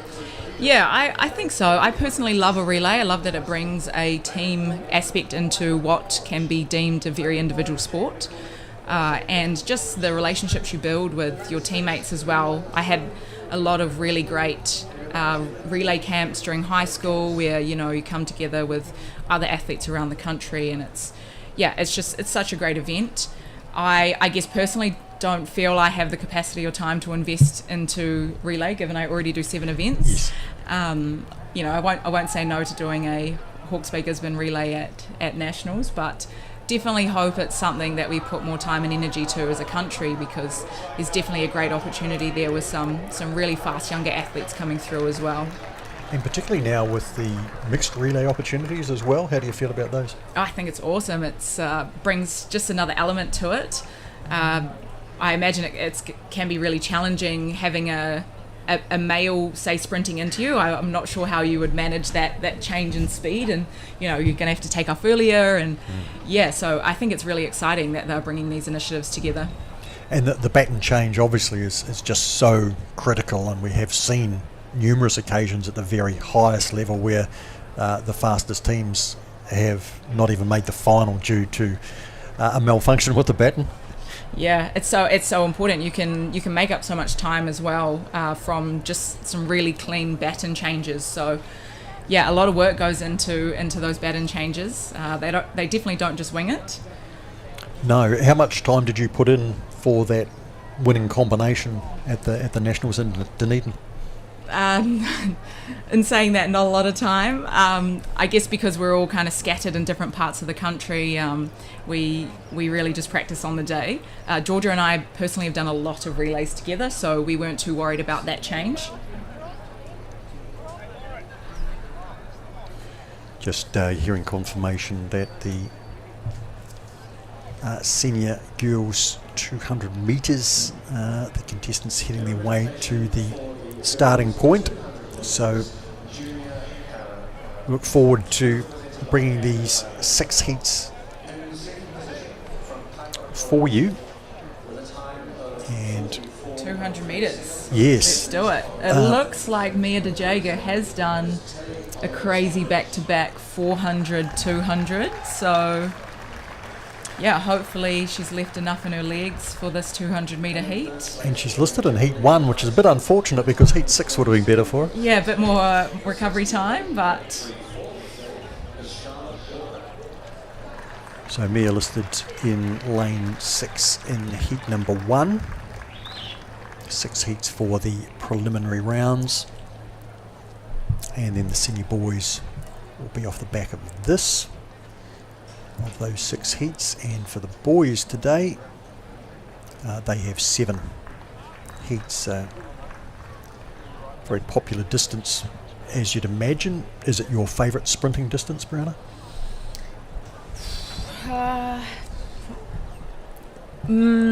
I'm not sure. I like 100. It's obviously not in a heptathlon. I like a 60 even more. But no, I'm learning to love the 200 more. I think 200 is actually one of those events that is a lot more technical than it looks. Once you really get a feel for, running off the bend and accelerating onto the bend, you really feel close. Is that something you can get through practice, or is the way people are set up sometimes just means that they just can't run as tight a bend as they would like? Yeah, there's definitely a bit of that. Your blocks set up, ideally you start with your blocks on an angle so that you can run as straight of a line out of the blocks as possible and then go straight onto the bend. And then essentially coming off the bend, so onto the last home straight, you want to hug the bend for as long as you can and then run in as straight of a line as you can off the bend. So that's kind of the technicalities that you start focusing on when you're really wanting to nail that first part of your race. Yeah. I think some athletes tend to have a strength in bend running versus straight running, for sure. I've typically been an athlete who's quite strong through the bend, and have worked a lot on my last 50 to 100 meters. So yeah, you really can train those things, which is awesome. Excellent insight there from Brianna Stevenson, New Zealand heptathlete champion, and back in the Hawke's Bay for the secondary schools nationals, the 52nd edition of them in Hiratonga, Hastings. Perfect hot conditions, certainly fine, as you can see though. Breeze well up, and 200 metre contestants in the back straight. We're expecting 5 heats for this, and the first of them go forward shortly, and I think we can see the tall figure of Mia De Jager there. Yes. To take her place after winning her 400 preliminary earlier in front of Bo Ritchie, who both comfortably moved through. Maybe this is a comment that comes from somebody who hasn't done secondary schools for 8 years now, but I just think your body can handle it a little bit more when you're that age to be able to back up a 200 after your 400. Yes, well, I mean, the lactic acid would still be in the legs, would it not? Absolutely, yeah. And so the best thing post that 400 is a bit of a shakedown, bit of a warm down. Yeah. Is there time for a massage? I mean, you could maybe get a light flush if you got somebody around who can sort you out. But probably just getting the legs up, getting some of your electrolytes and sugars back in, get the energy up for one last push of the day. Yeah. Sounds like a commentator.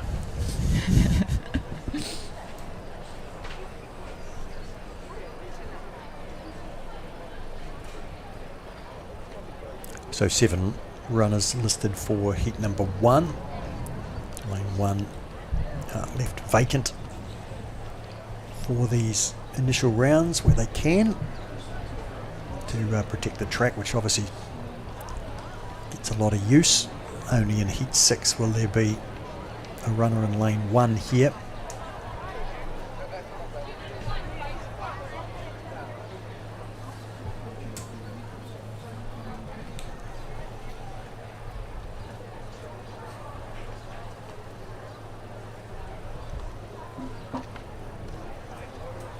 As the runners set up their blocks, Brianna, just in terms of finding a natural block position, does it take long before you feel comfortable, and do you adjust it often? I think it takes a little bit of time, especially when you're first starting out. I think you start in blocks when you're 10, I believe, is when you can begin racing in spikes and using blocks. So it's definitely quite an awkward position when you first get into it. And if anything as well, there's actually quite a bit of load that goes through your upper body, having to kind of hold your body weight in that position. So it's definitely something you get better at over time. But yeah, I personally was pretty set once I built the strength to be able to hold that position. I know sometimes if people transition to hurdles, you sometimes have to change the leg you put forward. I thankfully haven't had to do that, but I imagine that would feel even more awkward trying to change your lead leg. Shot of the medals there, Brianna. Just something to strive for. Must be a great feeling having a medal hanging around your neck. Yeah, absolutely. Of course, a number of people here today to find personal bests within themselves, and a number have in the competition we've seen so far. May not materialise in a medal necessarily, but they will leave Mitre 10 Park very satisfied, having performed to a level that they haven't achieved before.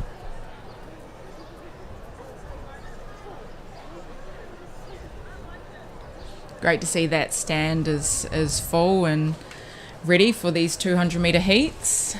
And plenty of support for the athletes, and we saw the 3,000 metres earlier. Support right until the last runner is through. Yeah, great energy today from the supporters. And be even more so over the next 2 days. Both start at 9 in the morning, full days of athletics if you are in the area, in the beautiful Hawke's Bay or even further beyond, and you can make it. We'd love to have you here as part of the atmosphere and the vibe. Plenty of food truck opportunities, coffee, cold drinks, and whatever you choose to bring along yourself as well, or otherwise stay with us here streaming live on Whakata MāORI. So Amy Davidson in 2, Ruby Puika in 3, Athena Favakis in 4, Karis Llewellyn 5, 6 Mia de Jager as they stand up, 7 Yasmin Roda, and 8 Ruby Simon.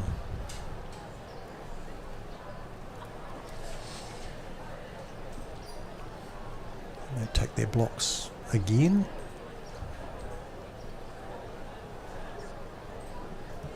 For Heat 1, Mia de Jager is the defending champion.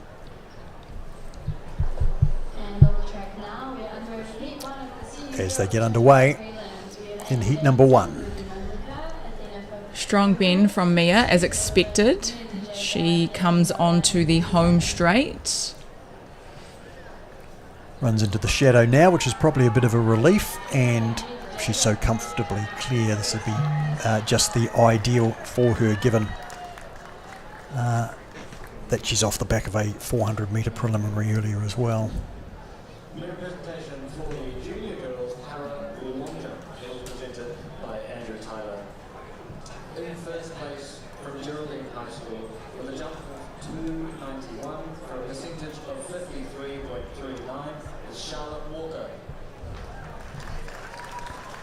Good to see her in the high jump as well. Here's the start list for Heat 2. Renee Menson out of Solway College in Masterton, Harriet Jacobs, Whanganui Girls, Ashley Estrick from Ashburton College.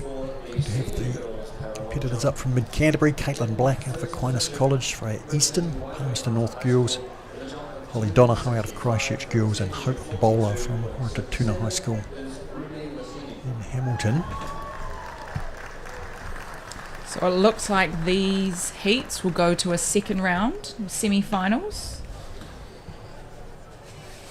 Just given the field size. Number of competitors. Yes. I'm glad you found that, because I thought I'd earmark this in my book and I clearly haven't. This looks like Saturday afternoon. We will see them on the track again. And then the final will take place on Sunday, midday. Going into the blocks for the second heat of the senior girls 200 metres.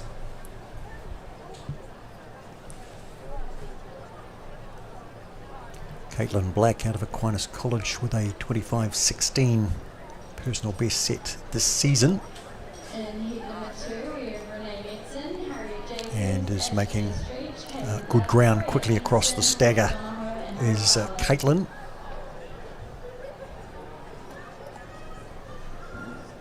And she will turn comfortably in front. Holly Donahue and Hope Bowler in the outside 2 lanes also prominent, and in lane 4 Ashley Estrich in 4th place. If the wind is legal, that'll be a personal best for Caitlin, 24.96 the clock shows. And to do that in a preliminary, I would suggest she's in very good form. Great form, yeah. With a round 2 coming in a final, hopefully she's left enough energy in the tank.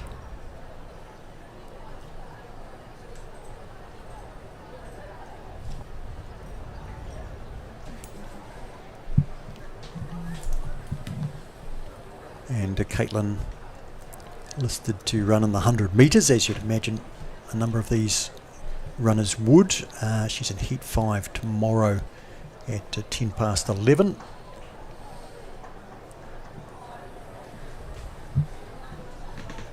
Shout out here. Athlete Maisie Simpson from Havelock North High School in lane 7. Maisie's actually a heptathlete, so we'll see how her 200 is going this early in the season.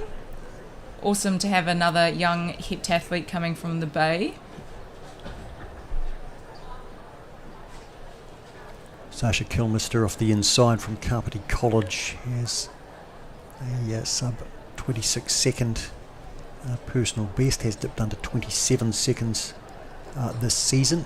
Lily Morrison's got a very good PB as well, 25 and 45. She hasn't run as quick as that this season. Hannah Hickson, 25.27. Season is young, of course.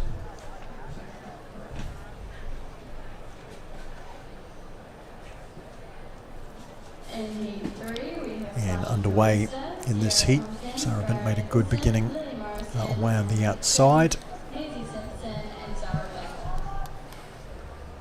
Lily Morrison running well in the middle. Hannah Hickson as well. And closer in, Sasha Kilmister, who looks to be finishing quite strongly. Close finish for those two.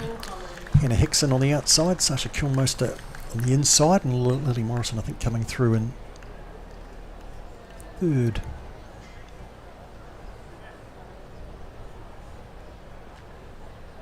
Still got my Kaipo High School top. It's a bit retro now. Yeah, doesn't quite look the same. No, I bring it out occasionally over the 10k. But So you were longer distances? No, I was probably a predominantly 400 metre runner, and occasional triple jumper.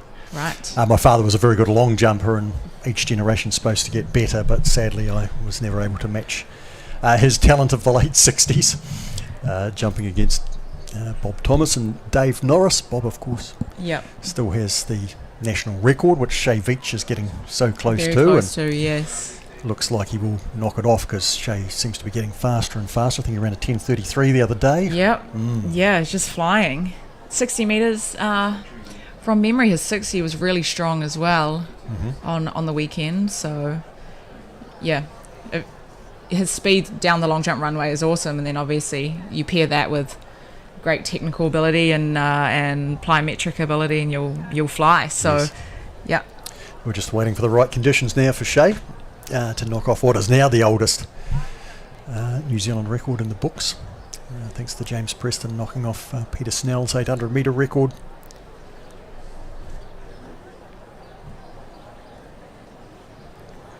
So this is Heat 4. Heat 4, we've got Kendra Scully in lane 6. Who's very quick. He's had a very good season this year. Strong start, as we'd expect. And part of the team that went across and did some events in America, which we did speak to her about on the podcast.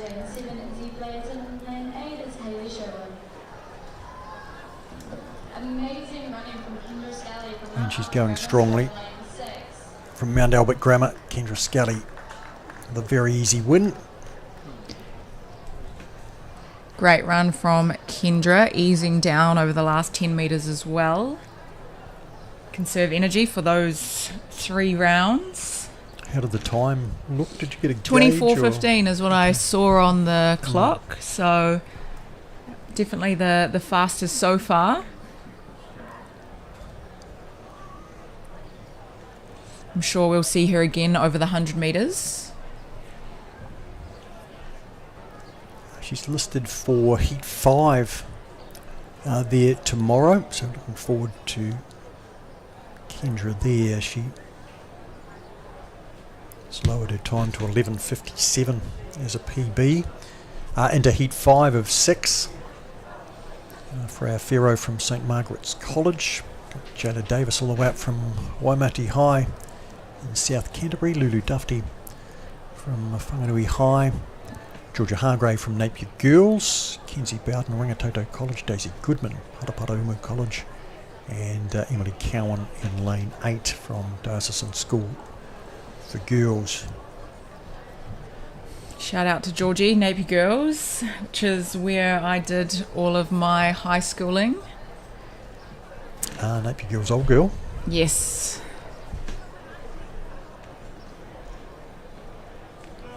Is the rivalry between Napier and Hastings real? Yeah, it definitely was in the in our team sports. You know, netball, touch, basketball. It was really us two schools. But great to have such a competitive school, you know, in the same region where you can just keep pushing each other. Makes the bay strong.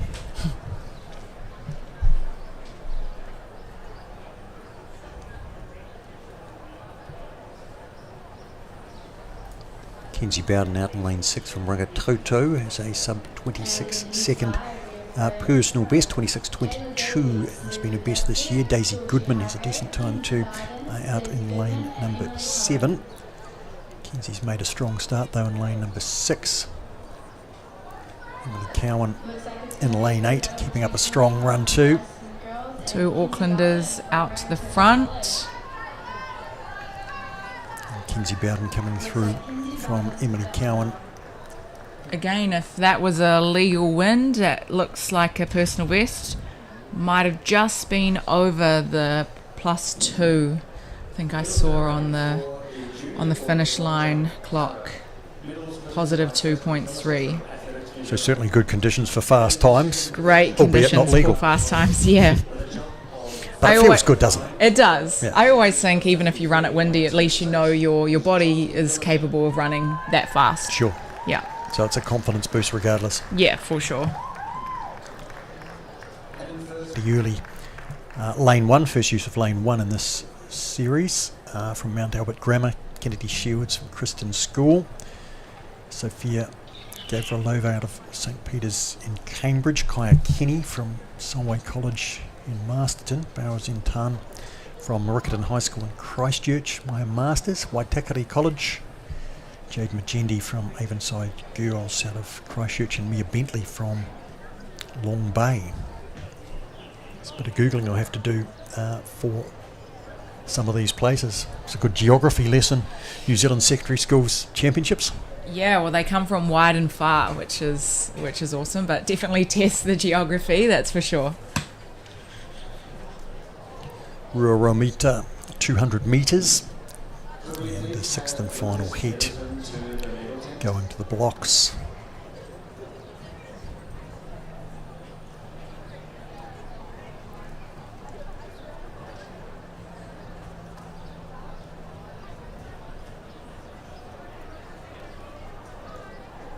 Seen some quick times through this preliminary round with the favourable conditions and the favourable wind in terms of running good times.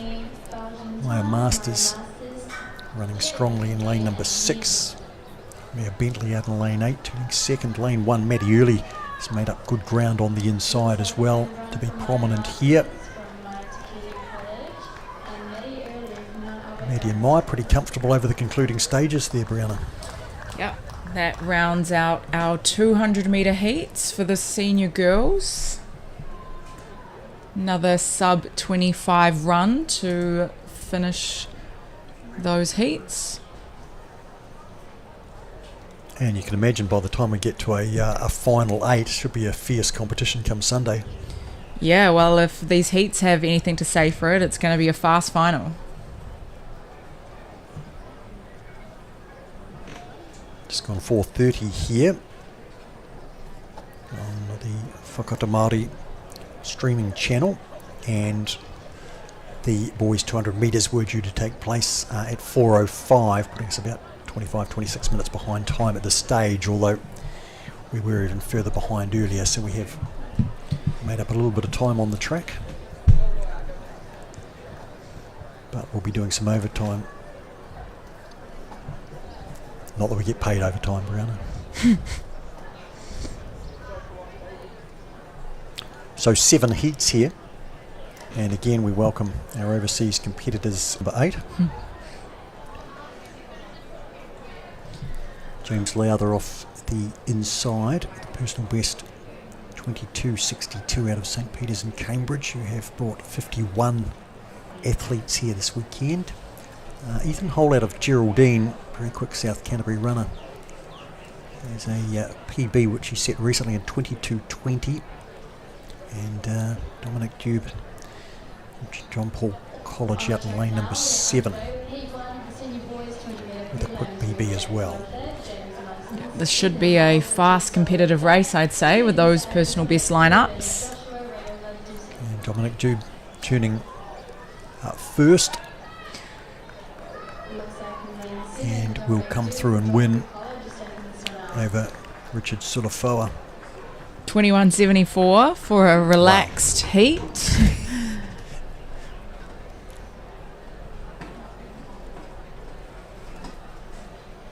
So the opportunity to run some really quick times, and Browner, I guess you just got to weigh that up with obviously, going through to the next round and then potentially the final as well. But I mean, it's almost tempting just to let down. Yeah, when the conditions are so close to perfect, sometimes you do want to push it and, try and tick off a personal best. But in this case, you really want to be smart with having 3 rounds and the demands that has. Noah King out of Northcote College here in lane number 4. He has a personal best of 21.84, and he's actually run close to that this season as well. Just looking back to last year, Caden Taylor won it out of Avondale College in a 21.58. So Noah King with the fastest personal best here, going from the middle of the pack. Favourable draw. Luke Jarvis, Paraparumu College in lane 2 underneath him, with William Campbell out of Sacred Heart College in Auckland. Galito Ray Marigal from Kerikeri High School. Anton Ritchie from Havelock North nearby, and Abel Bresler, who is homeschooled and out in lane number 7.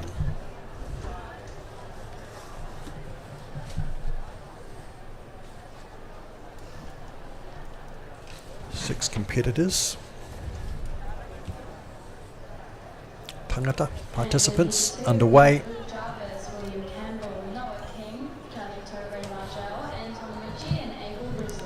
Noah King coming through lane 4. William Campbell. Luke Jarvis ran quite a good bend. Noah King comfortably home, and Abel Bresler in second, wide out on the track.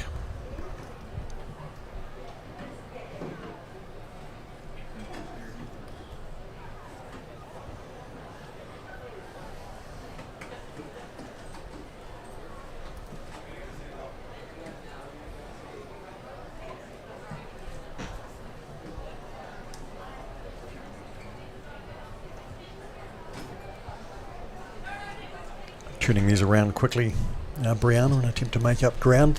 No messing about. They really are. First day, I guess you always run into a few things that might delay the schedule a little bit, so it'll only get more efficient as the days go on.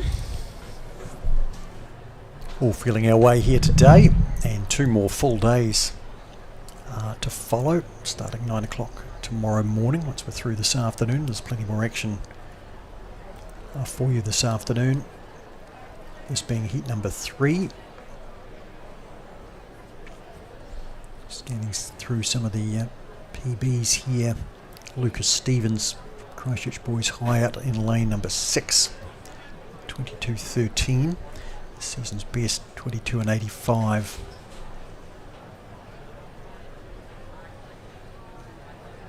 Is among the quickest here. And Finn Hawkins from Christchurch Boys High, out in lane 8, 22.33, which he did recently. Heat 3 of the senior boys 200 metres. We have 7 of these, so a very popular event.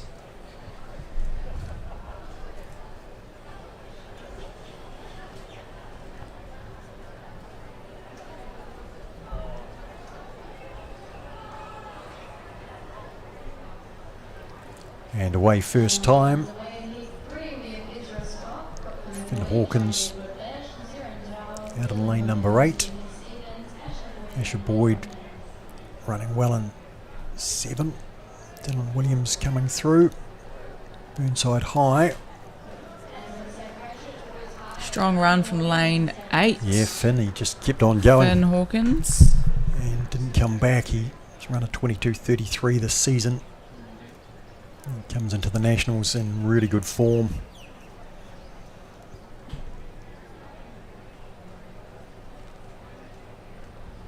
Congratulated by one of his schoolmates, Lucas Stevens.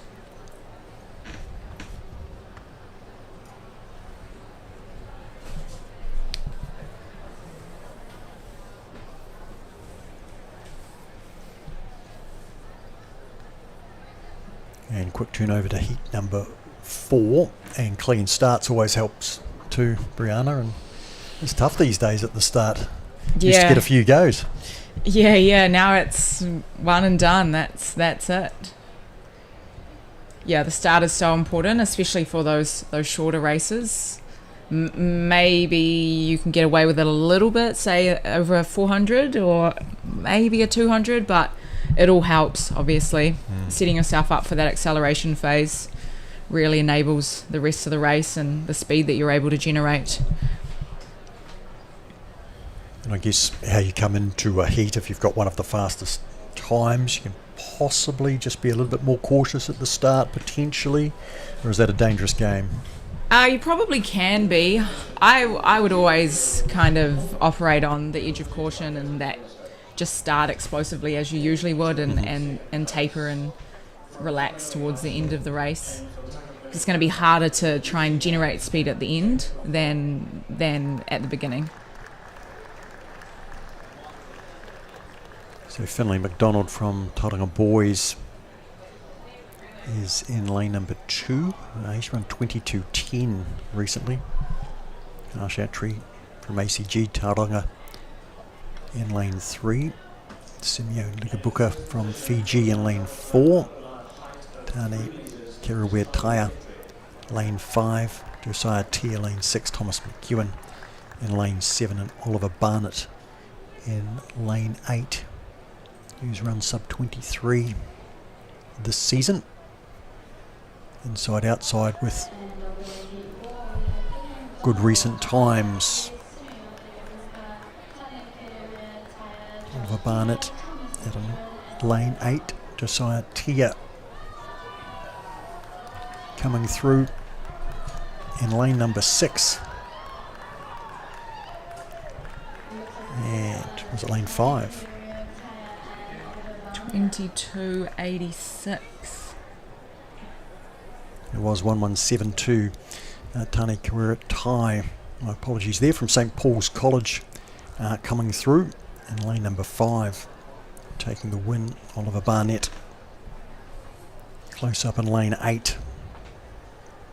Personal best of 23.42, so he'll be very happy with that run. Yeah. Again, depending on the wind reading. But as you've said, a good confidence boost nonetheless Yes. legal or otherwise.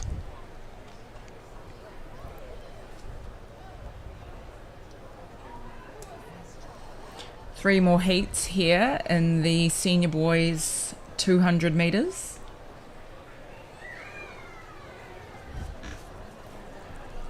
Heat 5, Aidan Wilshire out of Darfield High School in Canterbury. David Mundingu, who we've seen today from Te Pai Otia. Troy Waldrum out of St Patrick's College Silver Stream in the Hut. Eric Taylor, Rangitoto College. Zach Fong, Auckland Grammar School. Victor Agbonlaho out of Fielding High School, and Noah Moss out in lane 8, 22.71, also recorded recently.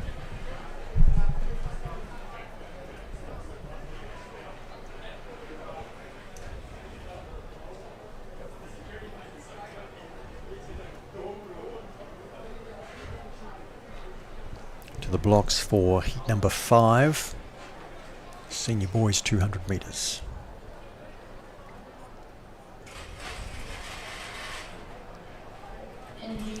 And another first time break. Strong start from the middle there. Is that Troy Waldrum coming through in lane 4. Gives him options in the straight. Noah Moss out in lane 8. And David Mendingu is going to be third. Top two just cruising through there. Noah Moss with a slight advantage, I think, at the line. Troy Waldrum, famous rugby name. Son of coming through. And a good afternoon for David Mendingu, who's running well.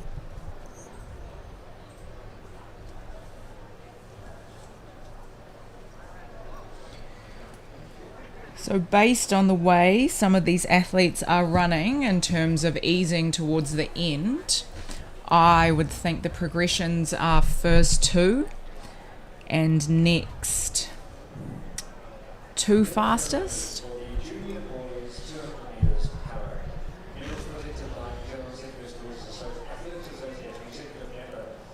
So for heats later in the series, are you aware of the times in the back straight or probably unaware? I guess it would depend on whether they're announcing the times, which I don't think they are. So yeah, finishing first, top 2 really helps to, you know that you're progressing into the next round, but then otherwise you just got to run as fast as you can.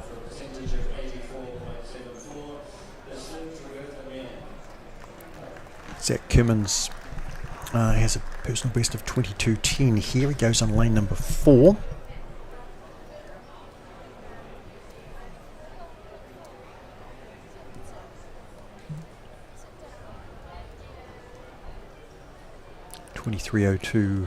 Bertie Bota out in lane 8 in the Christ College singlet.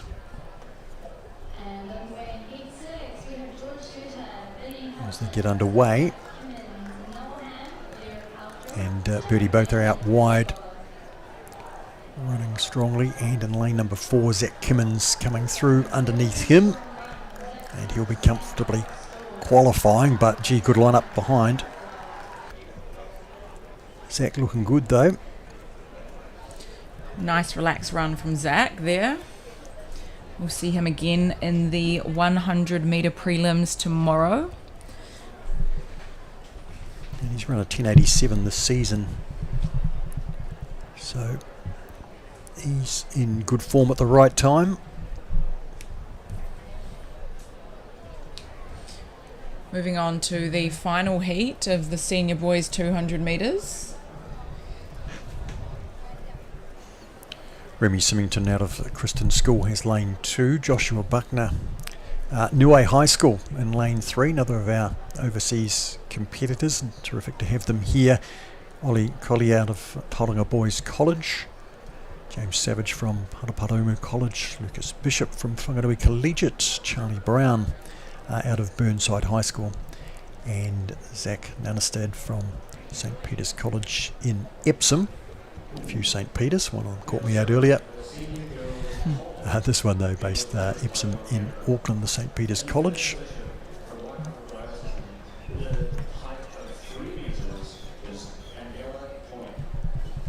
And in lane 8, Zach Nanestead does have a 22.56 PB, which he set this season, and Remy Symington off the inside, or lane 2, 22 and 31.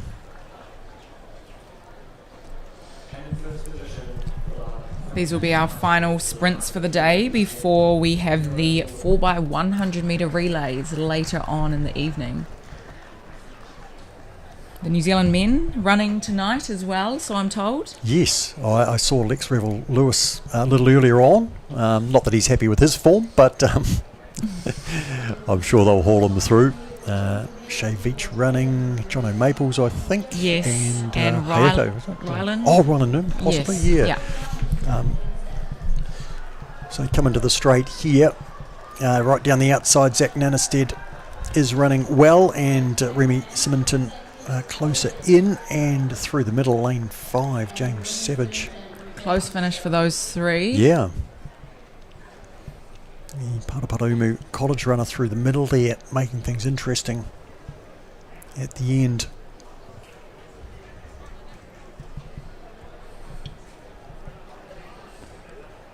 Really great having these international athletes in Aotearoa. I don't recall having internationals during my time. Might be a new thing. And again, just part of drawing in a wider family, more connections, and potential lifelong friendships as well that could never ever have otherwise been made. So that was the 7 heats of the senior boys 200 metres. Next up on the track, some junior events that we won't cover, but we do catch up on results later on. The junior girls 3,000, junior boys 3,000 going as well. And then, as Brianna mentioned, we'll finish on the track today with the 4x100 metre senior boys prelims, and we get to see that New Zealand team as well.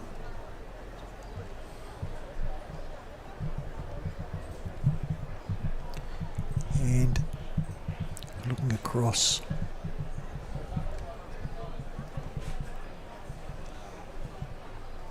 to the field, we do have para senior girls discus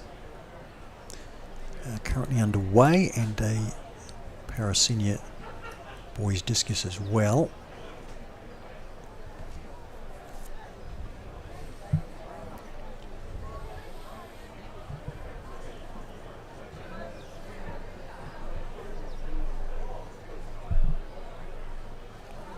And just looking back to the para senior boys long jump earlier, looks like Connor Carston from Papanui High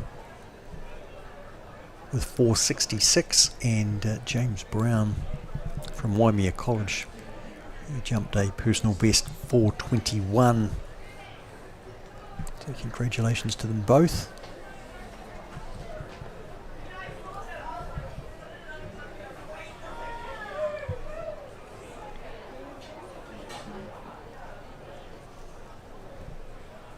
In the para senior girls long jump, Ruby Laseni from Wainuiomata High School jumped 2 metres 65.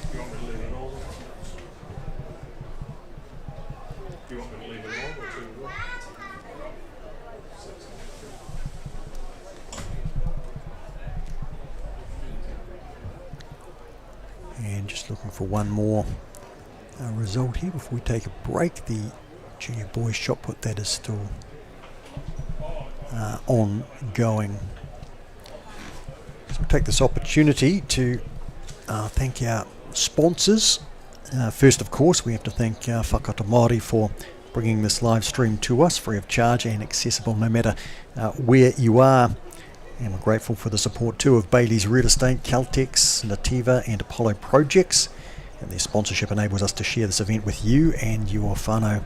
And finally, we'd like to thank Te Tora Whiri for the valuable mahi they are doing to support Te Reo Māori commentary and development. Ngā mihi nui, your support truly does make a difference. And I'd like to thank very much to Pokaiho Short, who has been with us today as our Te Reo expert, and we'll have more from Kai as this meeting unfolds. For now, Mark Rosanowski, Brianna Stevenson, we will take a break during the junior 3,000 metres, but we will be back soon. Don't go far.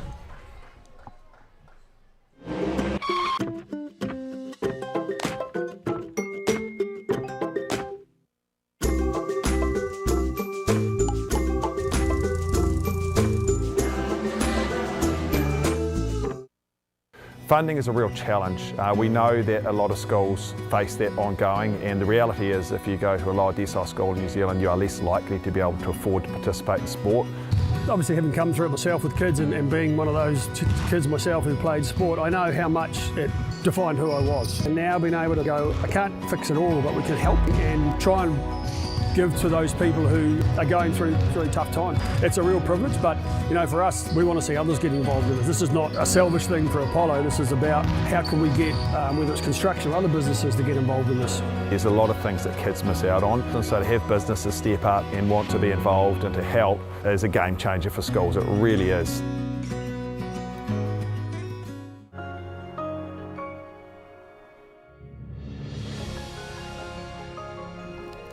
Food is your medicine. If you really want good health, know where your food's coming from. Bring them into this day and age. Okay. Yes. Okay. Yeah. This isn't about long-distance calling, technology, or living overseas. Do I have one more bid? Thank you. We're going to go once. We're going twice. And we are sold to the Kiwi phone bidder from Manchester.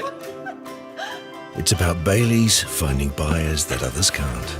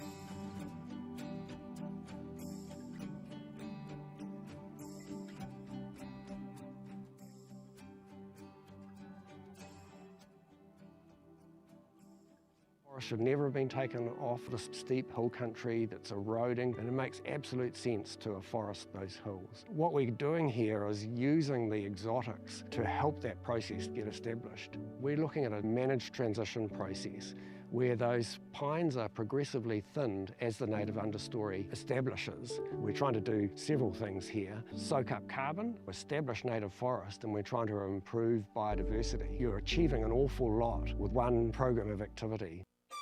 Do you think the other sports kind of owe touch a little bit of thank you for developing? There's a lot of people that have transferred from touch. I've always credited touch for those skills. It needs a bit more love. The People's Game, ki Māori Plus, me whakaata Māori.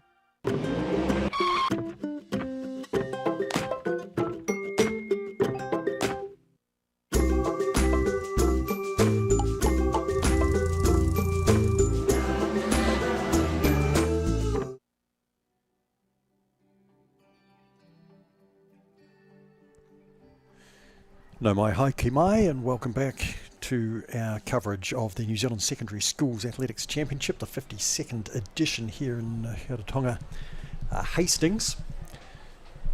Mark Rosanowski and Brianna Stevenson with you at the moment. Just gone 5 o'clock, and we still have the 4x100 metre prelim relays to come for the senior girls and the senior boys. Brianna, an opportunity for us to just look back at the 400s and the 200s in terms of who's qualified through to the next round. Which one have you got up first? Yeah, so the senior girls 400 metres. So there were 2 heats from memory. They'll take 8 into the final. So top qualifier Phoebe Laker from Mount Aspiring College with a time of 57.21. Mia DeJager 57.25, Bo Ritchie 57.47, and Zeta from Napier Girls 57.80.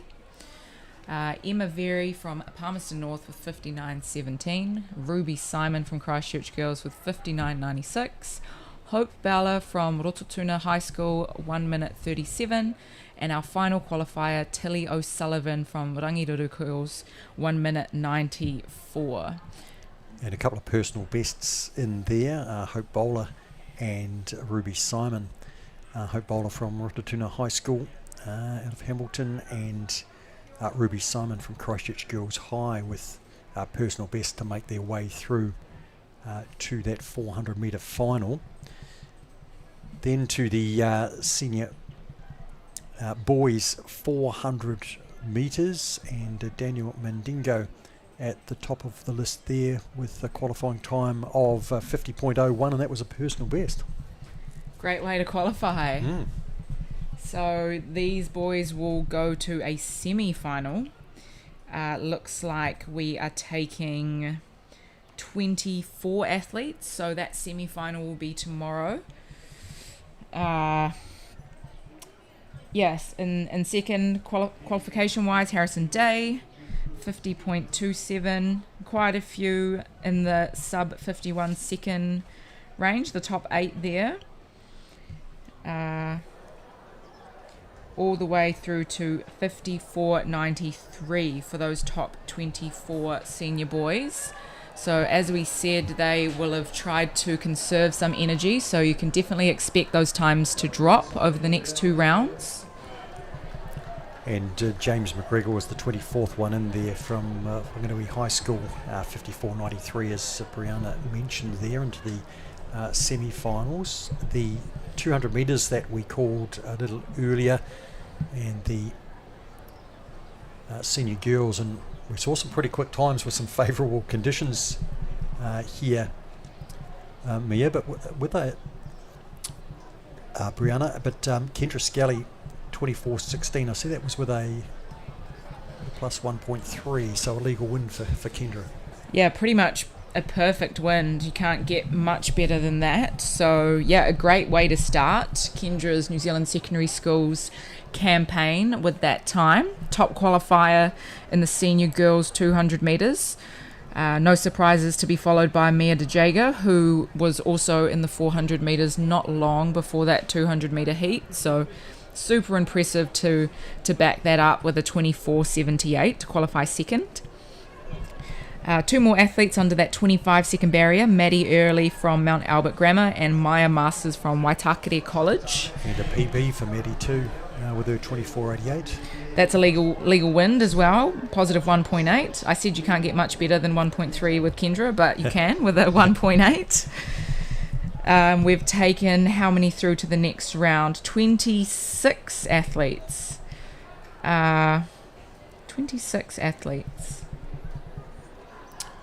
Yes. It appears. Yeah, through to the semi-finals.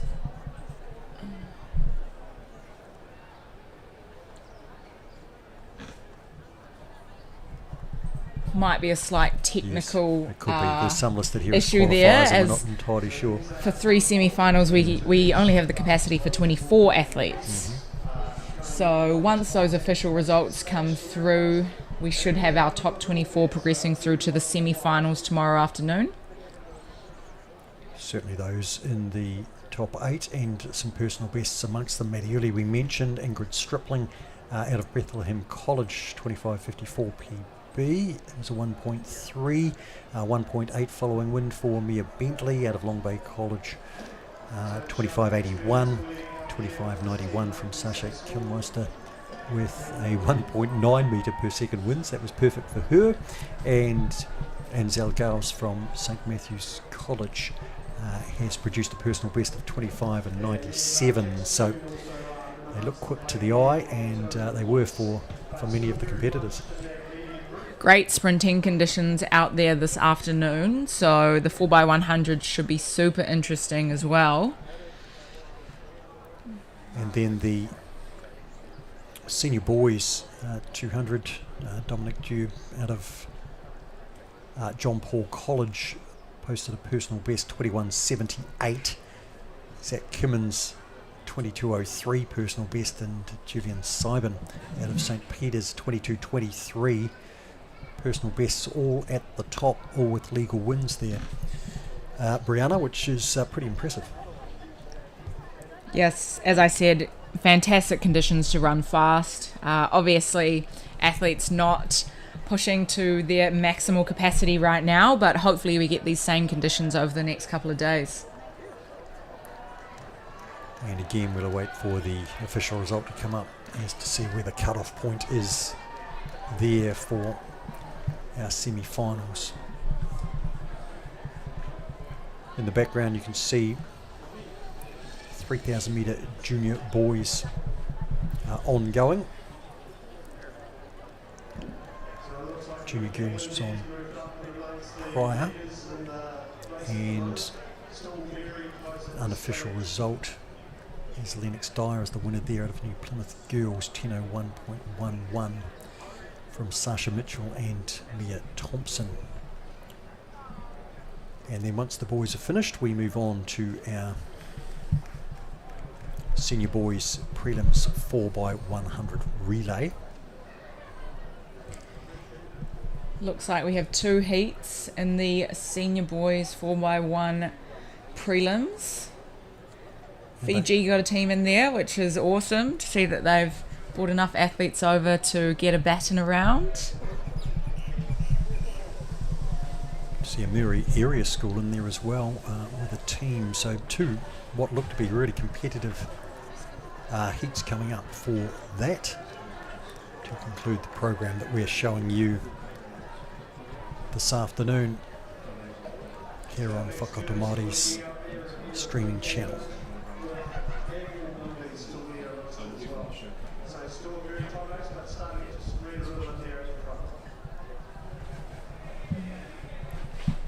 Just having a look at some earlier junior results from earlier this afternoon.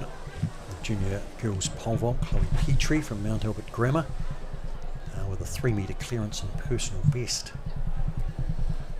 From Kate O'Connell and Lucy Naggs, who shared second with 2 metres 35. Congratulations to Chloe there, personal best and junior girls title.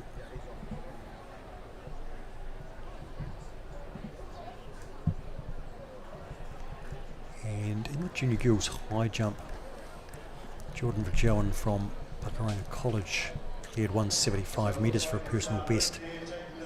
From Juneau Island cleared 170, and Gemma Kivel with 1 metre 64, which was also a PB. That's a great result for junior girls high jump, clearing 175. Be interested to see what the record is. That's, I'd say, getting pretty close. You'd think so. I see it was one last year with a clearance of 167, so we had a couple of field event records earlier in the day. Senior girls javelin and the junior girls discus from memory. Yeah, so it looks like Jordan just 2 centimetres short of the junior girls high jump record. That record was set by Jess Hendren from Rangiora High School in 2020. So excellent jumping this afternoon from the junior girls. And yes, just going back to that discus, which was a meeting record. Sena Maria Sua from Diocesan School for Girls with that new record of 49 metres 43.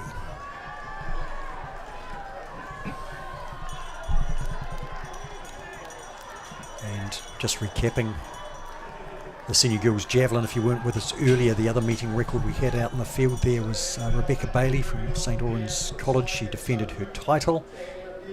Last year she threw 48.81, and this year a meeting record 53.39. It was quite late in the competition when she pulled that out as well, much to the delight of Kirsten Hallier.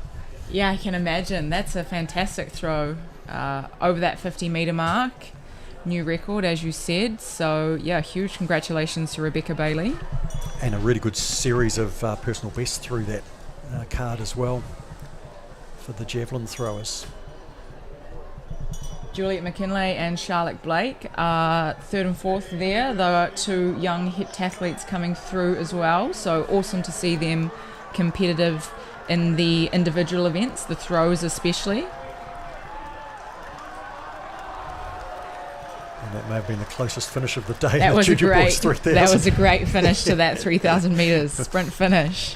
And although we don't cover that for you, we will check out the result as that comes to hand, because that is certainly worth noting. And got the crowd on their feet here. Similar to the marathon record, was it? At the the marathon finish at the... Where was it this year? Was that the World Champs? Yeah, and they finished in stadium. Closest finish ever. Closest of margins for a 42-kilometre race. Yes. Just back to some other results earlier in the day. We began at midday here this afternoon, and the junior boys pole vault, Sam Moore from Christ College with a 3-metre clearance. In the senior boys pole vault, we watched Otto Church clear a personal best 3 metres 90 before he went down and ran 800 metres pretty convincingly as well. We talked about Sina Maria Sua's junior discus record and the javelin record senior level for Rebecca Bailey. To the long jump in the junior boys, Elikai Manuel from Birkenhead College, personal best 6:20 in a field riddled with personal bests. To all of the top competitors, congratulations to them all. Toby Winter was second from Timaru Boys High with the 6:15 and 6:03. Christian Cooper out of Lincoln High School. The high jump we mentioned with that meritorious height for Jordan Viljoen.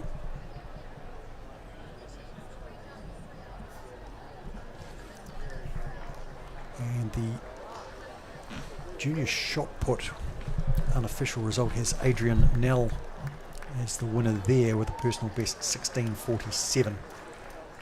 Out of Tauranga Boys from Jake Boyd, Christ College, 15:60. And Leon Caffrey out of Auckland Grammar third with 15:50. And I note that Adrian Nell won last year too, so he's taken 2 junior titles. Look forward to seeing him in the senior ranks next season.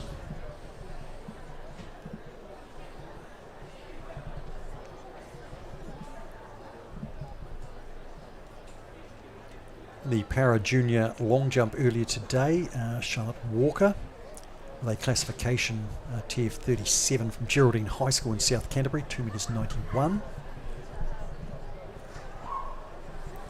Ruby Lassini in the senior girls para with a classification TF 20, 265 was her distance. The para-junior boys long jump, Finn Tregurtha Nian out of Timaru Boys High, 4 metres 70 was the winner there, and the para senior boys long jump taken by Connor Carston out of Papanui High School, 4 metres 66. Congratulations to all participants and to winners and medalists.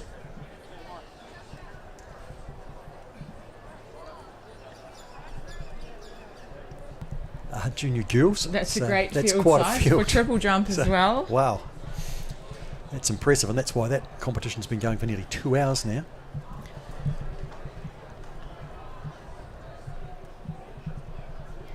We have the para-junior, para-senior girls discus both running in unison. They can continue. Charlie Gardner Hall and Marshall Kirkwood, 2 well-known para-athletes, doing battle in the senior.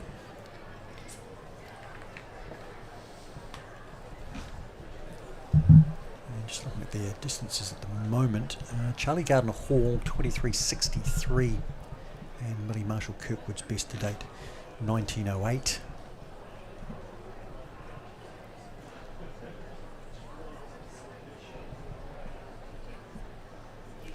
And ongoing, the junior para boys discus and the senior boys as well. Noe High, Brian Wilson, 18.38, and Lockie Dunbar, 17.70. Brianna, while we await the 4x100 metres for the senior boys preliminaries, just talk about you. We've talked about your recent form, particularly your most recent form from last weekend with a couple of throwing personal bests. Congratulations again on those. But in terms of your year, off the back of the Olympics and World Championships we had last year, so for athletes such as yourself, is the focus now Commonwealth Games? Yeah, so the big one being Commonwealth Games next year, July in Glasgow. So yeah, that's definitely what we're putting a lot of time and energy with preparation is going towards Com Games next year, which is super exciting to be in the position that I am in. I've done 3 B qualifiers for the women's heptathlon.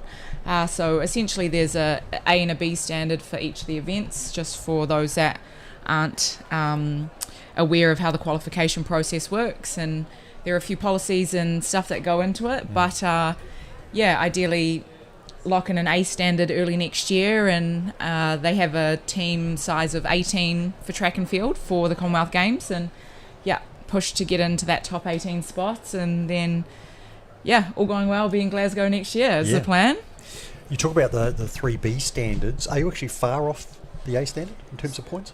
No, so the B standard was 5,850. So for those unfamiliar with heptathlon, it's seven different track and field events over 2 days, and the way that it works is your distance or your time gives you a number of points, and then you accumulate those points over the 7 events over the 2 days, and that becomes your total point score. So 5,850 being the B standard, and I've done 3 kind of mid to high 5,900s the season just been, which was initially a really big personal best, so I've had a really great season. And the A standard is 6,050, so at the moment I'm 63 points off, so that's like a metre and shot put, or you can obviously make that up and by small increments in each of the events, or by making a big progress in one of the events. So it's super exciting to be so close, and definitely feel that A standard is well within me this season.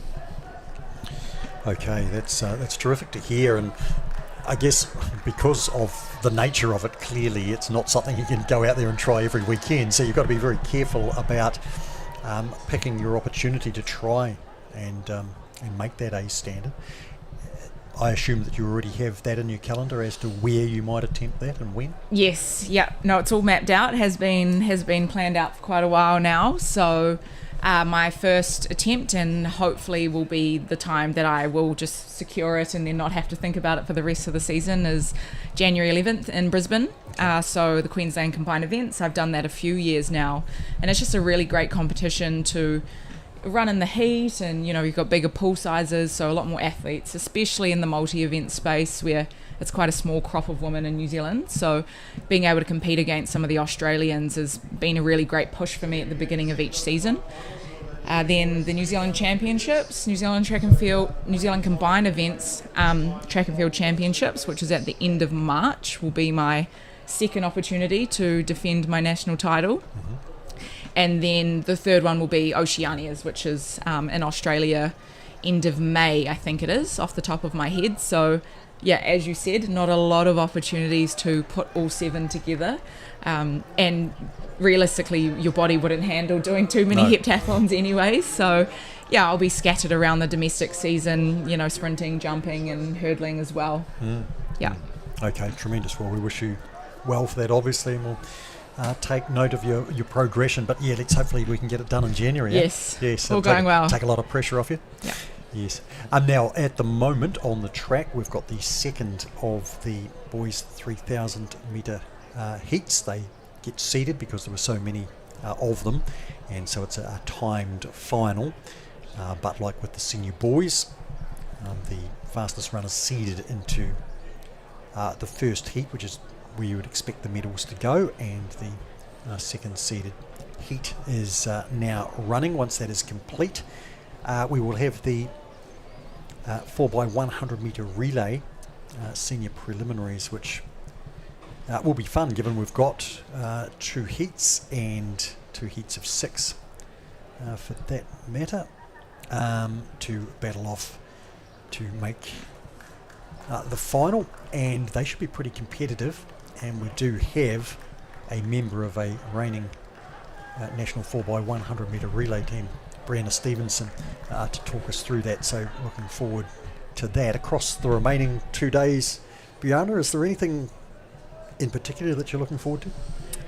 I'm definitely looking forward to, yes, probably the 100 in particular. Both the men and the women will be exciting to see them battle it out. As I said, a lot of young athletes posting some really fast times, so it'll be great to see them all in action against each other, because it's, not having to race against your competitors. It can be not necessarily easier, but you're kind of in your own lane running fast, and then it's whether you can handle the pressure of 100 metre final, national title on the line.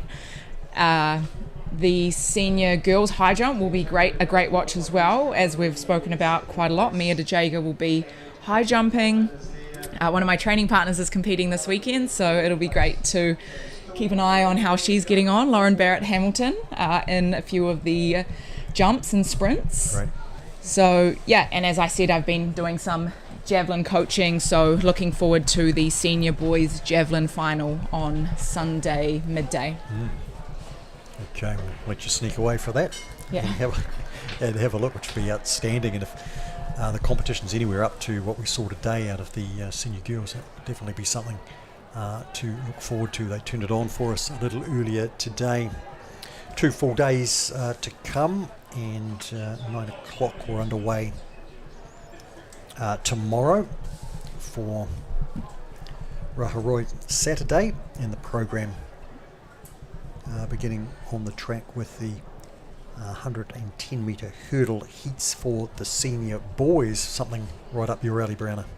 Yes, absolutely. It'll be great to see how everyone progresses through the hurdles. Not an event I did at school, so I guess just being able to watch them all in action and see the up-and-coming athletes will be great to see. Did you come to the hurdles because of the heptathlon? Yes, so I started heptathlon 2.5-3 years ago, so it's been a pretty fast upward trajectory in this event, which is great. But I always had a sprinting, jumping background. Then a couple of years ago, obviously chucked the throws and the hurdles in there as a bit of a curveball. But you have a 100 metre hurdle senior title now, so they must have come along really well. Yes, they definitely have. I guess it was just an event that I connected with really well, given my speed and plyometric ability, and hoping to chase some fast times this year. Definitely coming along with my hurdles, which has been one of those really unexpected events, to be honest, and one that I'm really loving as well. So as I said, excited to see how everyone goes in the hurdles over the space of the weekend. Is that something you have to spend a bit more time on technically, particularly when you're effectively learning it as a senior? Yeah, definitely early on it was something we put a lot of time into, but now it's really one of those events that I connect with quite well and don't necessarily need to spend too much time with it anymore. Which was, as I said, very unexpected, but very happy with how it's going, and as you said, a national title there, which again, who would have seen it coming 3 years ago when I started training for heptathlon? Excellent. Well, we look forward to following your progression over the next couple of months, and particularly in the heptathlete space as you seek to qualify for the Commonwealth Games, which obviously, it's all a little bit different this time around, isn't it, with it being moved out of Victoria and Australia back to Glasgow, and some sports missing out and other areas being a little truncated, but we'd love to see you there and hope that you will be. So the race that is being completed now is the second of the junior boys 3,000 metres, and off the back of that we will have the senior boys 4x100 metre preliminary round with 2 heats. Israel Adesanya is the middleweight champion of the world. I go Pete. Don't want to boast, but we do lead the way in a lot of areas. When they hit the stage, it's like, wow. Yeah, that was a bit controversial back in the day. I'm an addict, but I didn't think it would be this hard. Kind of a bit funny when people say to me, oh, what are the boys up to? And I'm like, oh, hang on, I'll just get out my phone and have a look. How do we do something that we think we've lost, but maybe we haven't? There's always going to be times when I'm tempted. Natural history all around, you just can't avoid stepping on it. Just thought it was a man's job. I'll go back to my hotel room and I'll be broken. It's better to be a warrior in a garden than to be a gardener in a war. This is the future. It's hard to explain the feeling walking in the footsteps of your ancestors. The Matariki season of Paki Pūmika Aotearoa, ki Māori Plus.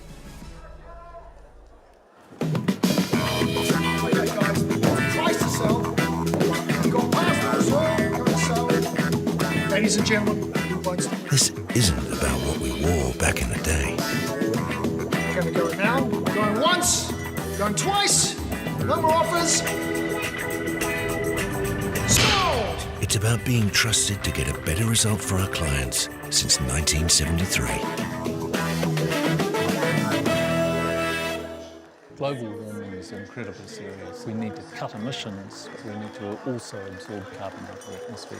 Growing trees is the only tool we have in the toolbox for taking carbon out of the atmosphere that we can do at scale. Pinus radiata takes carbon out of the atmosphere at about 5 to 10 times the rate of native planting. And so what Nativa are doing is planting the Pinus radiata to absorb the carbon, and then they're transitioning that forest into native forest so that we get the biodiversity benefit.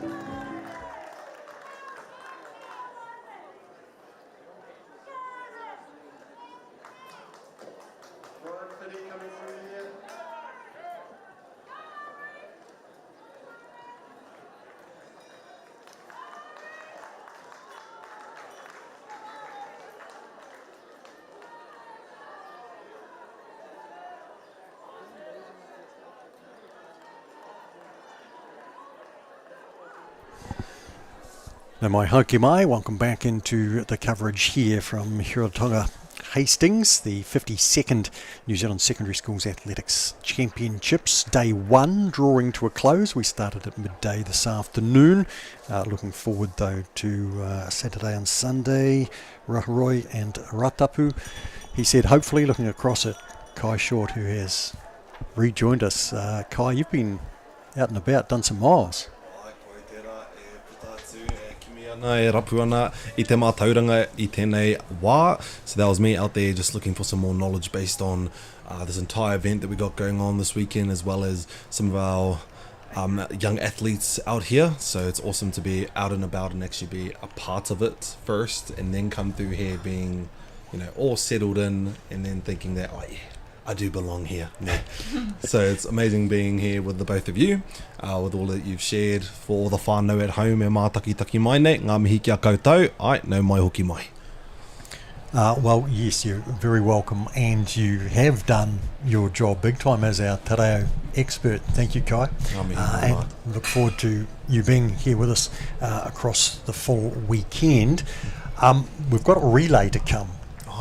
And just wondering about the Māori word that we would use for baton, which is the key thing in a relay.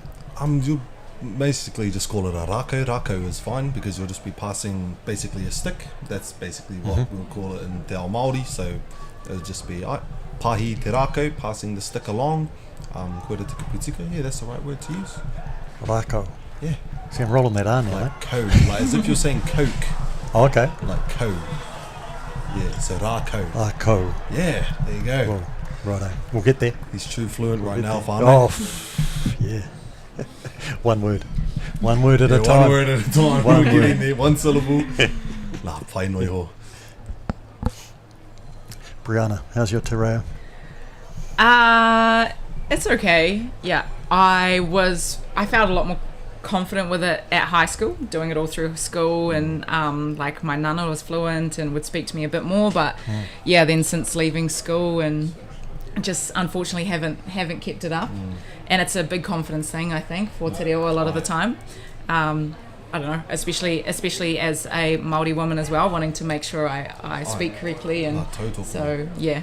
Especially tō tūnga i tēnei ao as well. I guess not meaning to put a lot out there, but I guess your stance in this world as well, and who you are and your figure, is that you don't want to probably mess up, especially in this day and age, because there are a lot of people out there. Te ao Māori is a very tricky thing nowadays. But some are very fortunate and some very much weren't growing up. But I guess it's just bring back that confidence and bring back that whanaungatanga and manaakitanga that Aotearoa should be offering te ao Māori.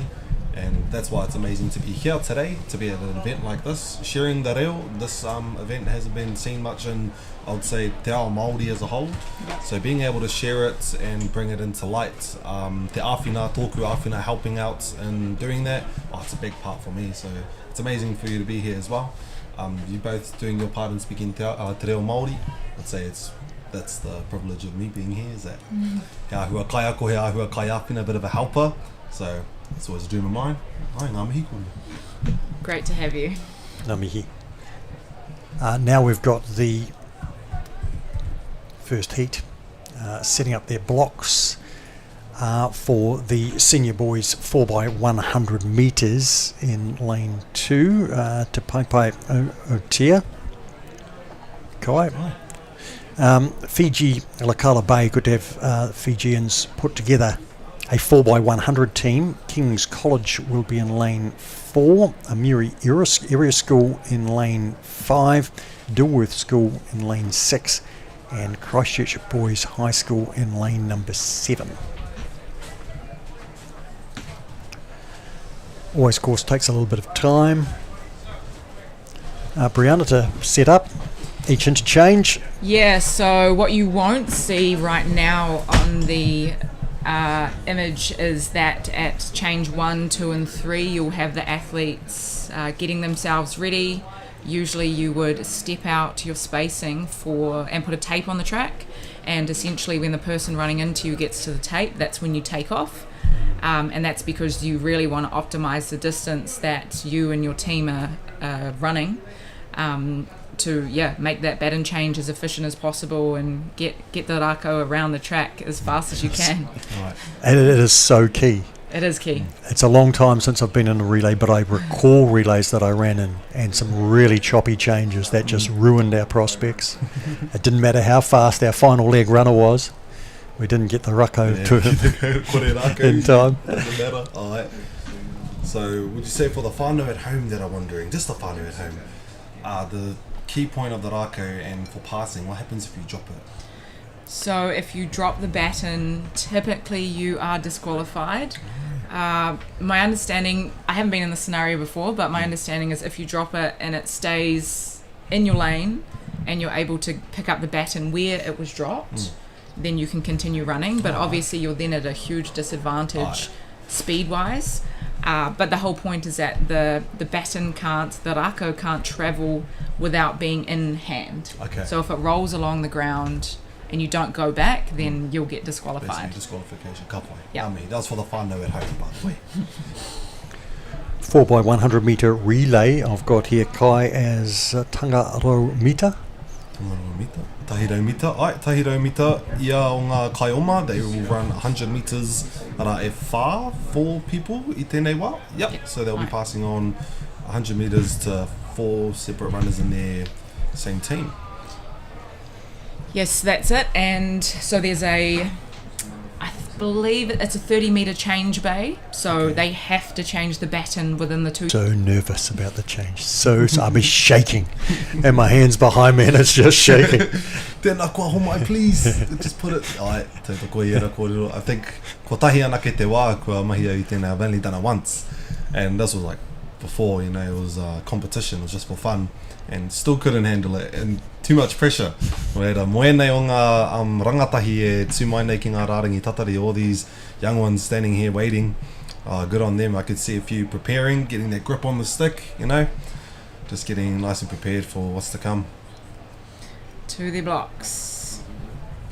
It's always nerve-wracking being runner 2, 3 and 4 as you're watching and waiting for the rako to get to you. Alright. So would you say number 1 would have the less pressure? Or I don't know. You want to do well for the team, so. Aye.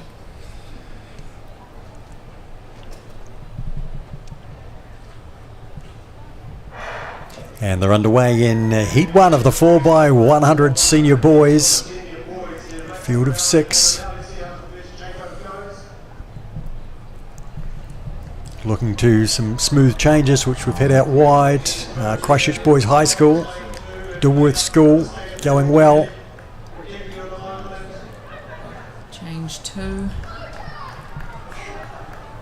Dilworth School coming underneath Christchurch Boys High.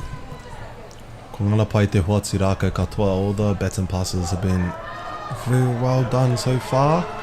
Lane 4, King's College starting to finish fairly strongly. Team on the outside, Christchurch Boys takes that. Beats Dilworth School and King's College. How did that look to the eye, Brianna? Pretty good. All the baton changes seem to go pretty well. So, yeah, well done to these athletes in heat number 1. Clear first 3, and then that Te Papai Otia in 4th spot, with the Wills brothers and the Mandingo brothers running there. Christchurch Boys High School runners were Ham, Williamson, Stevens and Hawkins that we had listed, most of whom we saw earlier. So one more heat to come in the senior boys 4x100 metre prelims. These will be timed finals. So what that means is they will take the fastest time, so it's not based on placings. Which is why they were running so strongly through the line. And in heat 2, close up on lane 5 there, St Patrick's College. Silverstream, because there is one in town, of course, there in Wellington. Auckland Grammar in lane 2, lane 4 there, Tauranga Boys College. Christchurch Boys High in lane 3, so they have a second team here after taking out the first heat. Got a team from St Peter's School in Cambridge out in lane 6 and Christ College in lane number 7 out of Christchurch. Otatahi. He hate roa o tō rātou whakamahana ai. How long do they have to warm up and prepare for their takeoff, such as they are doing now? What is the time frame that they have in order to do that? Is there a strict rule behind it, or is it just how it's done? As in their warm-up before they get to the track? Such as they're doing now. It really depends how long it takes to get everyone, ready in their lanes, all set up. Usually when they're waiting like this, the officials, so they'll have officials at each of the change areas, and the starter will be waiting for a nod to say, everyone's ready, let's race. Good point. And there's usually a problem at one change, right, Brown? Almost always. Although that was pretty smooth. That was They're good. going to the blocks now for heat 2 of the senior boys 4x100. So Auckland Grammar lane 2, that's Christ College nearest to the Canberra lane 7, St Peter's School Cambridge lane 6, St Patrick's College Silverstream in 5, Tauranga Boys lane 4, lane 3 Christchurch Boys High School, a second team for them after they won the first heat, Auckland Grammar in lane number 2.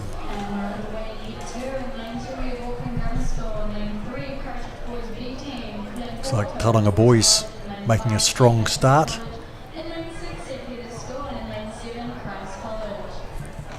Auckland Grammar, Charles Howlett with a strong leg 2 in lane 2.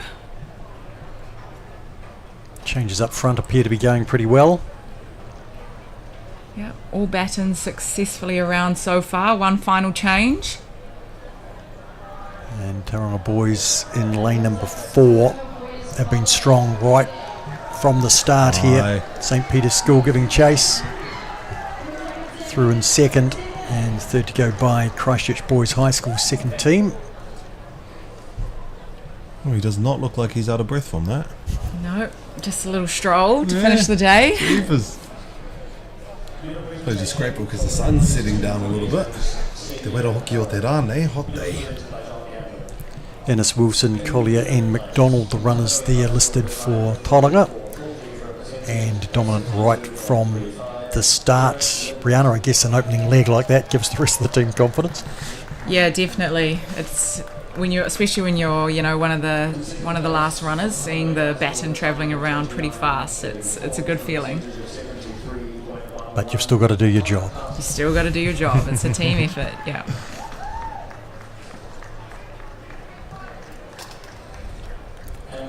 So they'll be the final events that we will take live for you today. There's still a 4x100 junior preliminary round to go through, which we won't be focusing on under the school sports charter. Our focus on the senior events, senior boys and senior girls. Just looking back to the field events, if there was anything still to finish off. And that para senior boys discus completed with Connor Carston winning with his third round throw there of 2065 out of Papanui High School. Brian Wilson 1838 in his fifth round, and Lockie Dunbar pulled out 1770 in his sixth and final throw.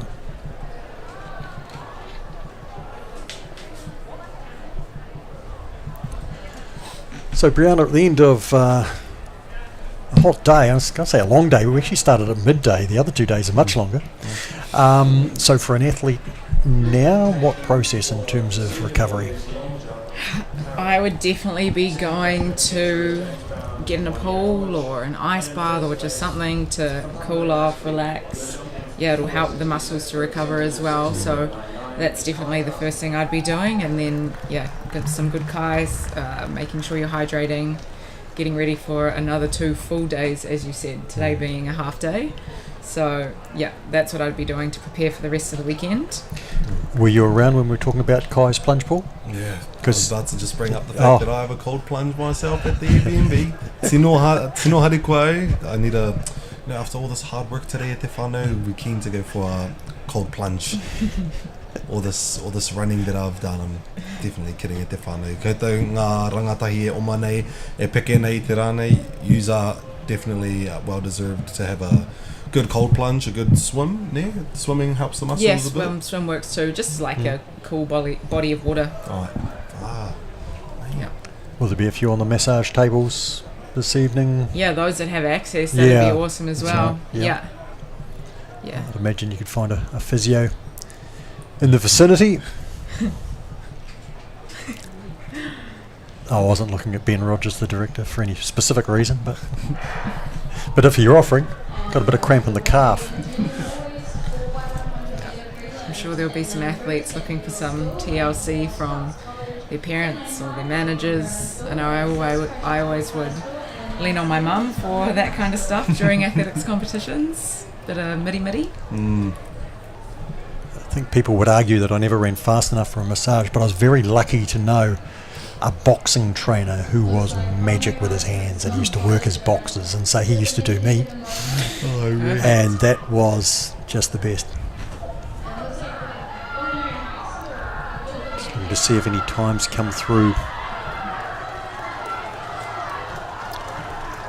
for the senior boys as the junior boys do their business, and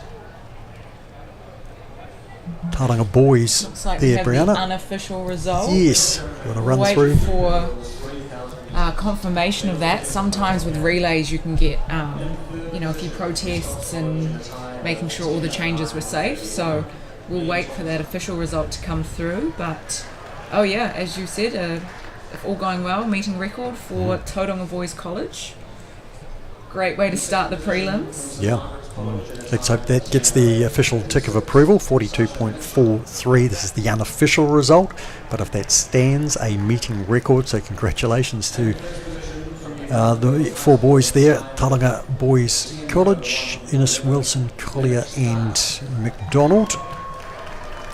And you can check out on Athletics Live a little later on for that official result to come through. But if it stands, the team out of Lakala Bay, Fiji, will go through to the final, which is a really impressive achievement.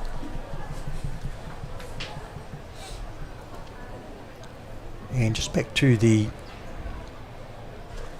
junior girls 3,000 metres that we're running earlier. Lennox Dyer out of New Plymouth Girls, 10:01.11. Sasha Mitchell from St Margaret's College, 10:08.36, and Mia Thompson, third out of Scots College, 10:09.31. And the junior boys, they had 2 heats. Now that was the finish of the day. Yes. Where Kona Kelly from ACG Sunderland, 9:01.10. From Luke England, Rolleston College, 9:01.14, 4 100ths of a second after 3,000 metres of running in the hot sun. So well done to both of them. They provided the finish of the day. And Max Sterling out of Hamilton Boys High, 9:03.34. Congratulations though to all competitors. On day number 1, and we look forward to doing it all again on day number 2, beginning at 9 o'clock. And Brianna Stevenson, thanks for your efforts this afternoon. Look forward to linking up with you again tomorrow. Yes, concentrating on the sprints, the jumps. Also earlier we had Kirsten Hellier, our throws expert. She'll be back with us tomorrow as will Tony Rogers, who is our middle distance expert, and our Tareo expert, Kai Short. I think we should let you take us out for the day. Ka pai. No reira, kōti te wā, ki te mātaki mai I ēnei o ngā rangatahi, ēnei o ngā mahi pupu o te wikine nei. Ka ki te hea pōpō, mā te wā e te whānau. This is an opportunity that we can't pass on.